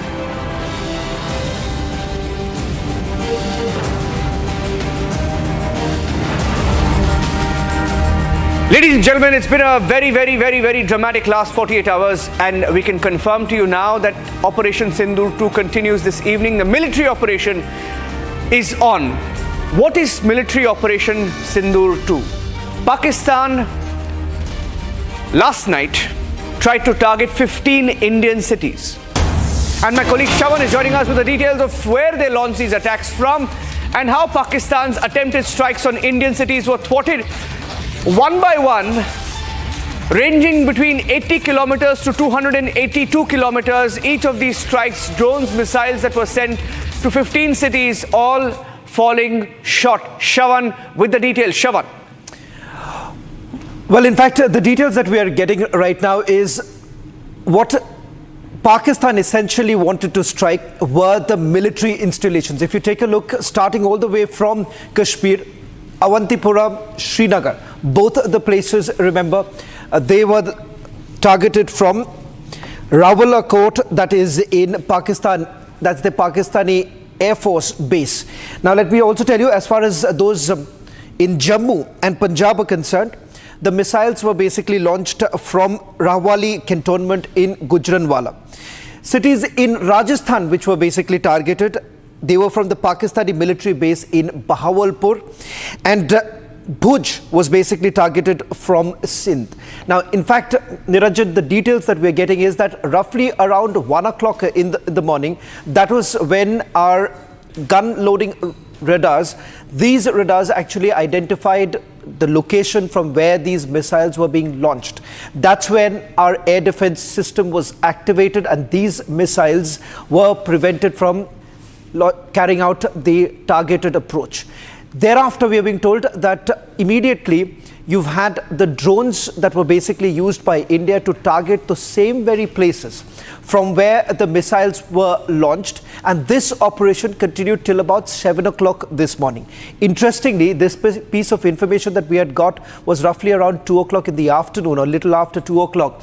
And when we spoke to our sources at that point in time, also remember, the source basically indicated that the operation was still undergoing, something that was once again cleared by the Ministry of External Affairs as well as the Defence Ministry. So, which is a clear indication of the fact that the operation is nowhere to a closure right now. In fact, it is still going on. The other important aspect that we've been able to figure out is with regards to the missiles that were basically used by the Pakistanis. In fact, these are essentially the PL-15 or the BVR range missiles that were used by the Pakistanis. This was delivered to the Pakistanis by China, and this was just about 3 months ago when these missiles were actually given by China to Pakistan, which was basically used.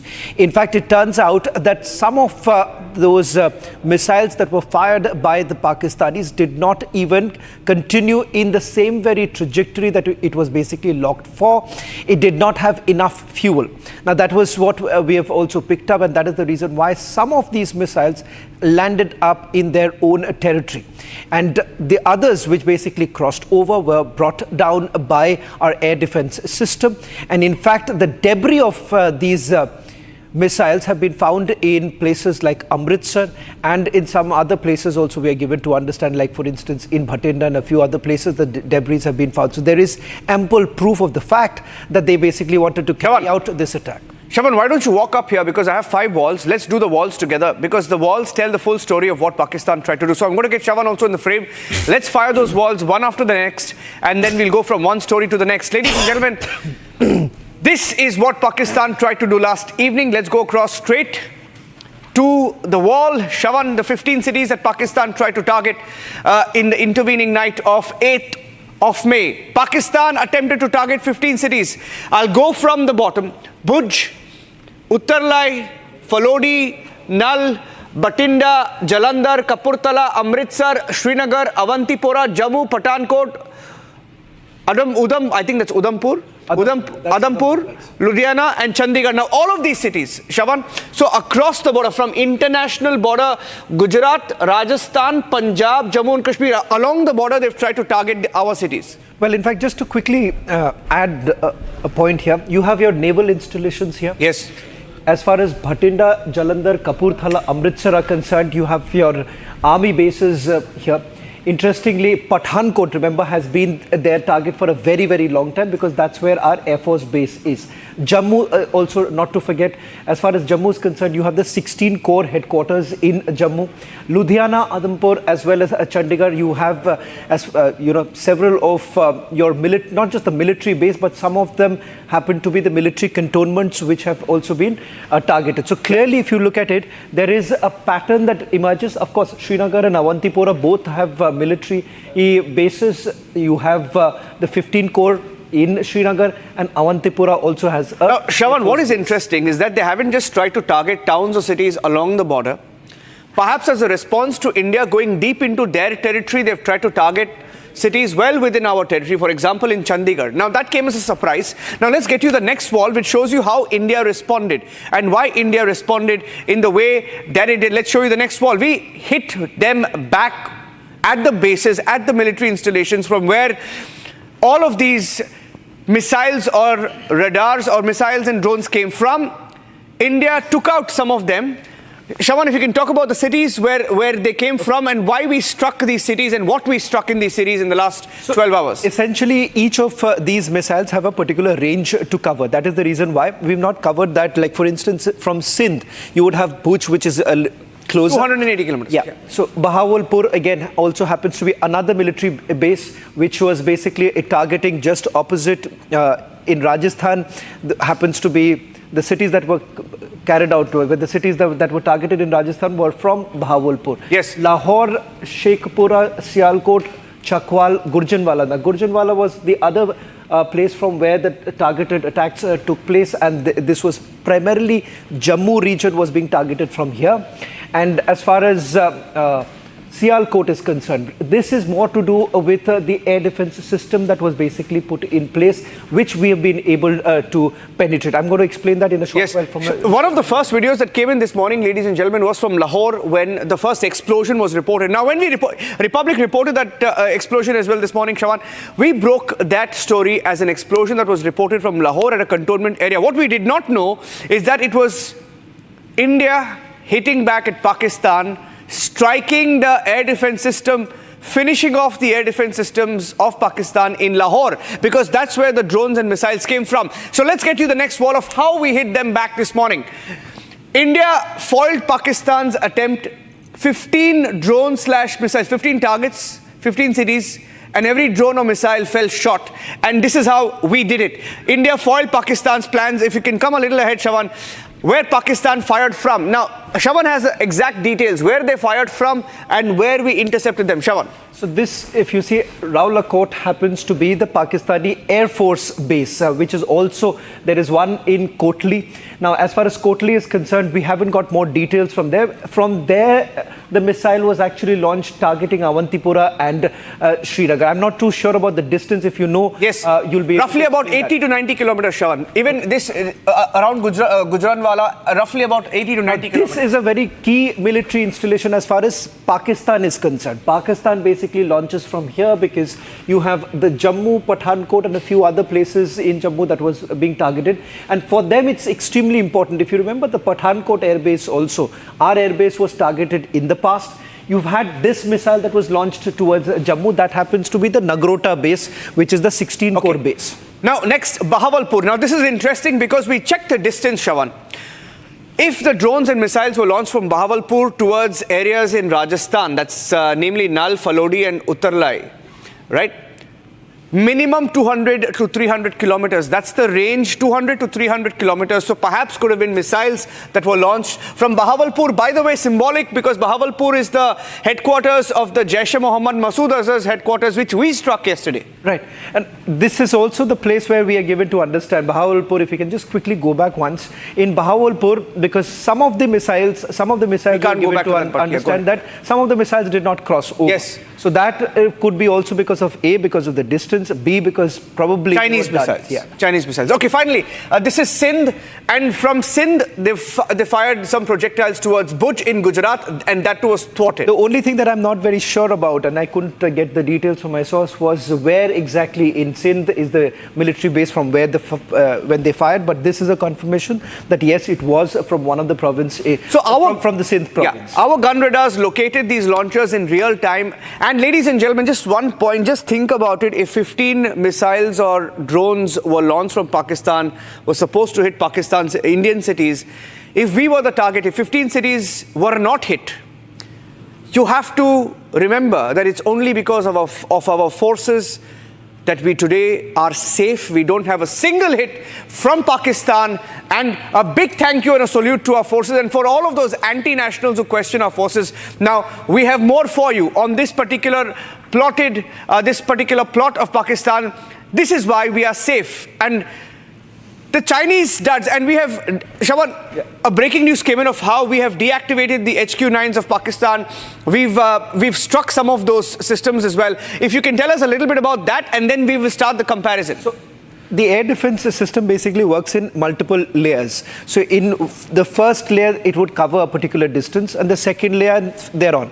As far as HQ-9, as far as this air defense system is concerned, they had basically installed at 3 locations. One happens to be Lahore, the other happens to be Sialkot, and the third happens to be in Rawalpindi. There we are being told that all the 3 places, they've also aided it with long-range missiles, as well as jammers. All 3 completely failed.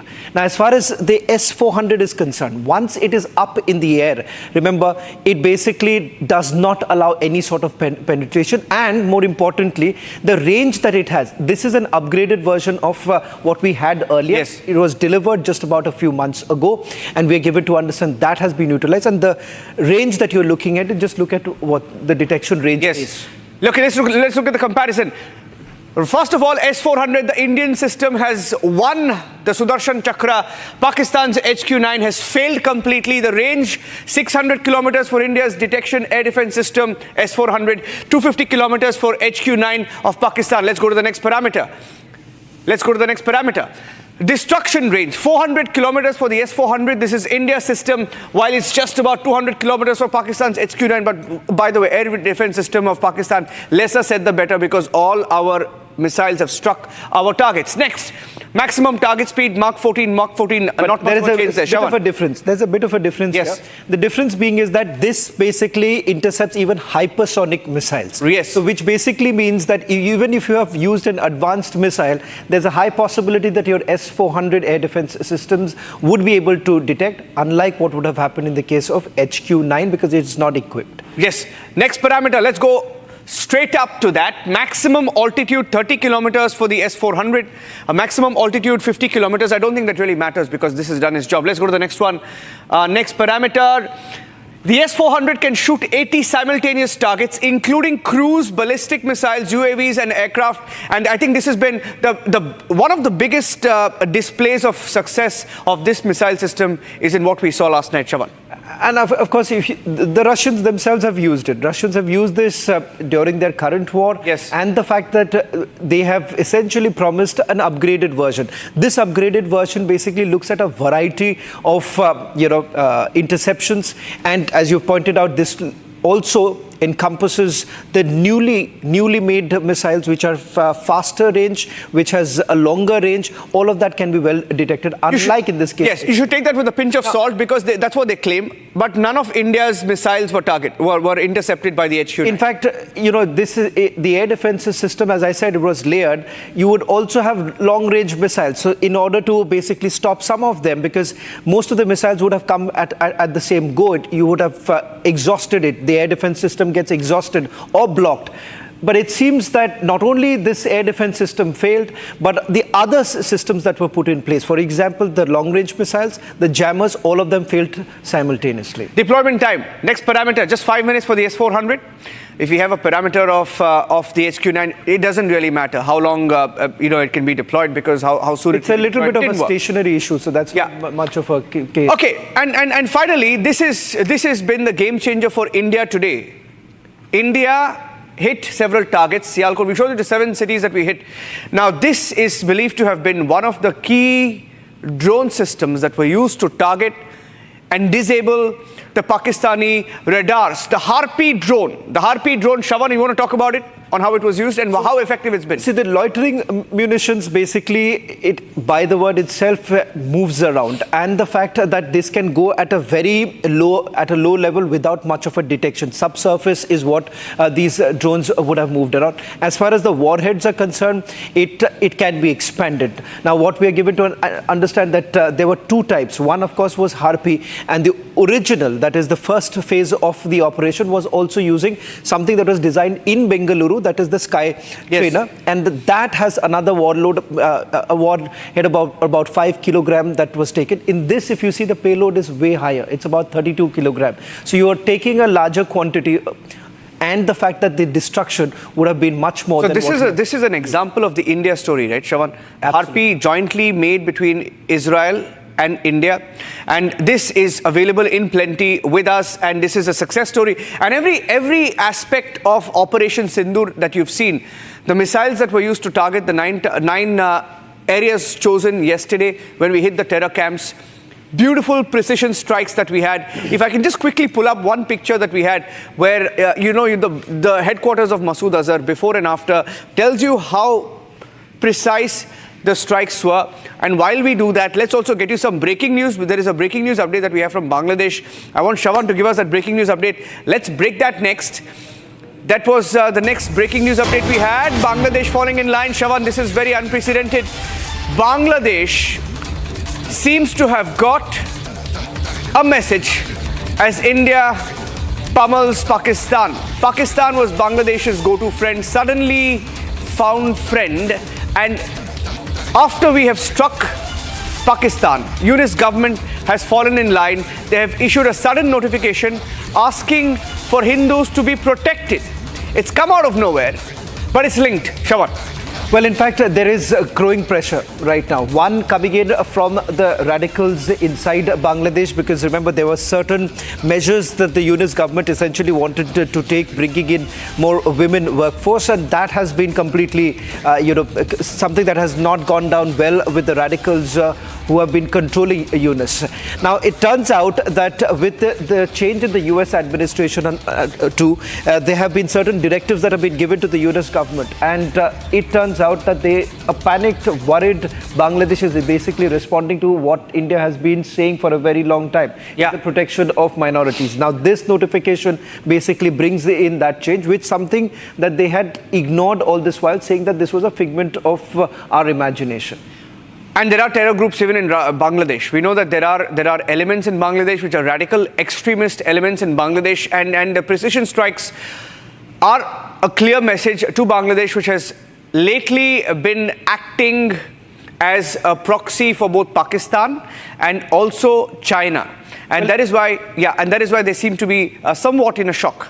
Well, there are a series of meetings that have actually taken place. Before the precision strikes that took place in Pakistan, you've had Pakistan basically sending members of their ISI, having a meeting that took place in Dhaka. The second thing that happened was you've had their foreign ministers actually coming together, having a meeting on what possibly could be the next steps. So that is the reason why this proximity between Bangladesh and Pakistan was only growing. But it turns out that Yunus has actually realized that coming closer to Pakistan would only mean doomsday for Bangladesh. Absolutely. And Shawan, thank you for joining us on this breaking news edition of This Is Exclusive. We'll take a short break now, ladies and gentlemen, but our coverage of Operation Sindoor 2 is non-stop. We are going live immediately after this commercial break. We have headlines and the big debate with Arnab coming up. Stay tuned and thanks for watching.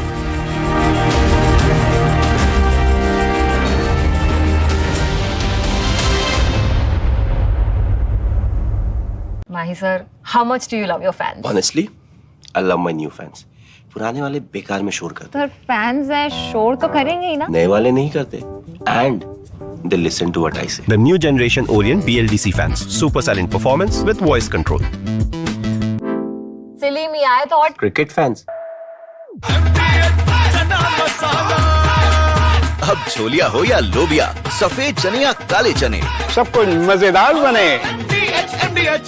इसको घर पे लगाओगे तो शादी का तो पता नहीं, पर घर पक्का नहीं टूटेगा. रुंगटा नहीं तो घर स्ट्रॉन्ग नहीं. रुंगटा स्टील TMT बार एकदम सॉलिड. पहाड़ों में हाइकिंग शिप भी बन सकती है. दादी के हाथों का जादू और खुशबू से महकता घर, माँ की मुस्कुराहट और खाने की सुगंध. MDH गरम मसाला, क्योंकि हर रिश्ता है स्वाद से जुड़ा. पाकिस्तानी और इंडिया ने जंग शुरू कर दी है. अभी बहावलपुर सिटी के अंदर मौलाना मसूद अजहर साहब के जो है मदरसा है, उसके ऊपर 4 मिसाइल दिए गए हैं. 4 मिसाइलों के साथ हमला किया गया है. मौलाना मसूद अजहर साहब के मदरसे के ऊपर अपनी अफवाज पाकिस्तान के साथ खड़े हैं. लेकिन मेरा सवाल है कि हमारी एजेंसीज कहाँ सोई हुई थी, हमारी अफवाज पाकिस्तान कहाँ सोई हुई थी जब ये हमला हुआ. मुजफ्फराबाद की भी खबर आ रही है कि मुजफ्फराबाद वाली साइड पे भी अटैक हुआ है. लेकिन सबसे पहले मेरे बहावलपुर सिटी के अंदर अटैक हुआ है. ब्लास्टिक मिसाइल के साथ उन्होंने हमला किया. मौलाना मसूद अजहर साहब के मदरसे के ऊपर 4 मिसाइल मारे गए हैं. अभी ये कहना कबल वक्त है कि गोया कितनी सच्चाई है इस खबर के अंदर, किस साइड से ये मिसाइल आए हैं, ये अभी कंफर्म होना बाकी है. लेकिन ये कंफर्म न्यूज़ है कि उन मदरसे के ऊपर 4 मिसाइल मारे गए हैं.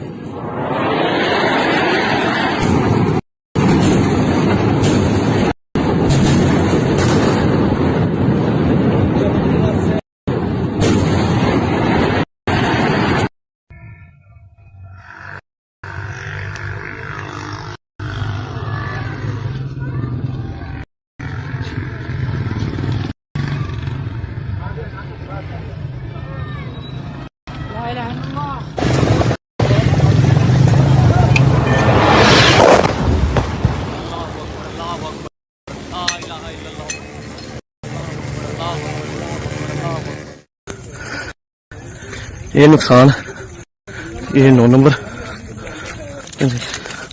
ये मस्जिद तैयबा मरकज उमर करा के अंदर नुकसान है.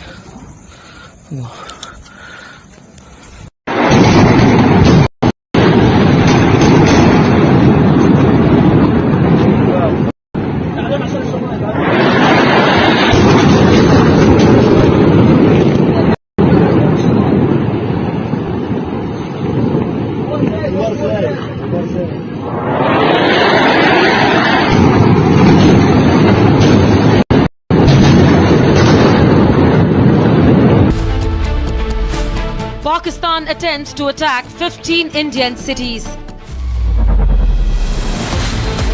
India cripples Pakistan's air defense. Has Pakistan just made a fatal mistake? Debating tonight at 8 p.m. At Amity, we are committed to building a stronger India through world-class education and research, to nurture ideal citizens who, together with the leaders of today and tomorrow, will make India a world superpower. Amity University, India's leading not-for-profit private university. MDH की देगी मीरज, देगी मिर्च का तड़का, अंग अंग फड़का। MDH की देगी मिर्च। इसको घर पे लगाओगे तो शादी का तो पता नहीं, पर घर पक्का नहीं टूटेगा। रूंगटा नहीं तो घर स्ट्रॉन्ग नहीं। रूंगटा स्टील TMT बार एकदम सॉलिड। पहाड़ों में एक हाइकिंग स्टिक भी बन सकती है। ये है सीक्रेट रेसिपी MDH का जीरा सिप जल जीरा मसाला।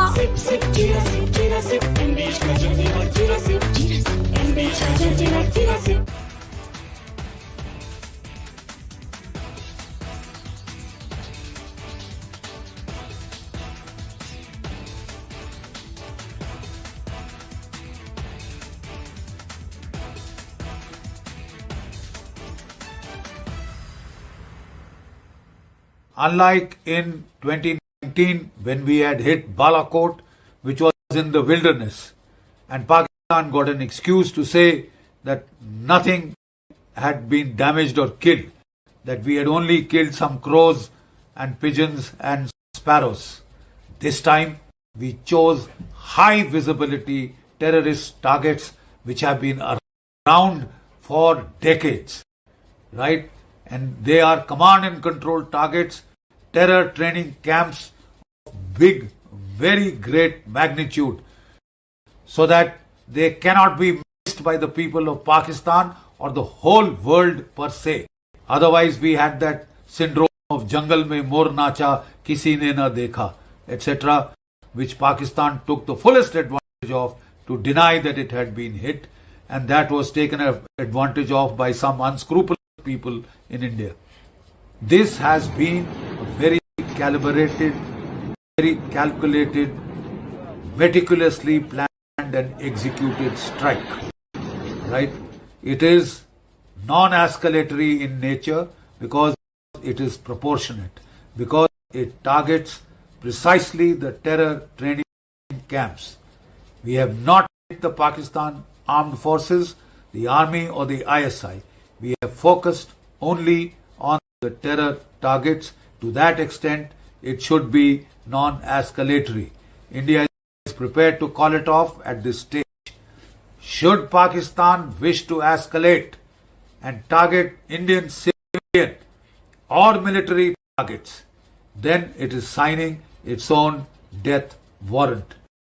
It will give the Indian Armed Forces the precise pretext, the precise justification they need to target the Pakistani army, ISI, and the command and control network that dominates the terror ecosystem in Pakistan. The Pakistani ISPR has claimed that India has hit done 24 attacks on 6 target clusters. So far they are saying that they have retaliated by artillery firing on an Indian brigade headquarters and another.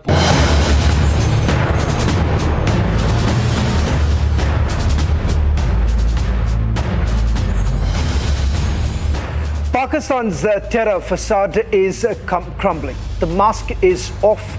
Tonight we bring you the unvarnished truth about India's surgical strikes against Pakistan's terror infrastructure. National Security Advisor Ajit Doval's master plan behind Operation Sindoor. Join us as we dissect the precision strikes that took out over 90 terrorists, including key figures like Muhammad Iqbal, with India's military by taking out 9 key terror camps, eliminating over 100 terrorists. The message is loud and clear. The era of impunity is over. I'm Shavan Sen and this is Forces First.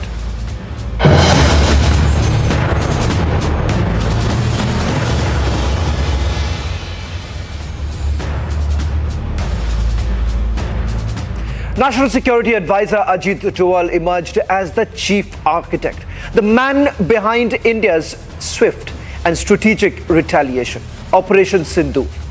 Working behind the scenes under the leadership of Prime Minister Modi, National Security Advisor Doval led high intelligence coordination and mission planning. The 9 targeted terror dens across Pakistan and Pakistan-occupied Kashmir. The precision strikes were given a go-ahead after his plan received a final nod from the Prime Minister.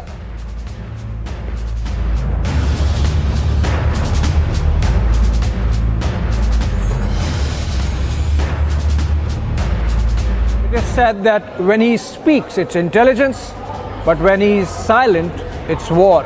And that's exactly what happened.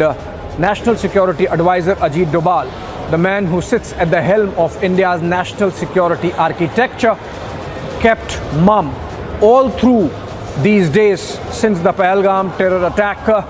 No speaking, no addressing, not seen in meetings beyond the two Cabinet Committee on Security meetings that took place, in where he played an active role, briefing the Prime Minister about what were the possibilities, what were the options. Remember, the first CCS took place on April 23, a day after the dastardly Pahalgam terror attack, where the NSA was seen animatedly explaining to the Prime Minister what all had happened and what had to be done or could be done.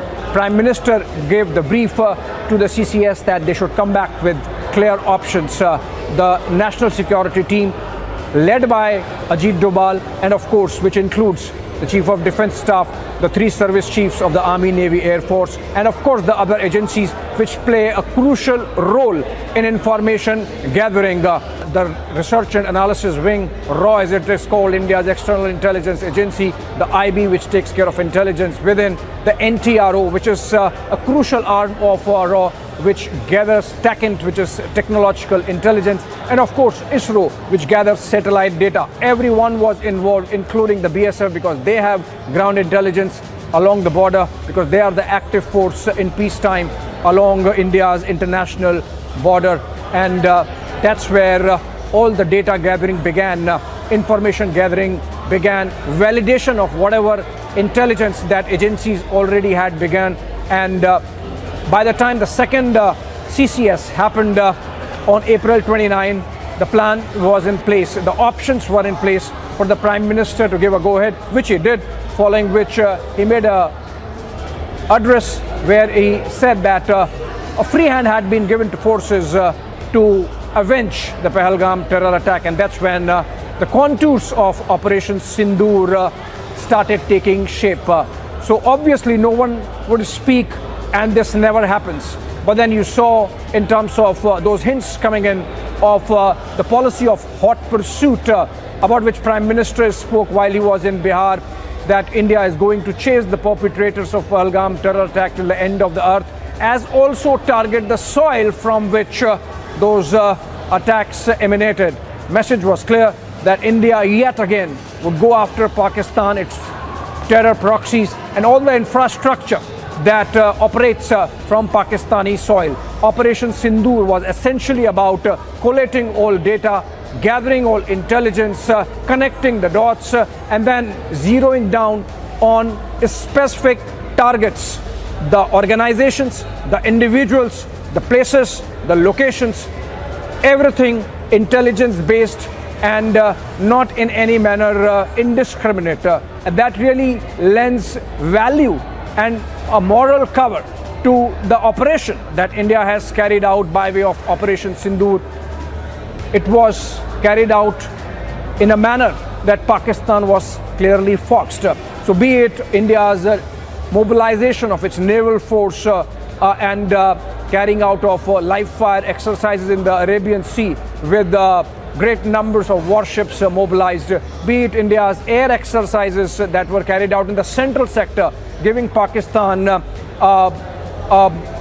some confusion about what all India was up to while the borders remained silent. And the reason why the borders were silent were because the army was carrying out a plan. The targets were to be hit with kamikaze drones and with the beyond visual range missiles of the Indian Air Force, and no passing off, crossing of the border or the LOC.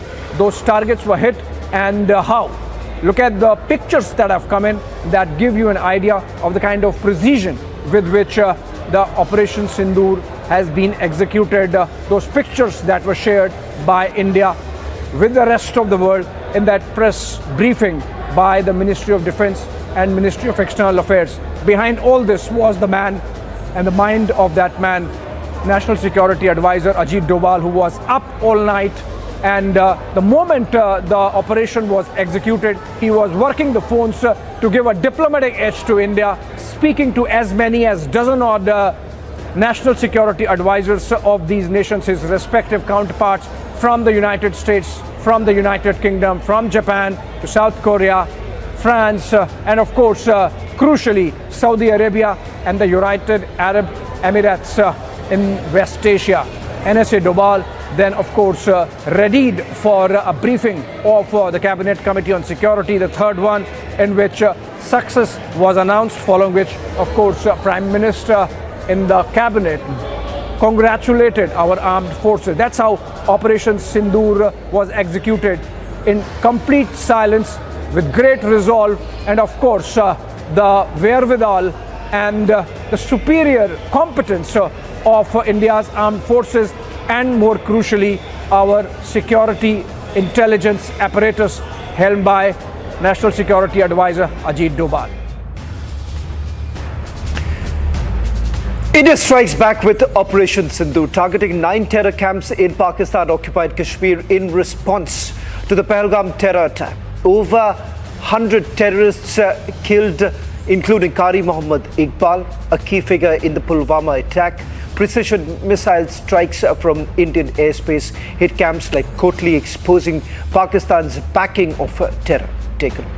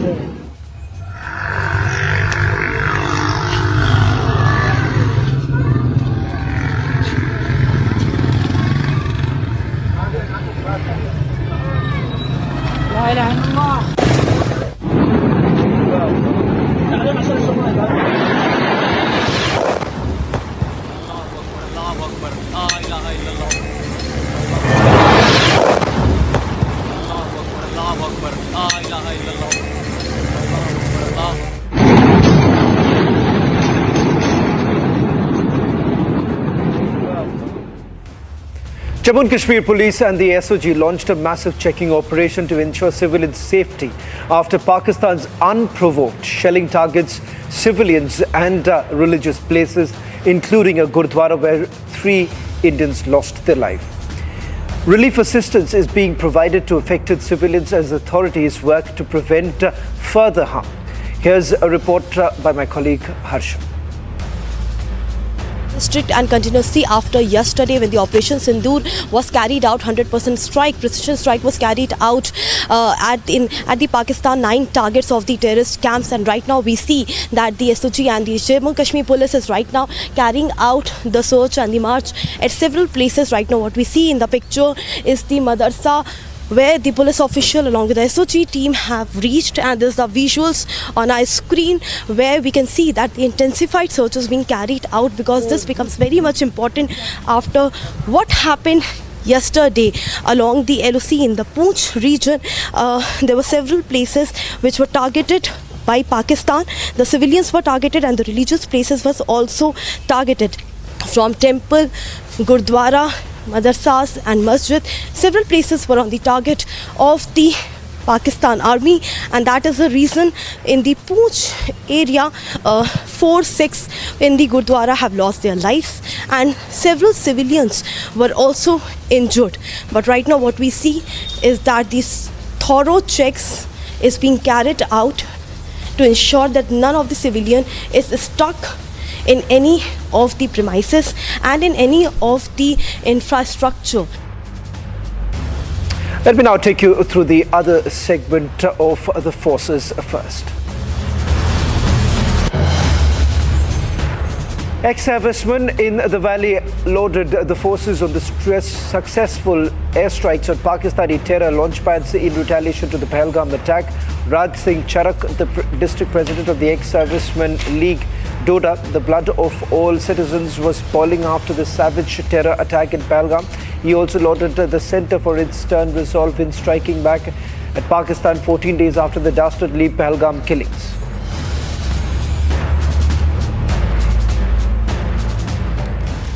India's air defence capabilities took centre stage late Wednesday night as Indian Air Force's S-400 Sudarshan Chakra air defence missile systems played a decisive role in thwarting a Pakistani attempt to escalate hostilities by targeting Indian cities. Following the engagement, the projectiles were neutralised by the integrated counter-UAS grid and air defence systems. Assam Rifles intercepted two Swift Desire vehicles suspected of trafficking contraband from Moreh to Imphal. During the operation, the forces recovered 19 soap cases containing suspected heroin, approximately 205 grams valued at 82 lakh rupees. One individual is apprehended and both the seized narcotics and the suspect were handed over to Tengunapal police for further investigation. In a major crackdown in the war against drugs in Punjab, the counter-intelligence unit of Firozpur conducted two swift operations dismantling a cross-border narco-smuggling network and apprehending 3 smugglers.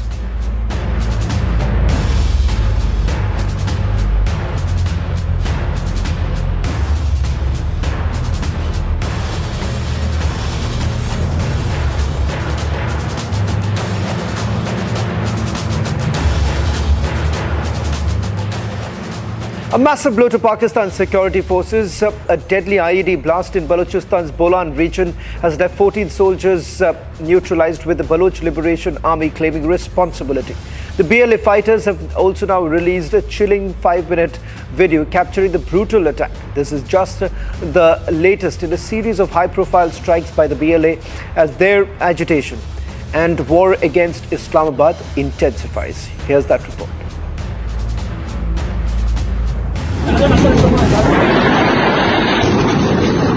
It's caught on camera how Pakistani soldiers were blown to bits.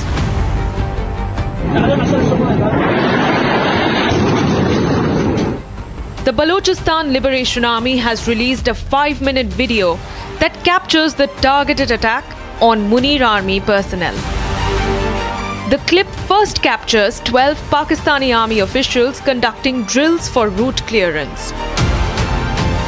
And minutes later, a white van carrying the soldiers are blown apart in a massive IED explosion in the Machkund area of Bolan. The Bolan blast is the latest in a spate of targeted attacks carried out by the BLA against Pakistan's forces. Pakistan is grappling with rising internal turmoil, with the Baloch Liberation Army seeking freedom. And the uprising is such that the BLA rebels are up in arms against the Shehbaz Sharif government. 22 Pakistani soldiers were killed in Turbat after a face-off with the BLA. 4 guards of the former Home Minister of Balochistan, who the BLA claims has now turned into a proxy for Islamabad, were gunned down. And back in March, the BLA hijacked the Jafar Express passenger train, killing 60 plus Pakistani soldiers and taking 300 others into hostage. The BLA-Pakistan tensions escalate at a time when Islamabad is attempting to come to terms with India's payback for the Pahalgam terror attack. And with a rising crisis at its western border, Pakistan has completely lost the plot. Well, let me also once again take you through another segment on forces first. Sindoor means we all lost our husbands. That means our lives. One way I should thank to Modi that we are so innocent people. They saw Modi on us. So Modi also owned us and took this revenge on them. We are expecting more. We are thinking that this is a beginning, and definitely Modi ji government will make it more like impacting the economy of the Pakistan, and definitely there should not be any terrorist attack in future in India. They definitely need to get afraid to at least kill one person in India. So that way the impact should be there. I think still we are thinking that this is only a starting for today, and definitely we are going to continue to exactly fight along with the Pakistan. Good news heard by the entire nation, that is attack on Pakistan, particularly where the terrorists, where they hidden in Pakistan and POK, all hidden places. मर जाता तो बेहतर होता। जब तू वहां मार रहा था तब क्या था? लोगों को बेगुनाह लोगों का कत्ल कर रहा था, लोगों को उकसा करके यहाँ भेज करके आतंकवादी घटनाएं करा रहा था। तब क्या था? जब किसी के बच्चे नहीं मर रहे थे। उनके दिल का दर्द का एहसास आज होगा ना, जब अपने गए हैं तब एहसास हो रहा है कि मौत का दर्द क्या होता है, या सिर्फ दूसरों को मौत परोसना जानते हैं। हम पूरे हिंदुस्तान को गर्व है अपनी आर्मी में, अपने डिफेंस सिस्टम में, पर साथ ही साथ पाकिस्तान जो है अपनी हरकतों से बाज नहीं आ रहा है। ऐसा समझ आ रहा है कि लगातार जो कायराना हरकतें हैं, कभी नियते जो हमारे नागरिक हैं उनको पहलगाम में उनको शहीद किया, और अब और कुछ नहीं बच रहा। पाकिस्तान की इतनी हालत नहीं, इतनी हिम्मत नहीं कि इंडियन आर्मी से डायरेक्ट फाइट करे। They are all terrorists. The aim of the terrorist to eliminate the terrorist. The terrorist problem is not only the problem of India, it is a problem of the world. Wherever terrorism is there, all the countries must unite and see to it terrorism must be eliminated. Pakistan's terror empire is in ruins. India's Operation Sindoor delivered a crushing blow to the terrorist infrastructure.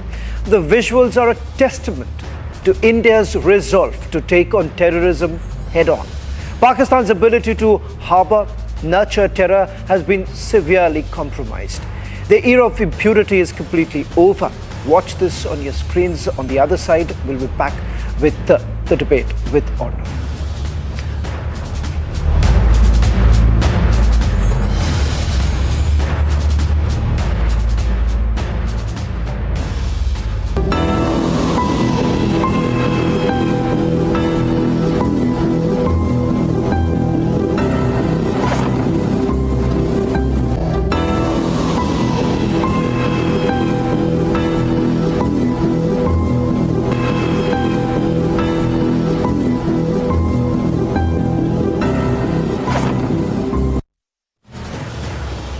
Hi, this is Chef Ranveer Brar. Guarantee you brilliance on behalf of IIHM.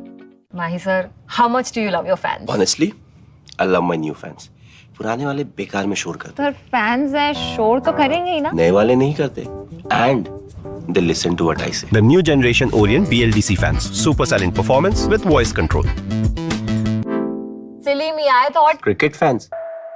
MDH की हल्दी मिर्ची धनिया करे कमाल, ये रंग दे, ये खुशबू दे, ये तीखा, ये कम पड़े, क्या निराला MDH मसाला। इसको घर पे लगाओगे तो शादी का तो पता नहीं, पर घर पक्का नहीं टूटेगा। रूंगटा नहीं तो घर स्ट्रॉन्ग नहीं। रूंगटा स्टील TMT बार एकदम सॉलिड। पहाड़ों में एक हाइकिंग स्टिक भी बन सकती है। आधे बाउल दही में 4 चम्मच MDH चटनी पुदीना मसाला डाला, स्टर करो, पुदीना चटनी तैयार। MDH चटनी पुदीना मसाला।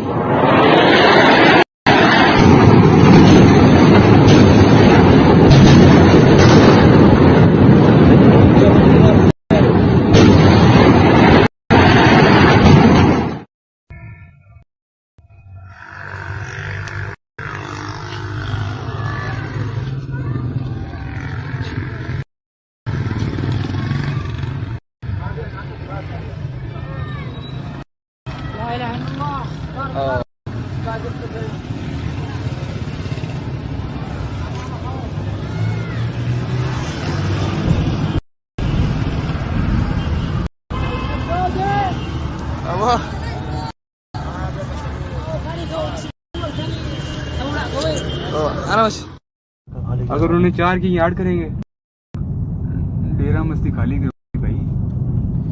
हाँ देखना वाम कैसे आ रही है वहां से। कैच होगी? नहीं होगी।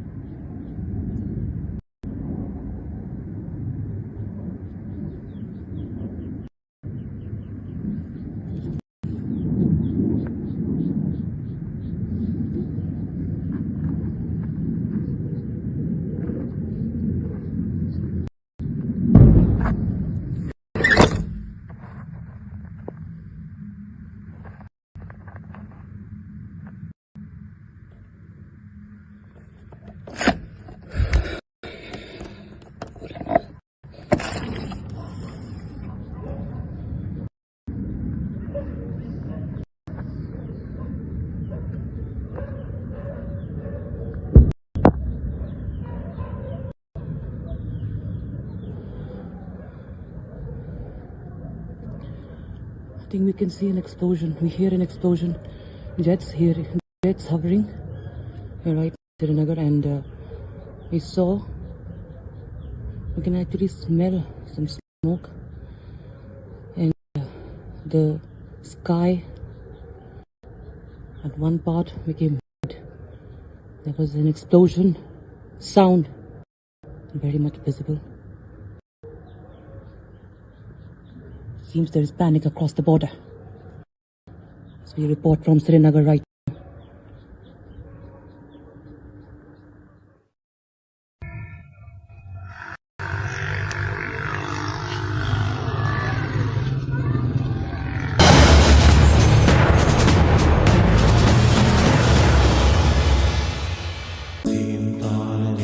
At Amity, we are committed to building a stronger India through world-class education and research, to nurture ideal citizens who, together with the leaders of today and tomorrow, will make India a world superpower. Amity University, India's leading not-for-profit private university. अब छोलिया हो या लोबिया, सफेद चने या काले चने, सब कुछ मजेदार बने।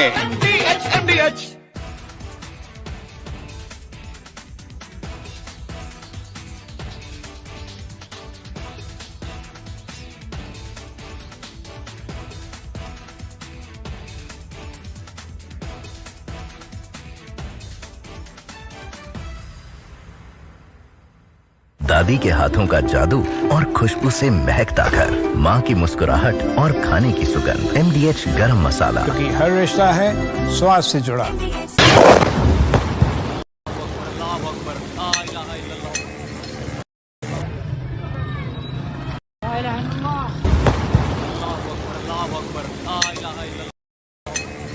Of different weapon systems, because you cannot risk putting all eggs in one basket.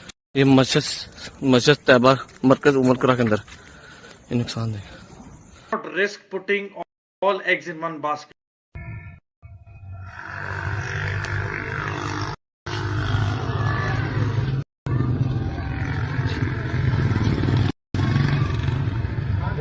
Risk putting all eggs in one basket. Mender here, and most some of the visuals. I can see some. are at the LOC.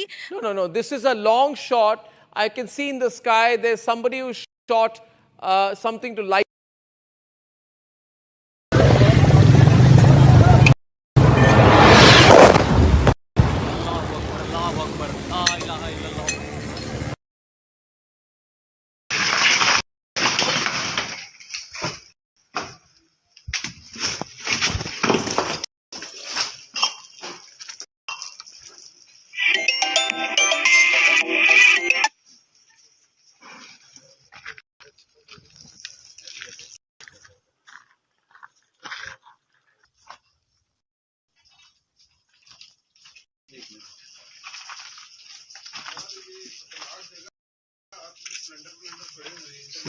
Leakage है, leakage भी है।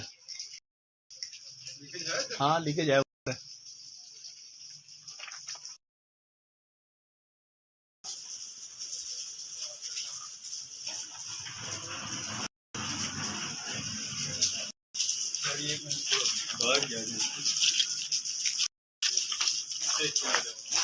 आ गया मेरे पीछे नजर आवा, पीछे दूर।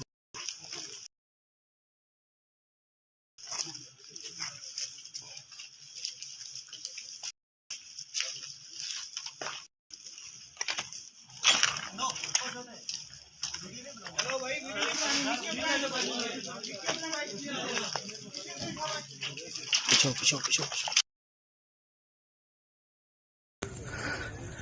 ये नुकसान, ये 9 number.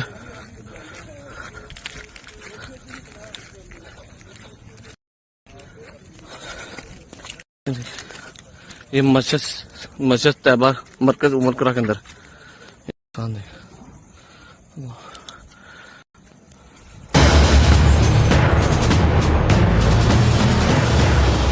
Mahi sir, how much do you love your fans? Honestly, I love my new fans. पुराने वाले बेकार में शोर करते। सर फैंस है, शोर तो करेंगे ही ना। नए वाले नहीं करते। And they listen to what I say. The new generation Orient BLDC fans. Super silent performance with voice control. Silly me, I thought. Cricket fans. Hi, this is Chef Ranveer Brar. Guarantee you brilliance on behalf of IIHM. MDH की हल्दी मिर्ची धनिया करे कमाल, ये रंग दे, ये खुशबू दे, ये तीखा, ये कम पड़े, क्या निराला MDH मसाला। क्या हो गया भाई?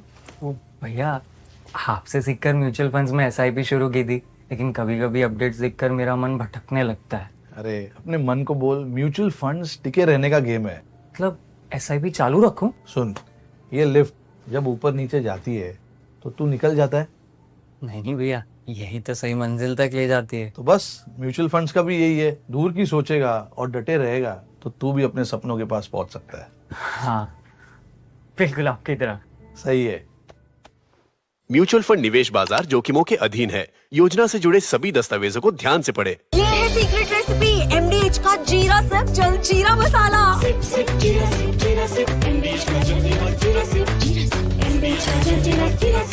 पाकिस्तान इंडिया ने जंग शुरू कर दी है। अभी मेरे बहावलपुर सिटी के अंदर मौलाना मसूद अजहर साहब के जो है मदरसा है उसके ऊपर 4 मिसाइल दागे गए हैं। 4 मिसाइलों के साथ हमला किया गया है मौलाना मसूद अजहर साहब के मदरसे के ऊपर। हम अपनी अफवाज पाकिस्तान के साथ खड़े हैं, लेकिन मेरा सवाल है कि हमारी एजेंसीज कहाँ सोई हुई थी, हमारी अफवाज पाकिस्तान कहाँ सोई हुई थी जब ये हमला हुआ। मुजफ्फराबाद की भी खबर आ रही है कि मुजफ्फराबाद वाली साइड पे भी ये अटैक हुआ है, लेकिन सबसे पहले मेरे बहावलपुर सिटी के अंदर अटैक हुआ है बैलिस्टिक मिसाइल के साथ उन्होंने हमला किया है। मौलाना मसूद अजहर साहब के मदरसे के ऊपर 4 मिसाइल मारे गए हैं। अभी ये कहना कबल वक्त है कि गोया कितनी सच्चाई है इस खबर की, किस साइड से ये मिसाइल आए हैं, ये अभी कन्फर्म होना बाकी है। लेकिन ये कन्फर्म न्यूज़ है कि उनके मदरसे के ऊपर 4 मिसाइल मारे गए हैं।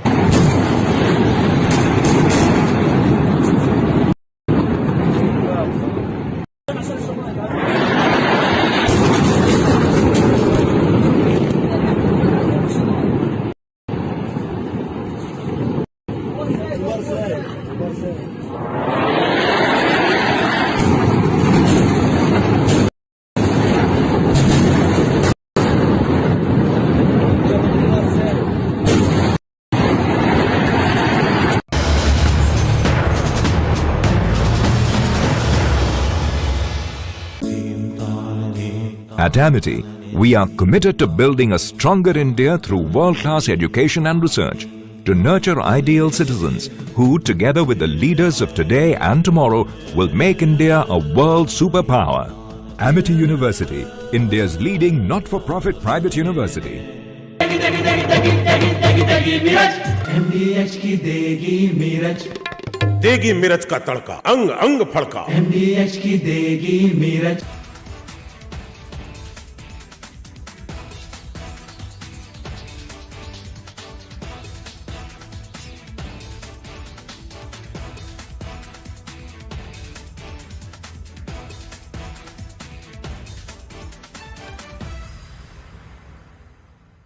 Unlike in 2019 when we had hit Balakot, which was in the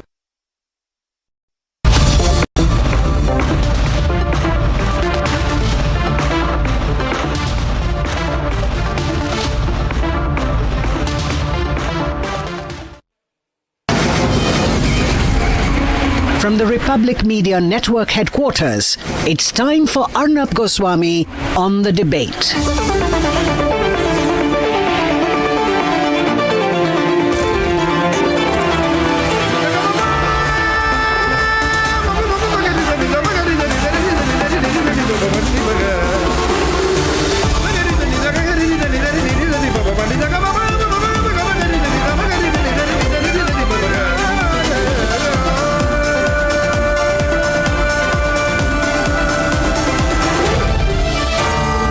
Arnab Goswami on the debate.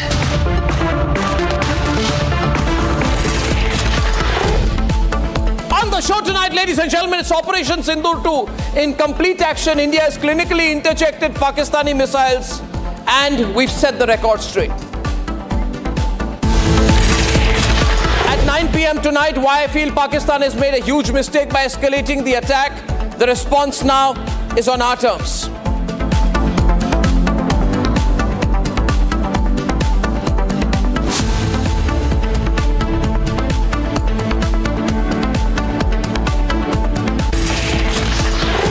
Ladies and gentlemen, good evening and welcome. I just want to begin by saying that this Sindoor 2 operation which has started is entirely and totally because of Pakistan's decision to escalate the conflict. We didn't want to escalate, but they escalated it. And they escalated it by, in the stealth of darkness, early this morning, they tried to carry out an attack on 15 Indian towns and cities. They wanted to attack civilians. They wanted to kill millions of Indians. And therefore, we have to set the record straight. Viewers, the places where they tried to target, and these are the visuals of the interceptions. The Pakistani missiles were intercepted in various areas. That particular visual is over Amritsar, where they tried to attack Amritsar, and they wanted to attack Avantipura, Srinagar, Jammu, Pathankot, Amritsar, Kapurthala, Jalandhar, Ludhiana, Adampur, Bhatinda, Chandigarh, Nal, Falodi, Uttarlai and Bhuj in Gujarat. They were trying to attack all these Indian locations using drones and missiles, and these are the visuals of the debris which has been collected in various parts. These are missile debris, projectile debris, and found in open fields. Some of these visuals are from Punjab's Amritsar. This is not social media news. This is factual, ground-based reporting. Our reporter Vivek was reporting from Ground Zero and sent us these visuals. All of these All of these interceptions that we have done is because of a very effective system called the S-400 missile system. Not a single projectile from Pakistan landed on target, thankfully, and they were all intercepted by the system which is called the Sudarshan Chakra defense system, which is the S-400 Sudarshan Chakra defense system. This is like Israel's Iron Dome in a way. It can track missiles from about 600 kilometers away and intercept these missiles within a 400-kilometer range. This is a Russian-based system, and it's a fantastic system and a beautiful system. Now, we were compelled to target and attack Pakistan back. The visuals from Pakistan from very early this morning show visuals from different cities in Pakistan getting attacked by India.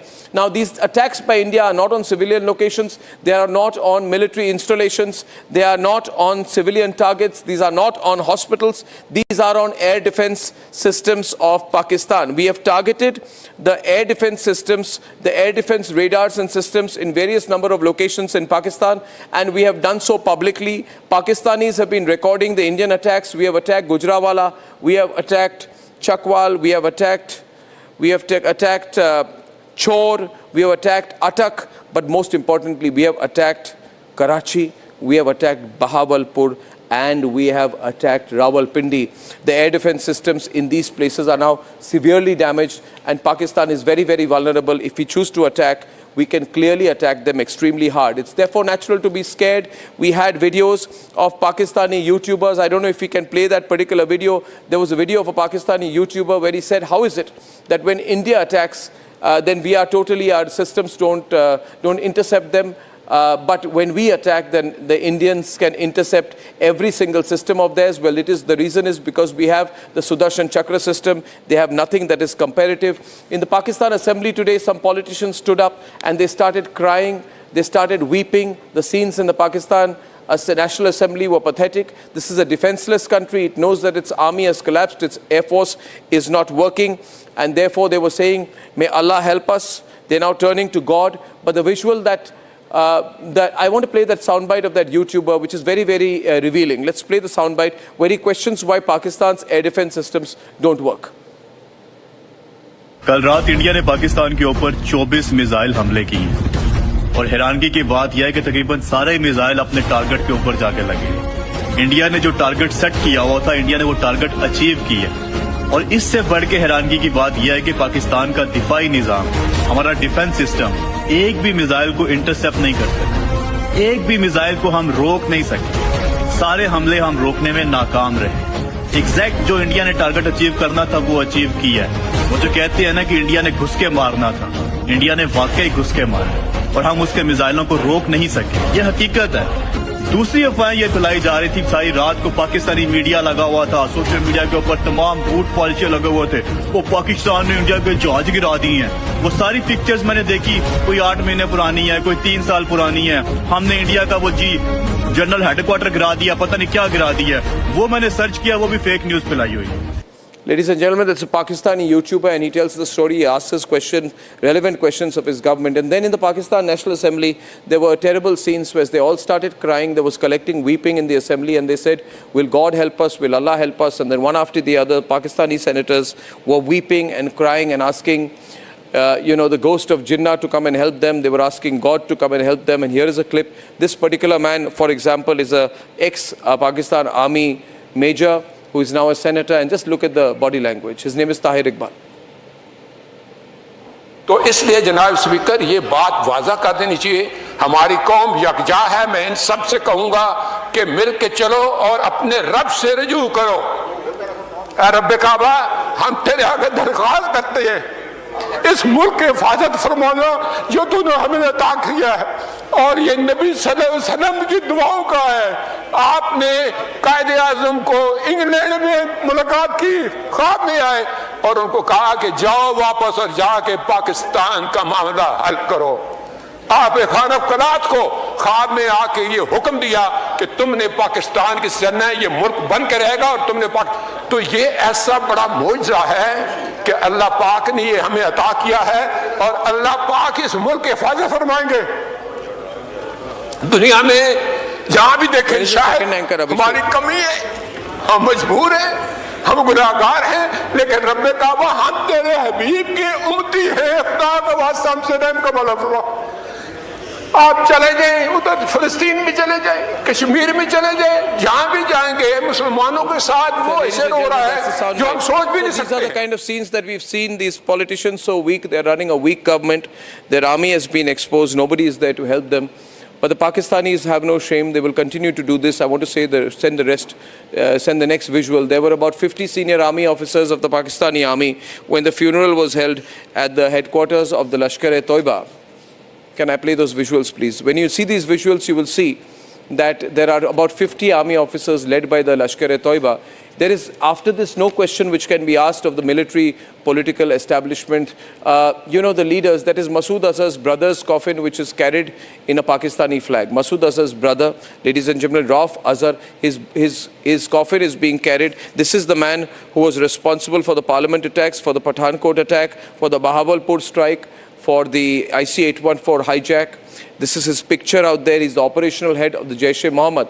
And when his coffin was being carried, it was carried by Pakistani soldiers, ladies and gentlemen, and it was wrapped in the Pakistani flag. So the whole Pakistani game is up.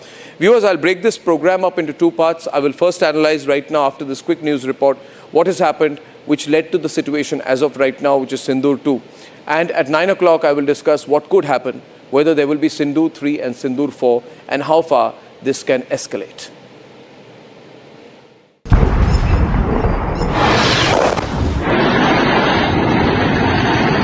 India struck Abbas terrorist camp, a Lashkar center, and in the next half an hour, India eliminated 100 terrorists at 9 locations in planned and precise strikes.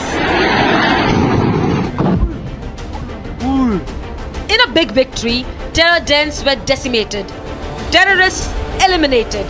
Kandahar hijack mastermind and Jaish-e-Mohammad chief Masood Azhar's brother Rauf Azhar was also killed in one of the 9 locations. Pakistan in fact exposed itself by giving a state funeral to terrorists, and Pakistani army and ISI officials attended it.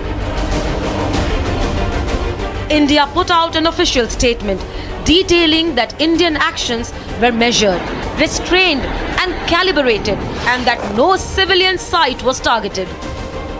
Our intention has not been to escalate matters. We are only responding to the original escalation, as I said, and our response has been targeted, precise, controlled and measured. Only no military targets have been selected. Only terrorist infrastructure in Pakistan has been hit. While India carried out precision strikes on terror camps, Pakistan showed its true colors by attacking a Gurudwara in Poonch.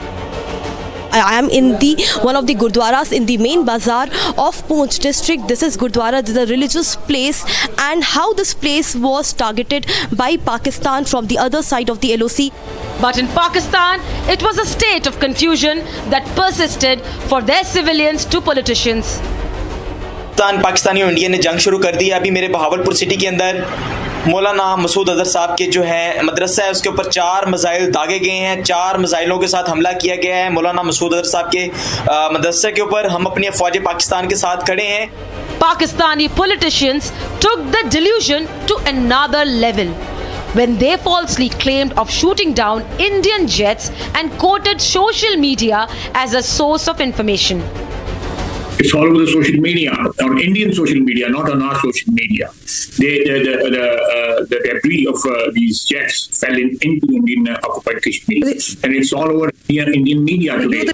Unable to save face, Pakistan tried to attack 15 cities with a population of over 1.25 lakhs with their missiles and drones.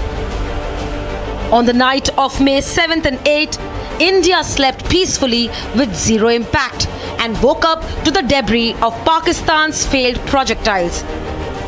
3 feet की इसकी लंबाई है और ये रात के 1:10 के आसपास ही गिरा हुआ है, जब लगातार आवाज सुनाई गई थी धमाके की। उसके बाद पूरे शहर में, ग्रामीण इलाकों में, उसके अलावा पूरे शहर में ब्लैकआउट कर दिया गया था। रॉकेट लॉन्चर के जो पीस है वो मेरे घर के छत के ऊपर, वो जो आसपास के गांव के छत के ऊपर वो उसके टुकड़े मिले। पुलिस को कॉल की और पुलिस आई और वो जो जितने पुर्जे थे वो सारी रिकवर करके लेगी। तो सुबह से ही हमारे गांव में, अमृतसर में वो दहशत का माहौल बना हुआ है। On your screen is the evidence of Pakistan's failed attempt. On the other hand, Pakistan woke up to complete chaos. There were reports of explosion, destruction and fire. We said it, we did it. In the afternoon, Indian forces confirmed that Pakistan air defense system was decimated by India. India has demonstrated considerable restraint in its response. However, it must be said that the Indian armed forces are fully prepared to respond to Pakistani misadventures, if any, that will escalate the situation. India's S-400 Sudarshan Chakra air defense systems neutralized all targets moving towards India. Remember, just like the Rafales, S-400 was not available to Indian Air Force during the 2019 Balakot air strikes. Along with the beyond visual range capable missiles atop the Rafales, S-400 and Akash provided the kind of defense shield that helped IAF inflict costs on Pakistan and take down their air defense systems. India is clear. It's an ongoing operation. कुछ inquiries, कुछ information मांगे हैं। रक्षा मंत्री ने कहा है कि ये ऑनगोइंग ऑपरेशन है, इसलिए पूरे एक घटना को अलग से ब्रीफिंग या अलग से उसको प्रेजेंटेशन करना सही नहीं है, क्योंकि घटना चल रहे हैं, आप सबको मालूम है, इसलिए उसको उस तरीके से ब्रीफिंग नहीं होते हैं। इसमें पॉलिटिकल पार्टीज का ब्रॉड कंसेंसस के लिए ये बैठक था। Fear has gripped Pakistan. Their politicians are already crying. दुनिया में जहां भी देखें शायद हमारी कमी है, हम मजबूर हैं, हम गुनाहगार हैं, लेकिन रब ने कहा हम तेरे हबीब के उम्मती हैं, खुदा का वास्ता हमसे रहम का भला फरमा। India's action and communication is crystal clear. Our response was targeted and measured. It is not our intention to escalate the situation. However, if there are military attacks on us, there should be no doubt that it will be met with a very, very firm response. We have not escalated it. Pakistan has, and the terror nation must brace for response. India is hitting Pakistan hard and is going to unmask the TRF facade next. Pakistan is also home to a very large number of UN proscribed as well as UN proscribed terrorists, as well as terrorists proscribed by a number of other governments in the world. Operation Sindoor is not over. It is related to operational matters. It's been released by the Ministry of Defence. As more information becomes available, it will be released at the appropriate time. Once again, please don't go into operational details at this point in time, because this is a constantly evolving situation. India is exercising its right to defend. ये 22 अप्रैल के पहलगाम के हमले से शुरू हुआ है। Escalation वहाँ पे हुआ है और उस एस्केलेशन का जवाब भारतीय सेना ने, भारतीय फौज ने कल अपने एक्शन से दिया है। And Pakistan can do absolutely nothing about it besides crying.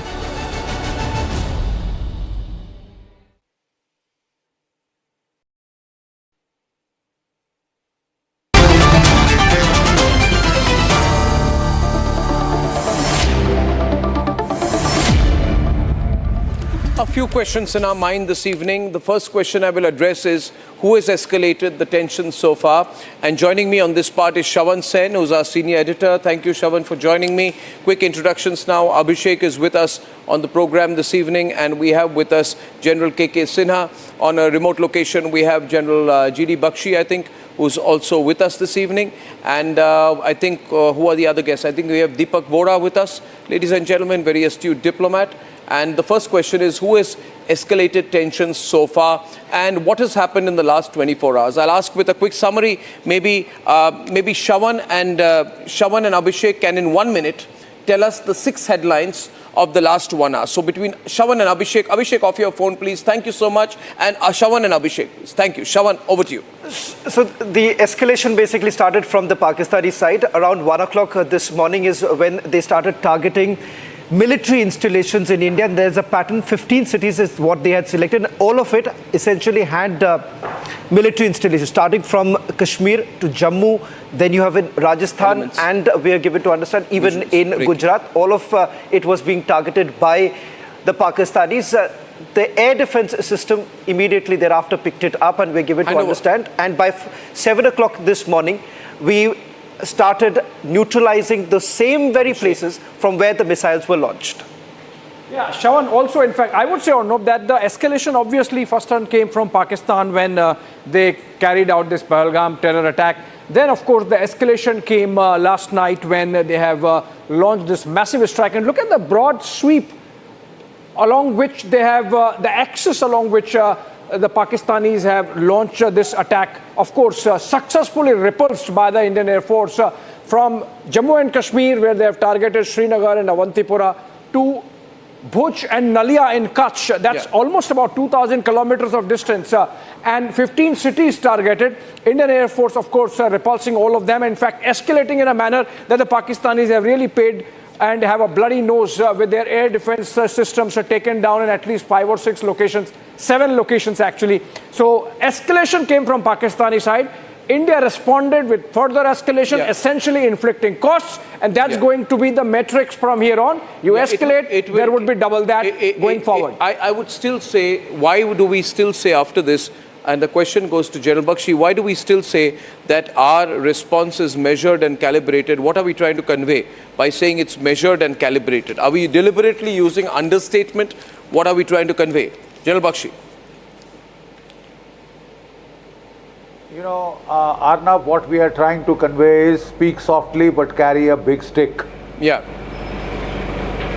You know, the simple fact is, Arnab, that in the first escalation was by Pakistan at Pahalgam. Yeah. We retaliated by Operation Sindoor 1, right? We hit 9 terror camps, 5 POK, 4 in Punjab, right? Pakistan has retaliated to that. You know, this is exactly what we were discussing in our little war game yesterday. Yeah. What will Pakistan do? The matrix of response options, the leading options was hit with missiles and rockets. Hit with missiles and rockets are military targets, right? He has hit 15 targets, starting from Kashmir down to almost Bhuj. It's a serious escalation, Arnab. The only thing is, just because we were able to shoot it down doesn't mitigate the gravity of Pakistan's ill intent. He has escalated to military targets, so we have hit back at the radars of Lahore, which are military targets. Why have we not hit? Why have we not drones, hit? We have knocked if out they were hitting our military targets, General Bakshi, why have we also not hit their military targets? Why have we only targeted their radars? No, radar is a very serious military target, Arnab. And before a major air offensive, the first step that you do is take out military radars. You open radar gaps so that your planes and your fighters can go in. You destroy the radar. You know, you blind him so that you can take step 2, step 3. It is very, very graduated but calculated escalation on our part. Radars are military targets. All that I am suggesting is coming to you, that now that the military Rubicon has been crossed. Yeah. By Pakistan, not by us. Yeah. You know, it is a question of just response. Can I just balanced response? Just coming to right after. It is a proportionate response. Yeah. So what we are saying is, but you know, we are saying is, we will take you up the escalation ladder to the level that you want. Yeah. And it is to our interests if we do that. Because the terrorists are expendable to Pakistan, expendable commodity. So by killing terrorists, we impose a very certain amount of caution. But if we go in now for military targets of the ISI, you know, we send a loud and clear message that you better turn off the terror tap. Yeah. The head of the terror ecosystem is not the civilians, the terrorists. It is the Pakistani military and ISI. Yeah. The final orders came from General Asim Munir. Yeah. So, you know, I think we are making them, pay, no doubt about that. Abhishek wanted to add a point, and then Abhishek and Shawan, I want you to take it to General KK Sinha after you complete your comment out there. Because the one point I'm trying to always understand out here is what was their intent? What did they want to do? But you were sharing some very interesting details about the ease with which we carried out the attack. So it's not just about a rudder that has been hit or no, it's the air defense system of Pakistan. And that has been immobilized in a manner that they had to physically move the location because its location was detected. Air defense shield, by its very nature, should be not seen by the enemy, but our drones were spy drones, and they went in. And because the Pakistanis in their smartness thought that let's engage with them, they opened their missile defense system to engage with the drones, and so ended up exposing the location of their missile defense system, and that's how it was neutralized. So it's the air defense system of Lahore that has been neutralized, not just one radar, and that's a big one. Well, what could they do next is a question. You know, we've been hearing here, there were some reports about, our air defense systems in India have been completely activated right now. What can we expect from Pakistan is the question, next 24 hours. Because they know their air defenses are weak. Either they stop now or they escalate now. We're in that very critical moment of Operation Sindoor 2, where it can go either way.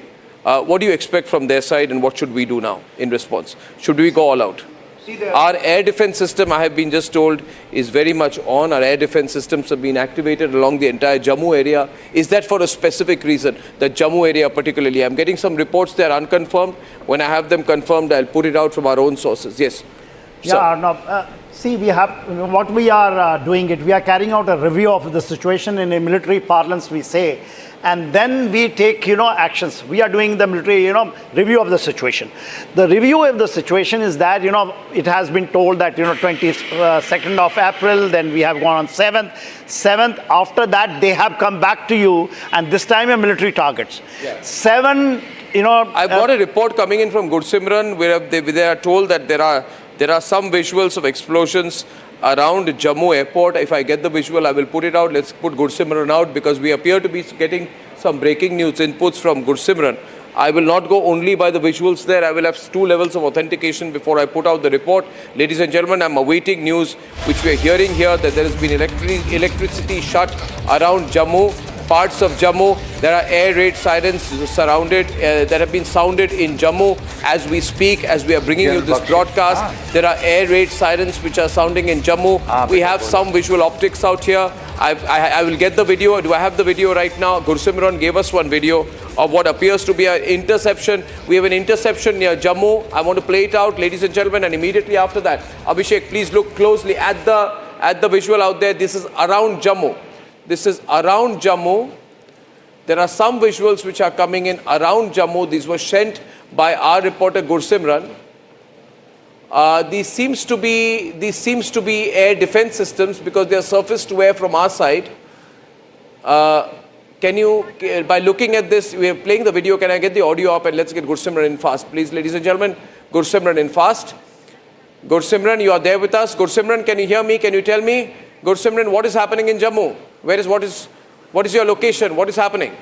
Gursimran. Now, Arnav, what we are picking up from the sources in the Jammu and Kashmir police that there has been some explosions that have been heard near the Jammu airport, and soon after that the air defense system has been activated. That is, we can confirm for now that the air defense all of this system seems like a Pakistani attack. An this alert seems was like sounded by the authorities, and see, it cannot be said primarily, but yes, air defense system has been activated for now. That is what we can confirm. And also, if the air defense system has been activated, if the air defense system has been activated around Jammu, that means this could be an attempt by the Pakistanis to target the Jammu airport area. I'm hearing we have intercepted some missiles. We've been told there have been missile interceptions. General, there are missile interceptions in Jammu as we speak. Your first response to this? The visuals seem quite clear. Let's get out the 5 window and get to the visuals, please. General Dayal, please. Thank you. Visuals. Jammu, Amritsar and Firozpur have... More windows, not 5 windows. Thank you. Jammu, Amritsar and Firozpur has always... Visuals full frame. Including Pathankot. And Pakistan has always targeted... These are latest visuals from Jammu Airport, near Jammu Airport. This looks please mark it to the video. Please, producers and desk, do that immediately. What are we looking at here, sir? These are latest visuals from Jammu. Air raid sirens have been sounded. Air raid sirens have been sounded. We have the audio there, and Shawan will be joining us with fresh breaking news inputs on the story to tell you exactly what's happening in Jammu. Okay, Shawan, you have details. Shawan.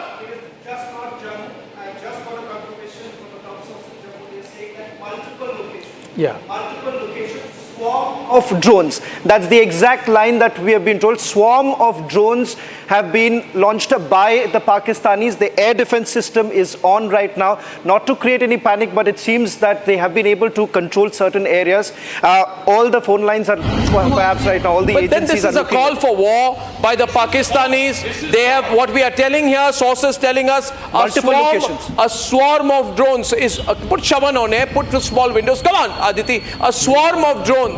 A swarm of drones have been fired by the Pakistanis at multiple locations. We have got the visuals from Jammu, but there are many other locations as well. This is breaking news, ladies and gentlemen. There are multiple drone droppings, multiple drone attacks by the Pakistani army near Jammu. This is getting very serious indeed. The places where, he'll come with swarm drones. This is open escalation now. There's no looking back. General KK.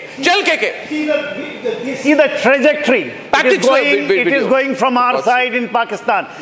See the trajectory. This is important. And people have that we are firing inside the Pakistan. I do not know what they have done in Jammu airfield, but this trajectory is very clear. It is going from India to Pakistan. This is our defense system. This is L-70 oblique Pichora firing onto the Aryan target. These are the ground to air air defense system.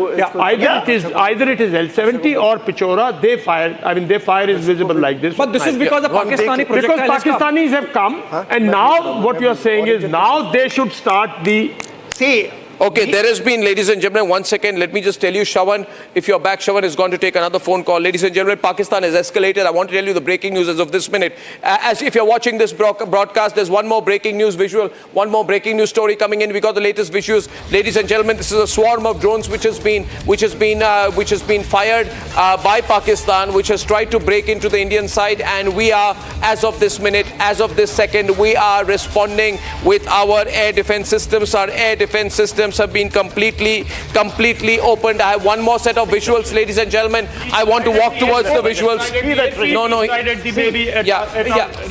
Can someone help me with this? 1 second. Thank you very much. No, please remain seated. I have the visual with me. Viewers, I'll try and package the visuals. You're seeing it here. I'll show it on the big screen, viewers. Let me go up to the big screen and show you. These are the latest visuals that we have received on our breaking news inputs. These visuals came in first from Republic, and then Shawan told us that these are, if you can go closer, please. Can we bring camera 2 closer so I have the right frame? Thank you.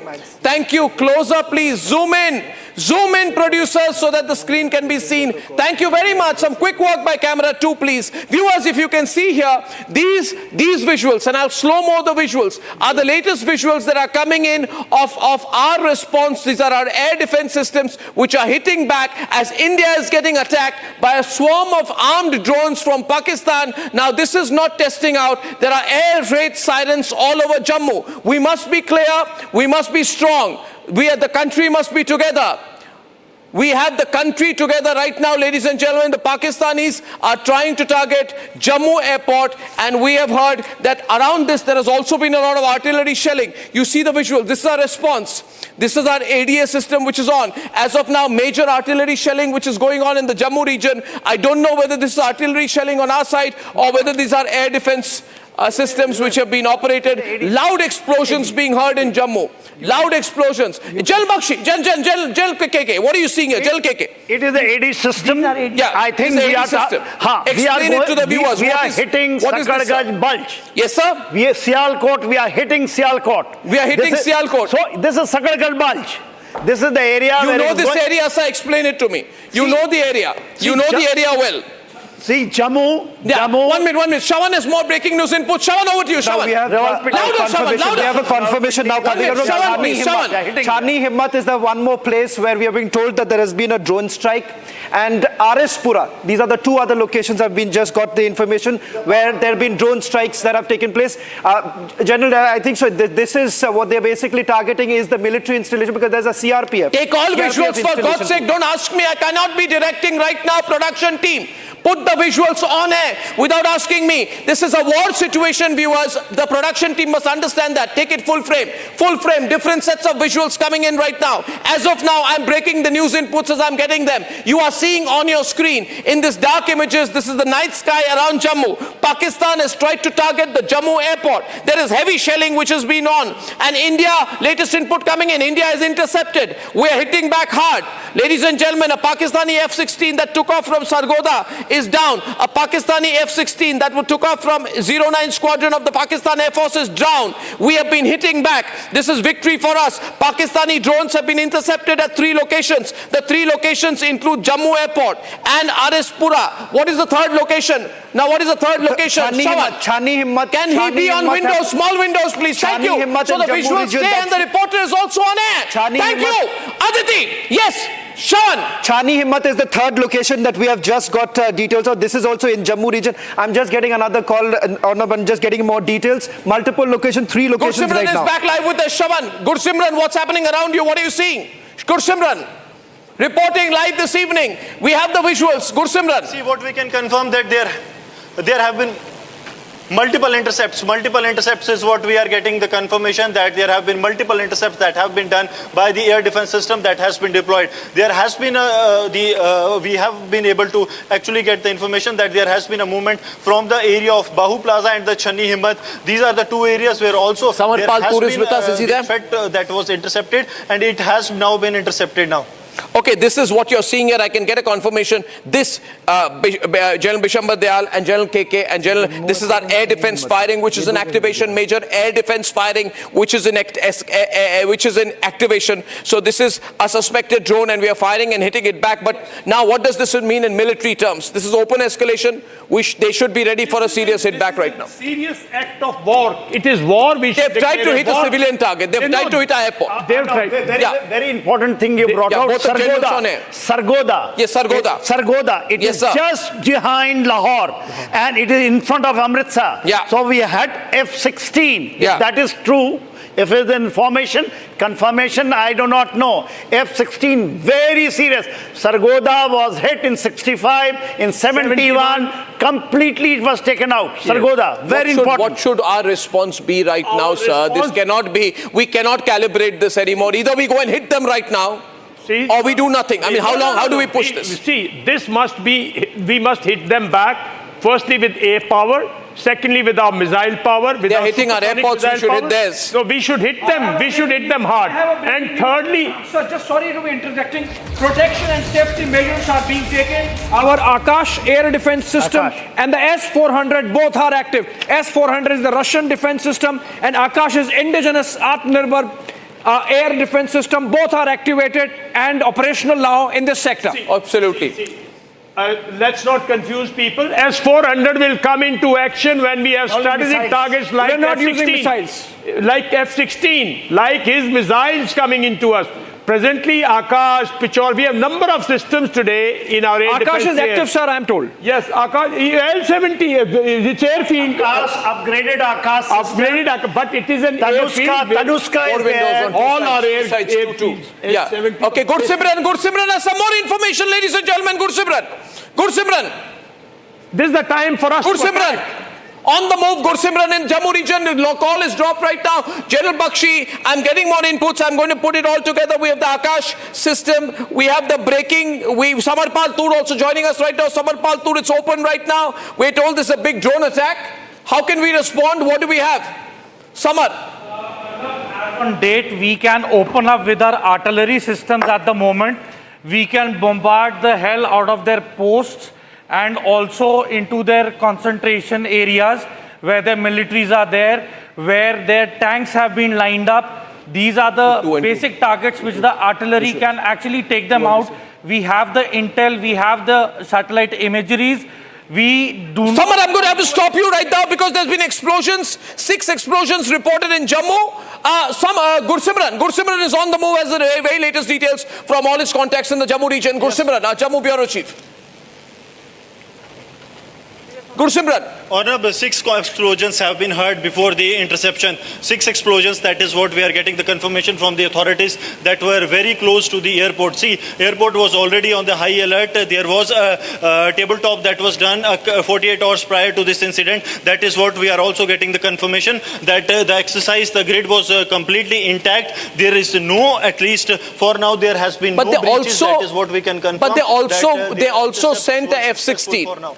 They also set an F-16 from the Sargodha air base, which is now down. So, that means our air defense system is fully active, and we will not allow them to take off with F-16 or J-17. This is the ground situation of our air defense system.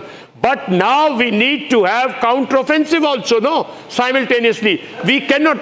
There has to be a counter-offensive. There has to be a huge counter-offensive. Initiative has to be taken back. Yeah. So what I'm saying is... Huge escalation tonight, ladies and gentlemen. Just making sure that we get the breaking news right. This is a massive escalation by Pakistan. A huge escalation by Pakistan. Attempt to now target civilian targets, which is the Jammu airport. And we have every right to respond extremely hard. We have to do it. You have debleted his air defense system in Lahore. Package the visuals. Which is like S-300 of Russia. You have depleted it. He doesn't have anything better than that. So if you have depleted that, then I'm saying Lahore is the ideal target, Sargodha is the ideal target, and from that side you come right up to Islamabad. It's going to be a long night. This is the time to strike. This is not the time to wait for him. This is war. I mean, we have to chase him back. We have to hit him hard. Okay, latest information. Deepak Vora is joining us on how he's looking at this overall in terms of the overall war dynamics. Latest information before I come to you. The whole Jammu airbase in Satwadi has been totally sealed. The drones are being engaged by the army as we speak. As Gursimran told us, how do you view this escalation and what we need to do right now in this war situation, sir? We're clearly in a war situation right now. Thank you very much, sir. It's an undeclared war. You have all the wonderful generals here who have enormous experience, and you yourself know much better than I do. I do believe that this is the time we would have already activated our embassies, our ambassadors all over the world. We would have called in people here saying this is an undeclared war.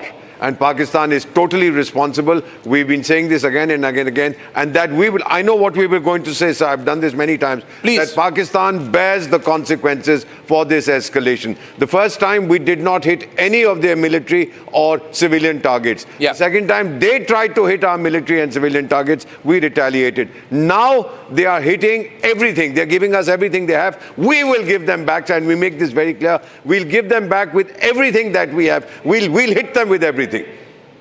Yeah.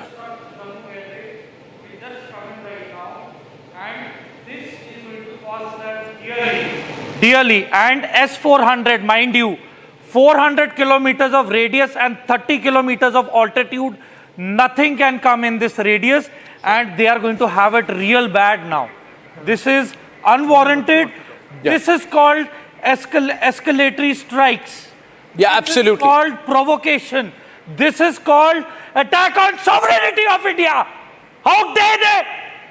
They attacked the holy Gurdwara in Punch. They're showering their missiles over Punjab. Yeah. I am telling you, the Khalsa, the Sikh will not wait. They will just charge and massacre them.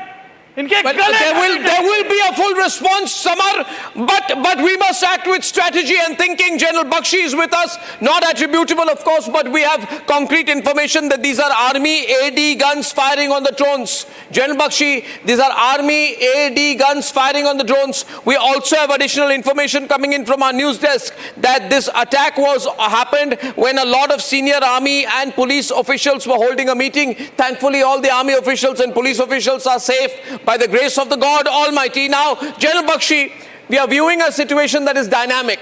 And earlier today we were told, let me go to General Bakshi. Jammu, Akhnur also has been targeted. Akhnur also has been targeted. Yeah. Akhnur also is facing a similar situation as Jammu with multiple drone attacks coming in from Pakistan. Well, absolutely. Well, we have information. Let me go to General Bakshi. General Bakshi, the locational timing, the fact that Akhnur has been targeted, and now the situation we need to prepare for.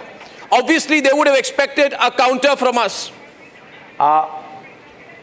We have more visuals. Arnab, let me tell you, Pakistan's favorite reaction area has always been the Akhnur Chamb Jaudiya belt.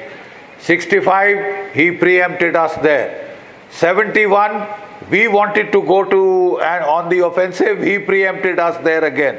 One of the favorite places for his attack, military history-wise, is Chamb Jaudiya, for which he has to suppress the Jammu airfield. Okay, we have a new video coming in. General Bakshi, allow me a moment. I want to run this video full frame, please. I want to hear this video. I want to run it full frame. Can I see the latest video coming in? There are more explosions in Jammu. Let's hear this for 20 seconds. Can we play the audio?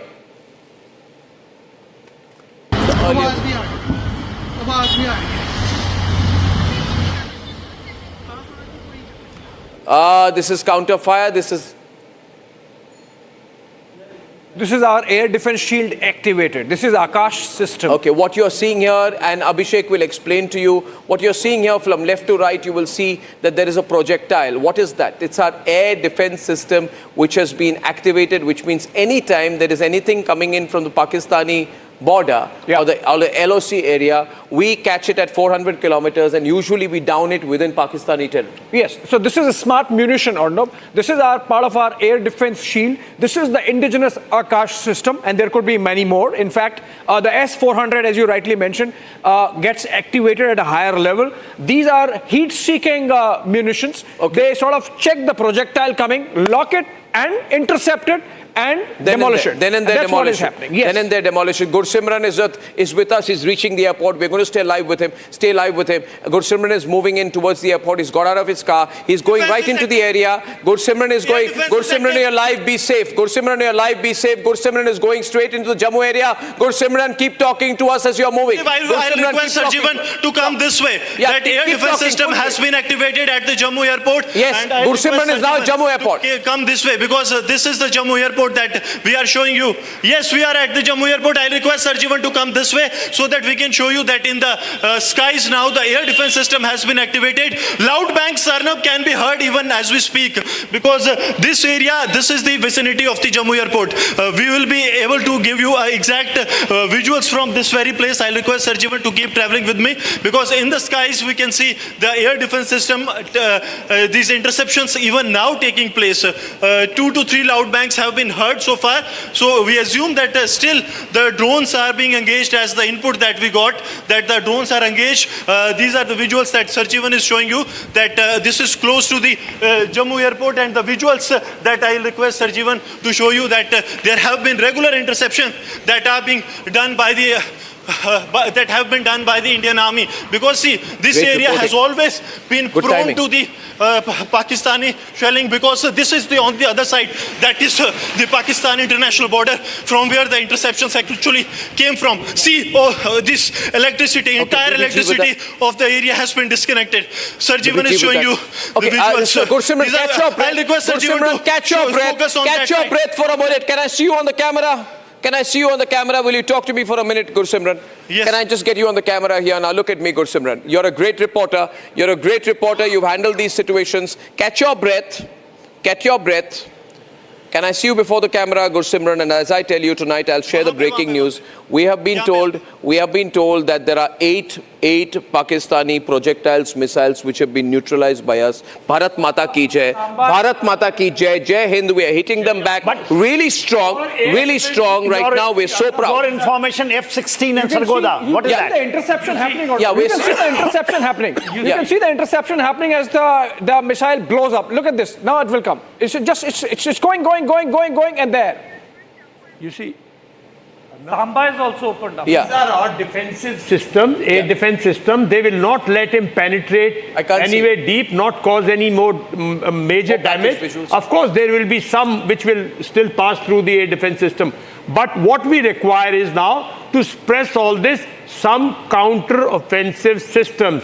I mean, we also have got S-400, we also have got, Smarch, we also have got Pinakas, we also have got long-range missiles. It's time to completely, I'm of the opinion, go on a counter-offensive before he gets a breather, right? And air defense will always take it up. It will not the projectiles. Yeah. No, I want to stay with the breaking news. And can I run the packaged visuals? Because people who are joining in right now will want to see what happened 15 minutes back. General Bakshi, this is a very close situation. I've given you all the information here. I want to share some more information, sir. That RS Pura, this is the area that you know very well. Jammu, the targets were Jammu Civil Airport, Zamba, RS Pura, Arnia, and neighboring villages. And all of these were intercepted or blocked by the S-400.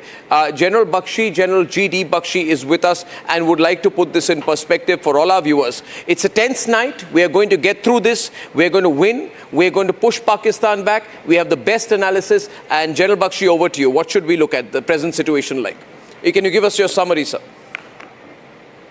Look, Arnab, one of the most dangerous situations in the army or any of the active services is to be in a half-cock situation, neither war nor peace. Now forget about the civilian aspects of this. This is war. Please let your reactions be in that light. Yeah, General if you are holding yourself back in one way, I want to look good, I don't want to escalate, I want to impress Europe, I want to impress America, please impress Pakistan now. Your air defense is doing a great job. Yeah. Out of the 15 targets that he tried to hit, not one missile got through. Your interception rate of your S-400s, of your Akashes, MR SAMs was 100%. The Israelis had achieved 98, 99%. Yeah. I think our boys deserve a big pat on the back. Oh, absolutely, sir. Absolutely, sir. Absolutely, all of us together, please. Absolutely, sir. We're doing a great job. We're going to do this more. We're going to hit them now. Absolutely, This is India's Iron Dome. This is India's Iron Dome, and we're seeing it in effect. Absolutely. This is India's Akash. This is indigenous. Yeah. And this is making a difference in this Arnab, war shall I give you one more input? Yes, sir, please, sir. Arnab, shall I give you one more input? Yes, sir, all yours, sir. Yes, sir. Look, Arnab, your air defense shield is 30 times better than Pakistan's. Yes, sir. If they want to attack and come and commit suicide, please let them come in. Let them do that. Let your air defense inflict heavy casualties. Yeah. Pakistan is not daring to use its air force. Yeah. Invite them to come in, incite them to come in, damn it, anyway. Yeah. Inflict heavy casualties. Yeah. And then go on the counter-offensive. Yeah.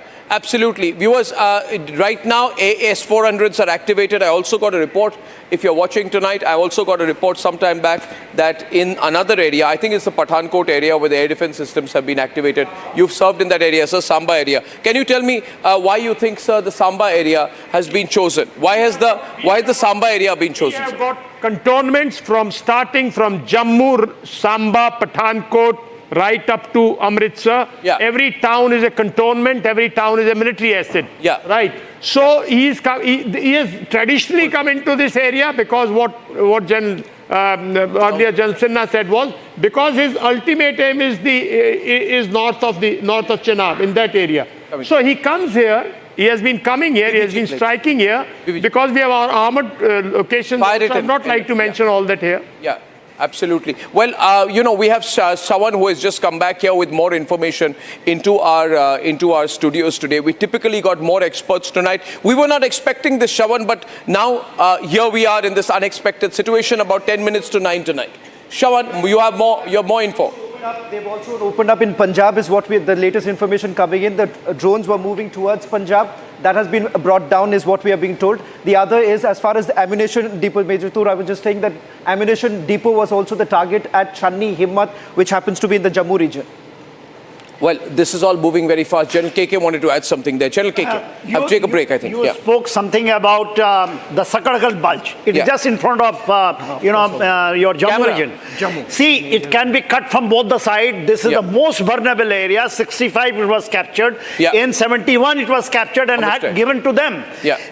We have also hit all in Sialkot, which you call Sialkot. It is a bulge. It is intruding inside from Jammu, Pathankot, and from this Amritsar. This is the ideal target. Sargodha, you said F-16 down. Yes, sir, I did. S-400 has been, I think, before they must have taken off, S-400 can hit them on ground. If that news is correct, I think the great job done. Great job done. When takeoff. In takeoff also it can hit, movement it takes off. Before they even start in the engine, it can hit them. Okay, I want to take a very short break. Things are moving very fast tonight. I'm glad that we are all here in the studio. And I think we might have a little bit of a long night because we don't want to disappoint our viewers. So I want to make an announcement that we are going to go into full breaking news mode. There's going to be no repeat of this because this is a long night. This is the big night. This is the night when we expect to hit back. Now, I said we will hit back at our time, at our choice, at a time that works for us. But Pakistan has escalated this. They're going to get it back. And how? Back in just a few minutes. Time for a quick breather. Arnab will be right back with the debate. Hi, this is Chef Ranveer Brar. Guarantee you brilliance on behalf of IIHM. Mahi sir, how much do you love your fans? Honestly, I love my new fans. पुराने वाले बेकार में शोर करते हैं। Fans हैं, शोर तो करेंगे ही ना? नए वाले नहीं करते। And they listen to what I say. The new generation Orient BLDC fans, super silent performance with voice control. Silly me आए तो और Cricket fans. आधे बाउल दही में 4 चम्मच MDH चटनी पुदीना मसाला डाला, स्टर करो, पुदीना चटनी तैयार। MDH चटनी पुदीना मसाला। यार मार्केट कैसा ऊपर नीचे होता है। याद रख, करियर, इन्वेस्टमेंट और लाइफ में ऊपर नीचे होता रहता है यार। वो तो है। बस भाई डटे रहे, तभी तो अपने सपने पूरे कर सकता है। सही है। लाइफ और म्यूचुअल फंड्स में लॉन्ग टर्म सोचना सही है। सही है। हाँ। म्यूचुअल फंड निवेश बाजार जोखिमों के अधीन है। योजना से जुड़े सभी दस्तावेजों को ध्यान से पढ़ें। अब छोलिया हो या लोबिया, सफेद चने या काले चने, सब कुछ मजेदार बने।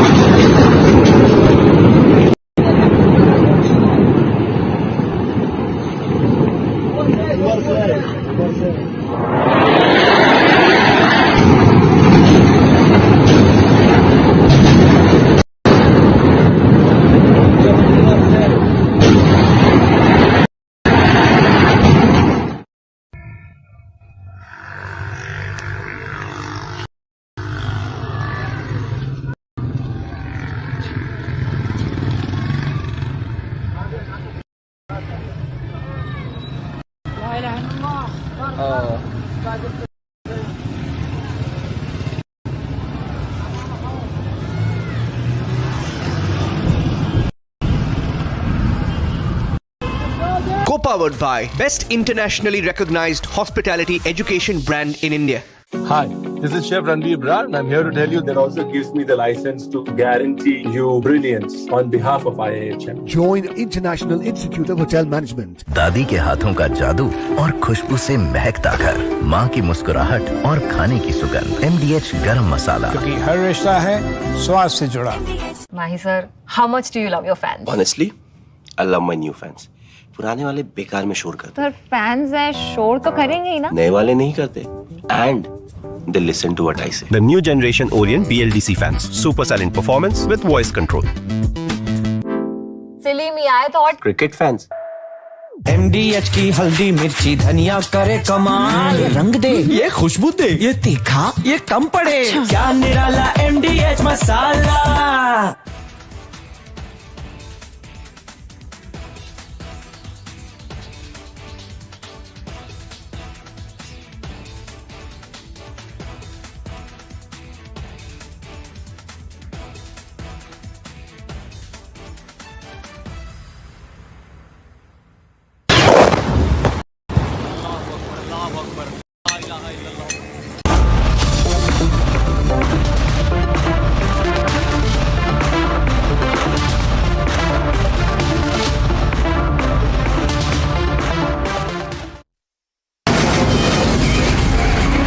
From the Republic Media Network headquarters, it's time for Arnab Goswami on the debate.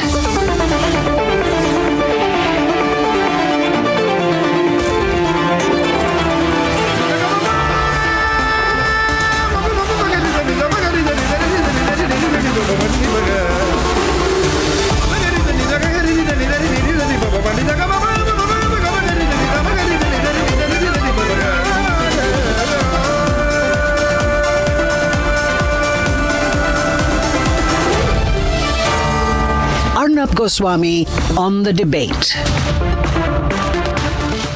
Ladies and gentlemen, welcome back. We are live and this is the nation's sharpest opinion on what might turn out to be a long night, because around 8:30 p.m. we got the news that there are multiple drone attacks attempted by Pakistan, and the operational word is that Pakistan has attempted drone attacks. We then got the news confirmed by 8:33 p.m. that there was a swarm of drones which were targeting the Jammu area. The news had begun to come in around 8:20, but we got authenticated confirmation by about 8:23 p.m. that yes, there had been air raid sirens, that there was a blackout which was immediately issued. That's where the civil defense preparedness comes into effect. And yes, there was a drone attack. Then by 8:37 p.m. we got a confirmation that our air defense systems had successfully launched counters, and in most areas there were projectiles which were neutralized. Our reporter Gursimran was then on his way to the airport of Jammu, and we hope to get him live to you in about 5 minutes at the most this evening. Ladies and gentlemen, this is therefore a war situation. There may not be an open and formal declaration of war. What the government of India is saying is that we are in a continuously evolving situation. We are told that there is momentum to the situation, but to assume that the crisis is over would be unreal. The crisis has not been escalated by us. This is Pakistanis with their own choice and their own compulsions, because they've lost so many terrorists. They need to prove to the terrorists that they have something to hit back with. Before I go to Gursimran, I want to make 3 simple points to all the viewers of Republic tonight. First, be united, be together, and we're absolutely fine. We're going to hit them back, and we're going to hit them back straight. First point, no country has been as prepared for escalation as we are today. The Indian Air Force, fully alert and battle ready. We have an integrated, absolutely integrated Pakistani strike attempt, which has been neutralized as of this minute by the S-400 air defense system, which is called the Sudarshan Chakra system. This is the Iron Dome of India. We also have our own indigenous Akash system. Together, the S-400 and the Akash can neutralize any kind of foreign object moving into the country. As of tonight, you also need to know that all border regions of Jammu and Kashmir, Rajasthan, Punjab and Uttarakhand are on very high alert. We are totally on alert. This is a different country. This is not the country where Shiv Shankar Menon wrote after 26/11 that doing nothing is the best option. Ladies and gentlemen, this is not the place where we do nothing. Where they planned the LET headquarters, the attack in Muridke, we have hit. We know Pakistan will want to hit back, but this is a different country. We have taken 2 weeks to prepare after Pahalgam, and the Prime Minister has said very, very clearly that we are going to hit them hard in a way that they cannot even dream of. This, in simple English terms, is called power projection.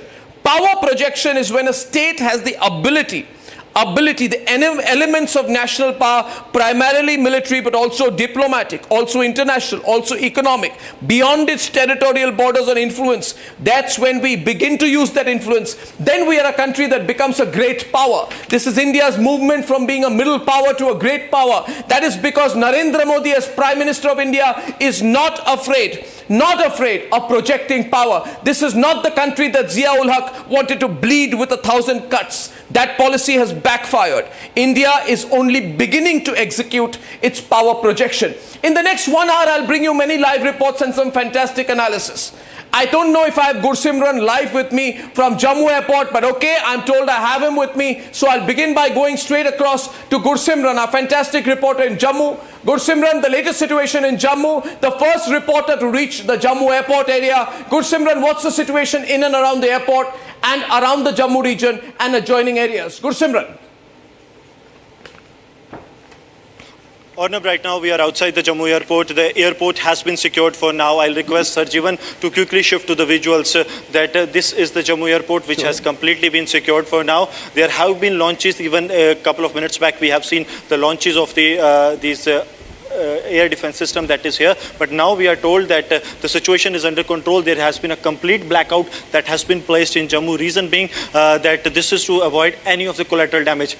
Now we are hearing that the ambulances have reached inside the Jammu airport. Also, the quick reaction team of the Jammu and Kashmir police and the special operations group, they have entered the Jammu airport premises. We can confirm that with authenticity that the additional deployment has now entered. That means the threat for now is over. Now they are going to scan the airport thoroughly. But for now, everything has been put on standby. There was a key meeting that was going inside the airport premises, very close to the airport premises. That too was stopped. That was senior officials of the Jammu and Kashmir police and the Indian Army. They were holding a meeting. At that given time, there was a barrage of drones that came to the Jammu airport. Also, the other target was one of the divisions of the Indian Army. I'll request Sarjivan to go to the visuals. You see that this is the special operations teams that are now entering. Go to Gursimran. The white light that you see. Go to the video. The white light that you see is of the special operations group. That is the special operations group is the team of the Jammu and Kashmir Do not group let police Ram that move is in specially now. trained for the anti-terror operations. And now I will request Sarjivan to come this way because the SOG teams have gone in. The SOG teams are carrying out the security drills so that they can secure the base. For now, there has not been any launches for last 5 to 7 minutes because the SOG teams have taken over. That is, I can confirm the teams of the Jammu and Kashmir police as well as the NSG that has been deployed there. They have completely taken the control of the Jammu airport. Arnab, that is what we can confirm from on ground. What we can see, the base is secure for now. Yeah, I can see you there now. Yeah. That there has not been Can I see Gursimran? Can I see Gursimran? We're repeating the visuals. Can I see Gursimran? Thank you, Pradeep. Thank you, Pradeep. Gursimran, please continue. Yes. We've been running the visuals on a loop, but I haven't seen my reporter. Right now, the teams have entered the base. We are having the NSG that has secured the base. Another important thing is that within 30 minutes to 30 minutes is the odd time, 30 to 45 minutes that they have secured this base. The Jammu airport is now secure. The Jammu airport, that attempt was made from the Pakistan side to launch an attack. There were two simultaneous attacks that were launched at this very place. One was aimed at the Jammu airport. The second attack was aimed at the division of the Indian Army that is very close to the Jammu airport. So two installations were targeted. Also one other target was the Sunjwan army base of the Indian Army, but there the missile has landed but it did not explode. That we can confirm. Also the Badi Brahmana base of the Indian Army, that was also on the target. That is in the Samba district. That was also a target. So at a couple of places there was a drone target and at other places there has been a target of missiles. So Gursimran, what is quite clear from what you are saying, and this is a ground report, is that they have clearly tried to target multiple military locations. There's no doubt about that. This is a pure military installation targeted attack. Thank you, Gursimran. I'm going to come back to you. The first question on my screen tonight, viewers, is what can one expect going forward, therefore, in Operation Sindoor 2? We have with us, of course, our fantastic panel. Do we have General Bakshi also with us? Should we go to him first? Okay, let's go to everyone. We don't have General Bishambar Dayal. Your attention to that question we have the situation, ground situation. We are under attack. This is pure military installations being targeted. What do we expect tonight, tomorrow? Arnab, I am absolutely clear. This is not act of war. This is war. Pakistan has declared war, like General Bakshi said. In 1971, when he did this on 3rd December, we declared war and we took actions what were suitable. Air counteroffensive through air does not require 2 days, 3 days, 1 day. It is well rehearsed, well prepared. We suppress them by our own fire rather than just be on the defensive. And mobilize the ground forces, cold start, occupy your sensitivities, and then take his sensitivities before he realizes. Absolutely. You must go offensive. In fact, I would say we have more visuals coming in from Jammu. I think he's given us an opportunity out here. I had another set of visuals before I go to our next guest tonight. Can we play the latest set of visuals with the audio also up for just 15 seconds? Yeah, there you see, ladies and gentlemen, there we are hitting back and people are excited. Thank you, I got the audio there. Thank you very much, don't lead me on to it. And I'm now going across, we're hitting back and the people are excited out there. Thank you. And the people are extremely excited out there because they're seeing our forces hit back. Deepak Vora, declaration of war tonight. I think they've given us an excuse or an opportunity to hit them really hard now in Operation Sindoor 2. How will we calibrate it? Didn't the Prime Minister meet the army chief today? Yes, he did. And if he did, I'm sure they would have discussed the next steps. This is our normal process. Yeah. If we are going in for a declaration of war, let me assure you that South Bloc, the Ministry of External Affairs, will be very active, sending out cables to ambassadors in all countries, especially the ones that matter most to us, so that we can tell them. And when there is a situation like this, sir, we all sometimes wake up the ambassadors of those countries in New Delhi, summon them and say, this is what we are doing. So I believe if we are going to go to war, this, as your colleagues in the military have said, this is war without a formal declaration. This is war. I have former Air Chief, Air Marshal Bhadoria also with us. Good evening, sir. Now you're seeing the pictures. We got some latest visuals. From what you're seeing, from the visual imagery, what do you think has happened in the last 45 minutes? Very clearly, they have now decided to... Yeah. And I think yesterday was a bad decision on their part. This is even worse. Why is that? So why is it worse? Because they haven't realized what we are going to do. In response to yesterday, what they did, they targeted some of their critical assets. Although it was still a measured response. We only went through their air defense. Only air defense, and that too only some. Yeah. We could have gone to 10 times the target, but it was a measured response. Yeah. It was in order not to escalate beyond a point, and also give them opportunity to de-escalate. Yeah. Very clearly, because government has said very clearly, we are not interested in escalation. Yeah. We hit terrorist targets. Yeah. You better stay off. But this is not a face saver they are looking for. I want to go across to Kamal Sibbal tonight, who's a fantastic diplomatic voice. Kamal Sibbal, good evening, sir. How are you? And can you tell us, sir, now that you're seeing this, we are evaluating it from diplomatic, political, and military views, all three. Kamal Sibbal, we've just heard in the last 45 minutes to 1 hour, a lot of drone attacks targeting military installations, almost all unsuccessful in Jammu, in the Akhnur area. We're in a state of preparedness with our air defense targets in Pathankot, all adjoining areas. We're very alert.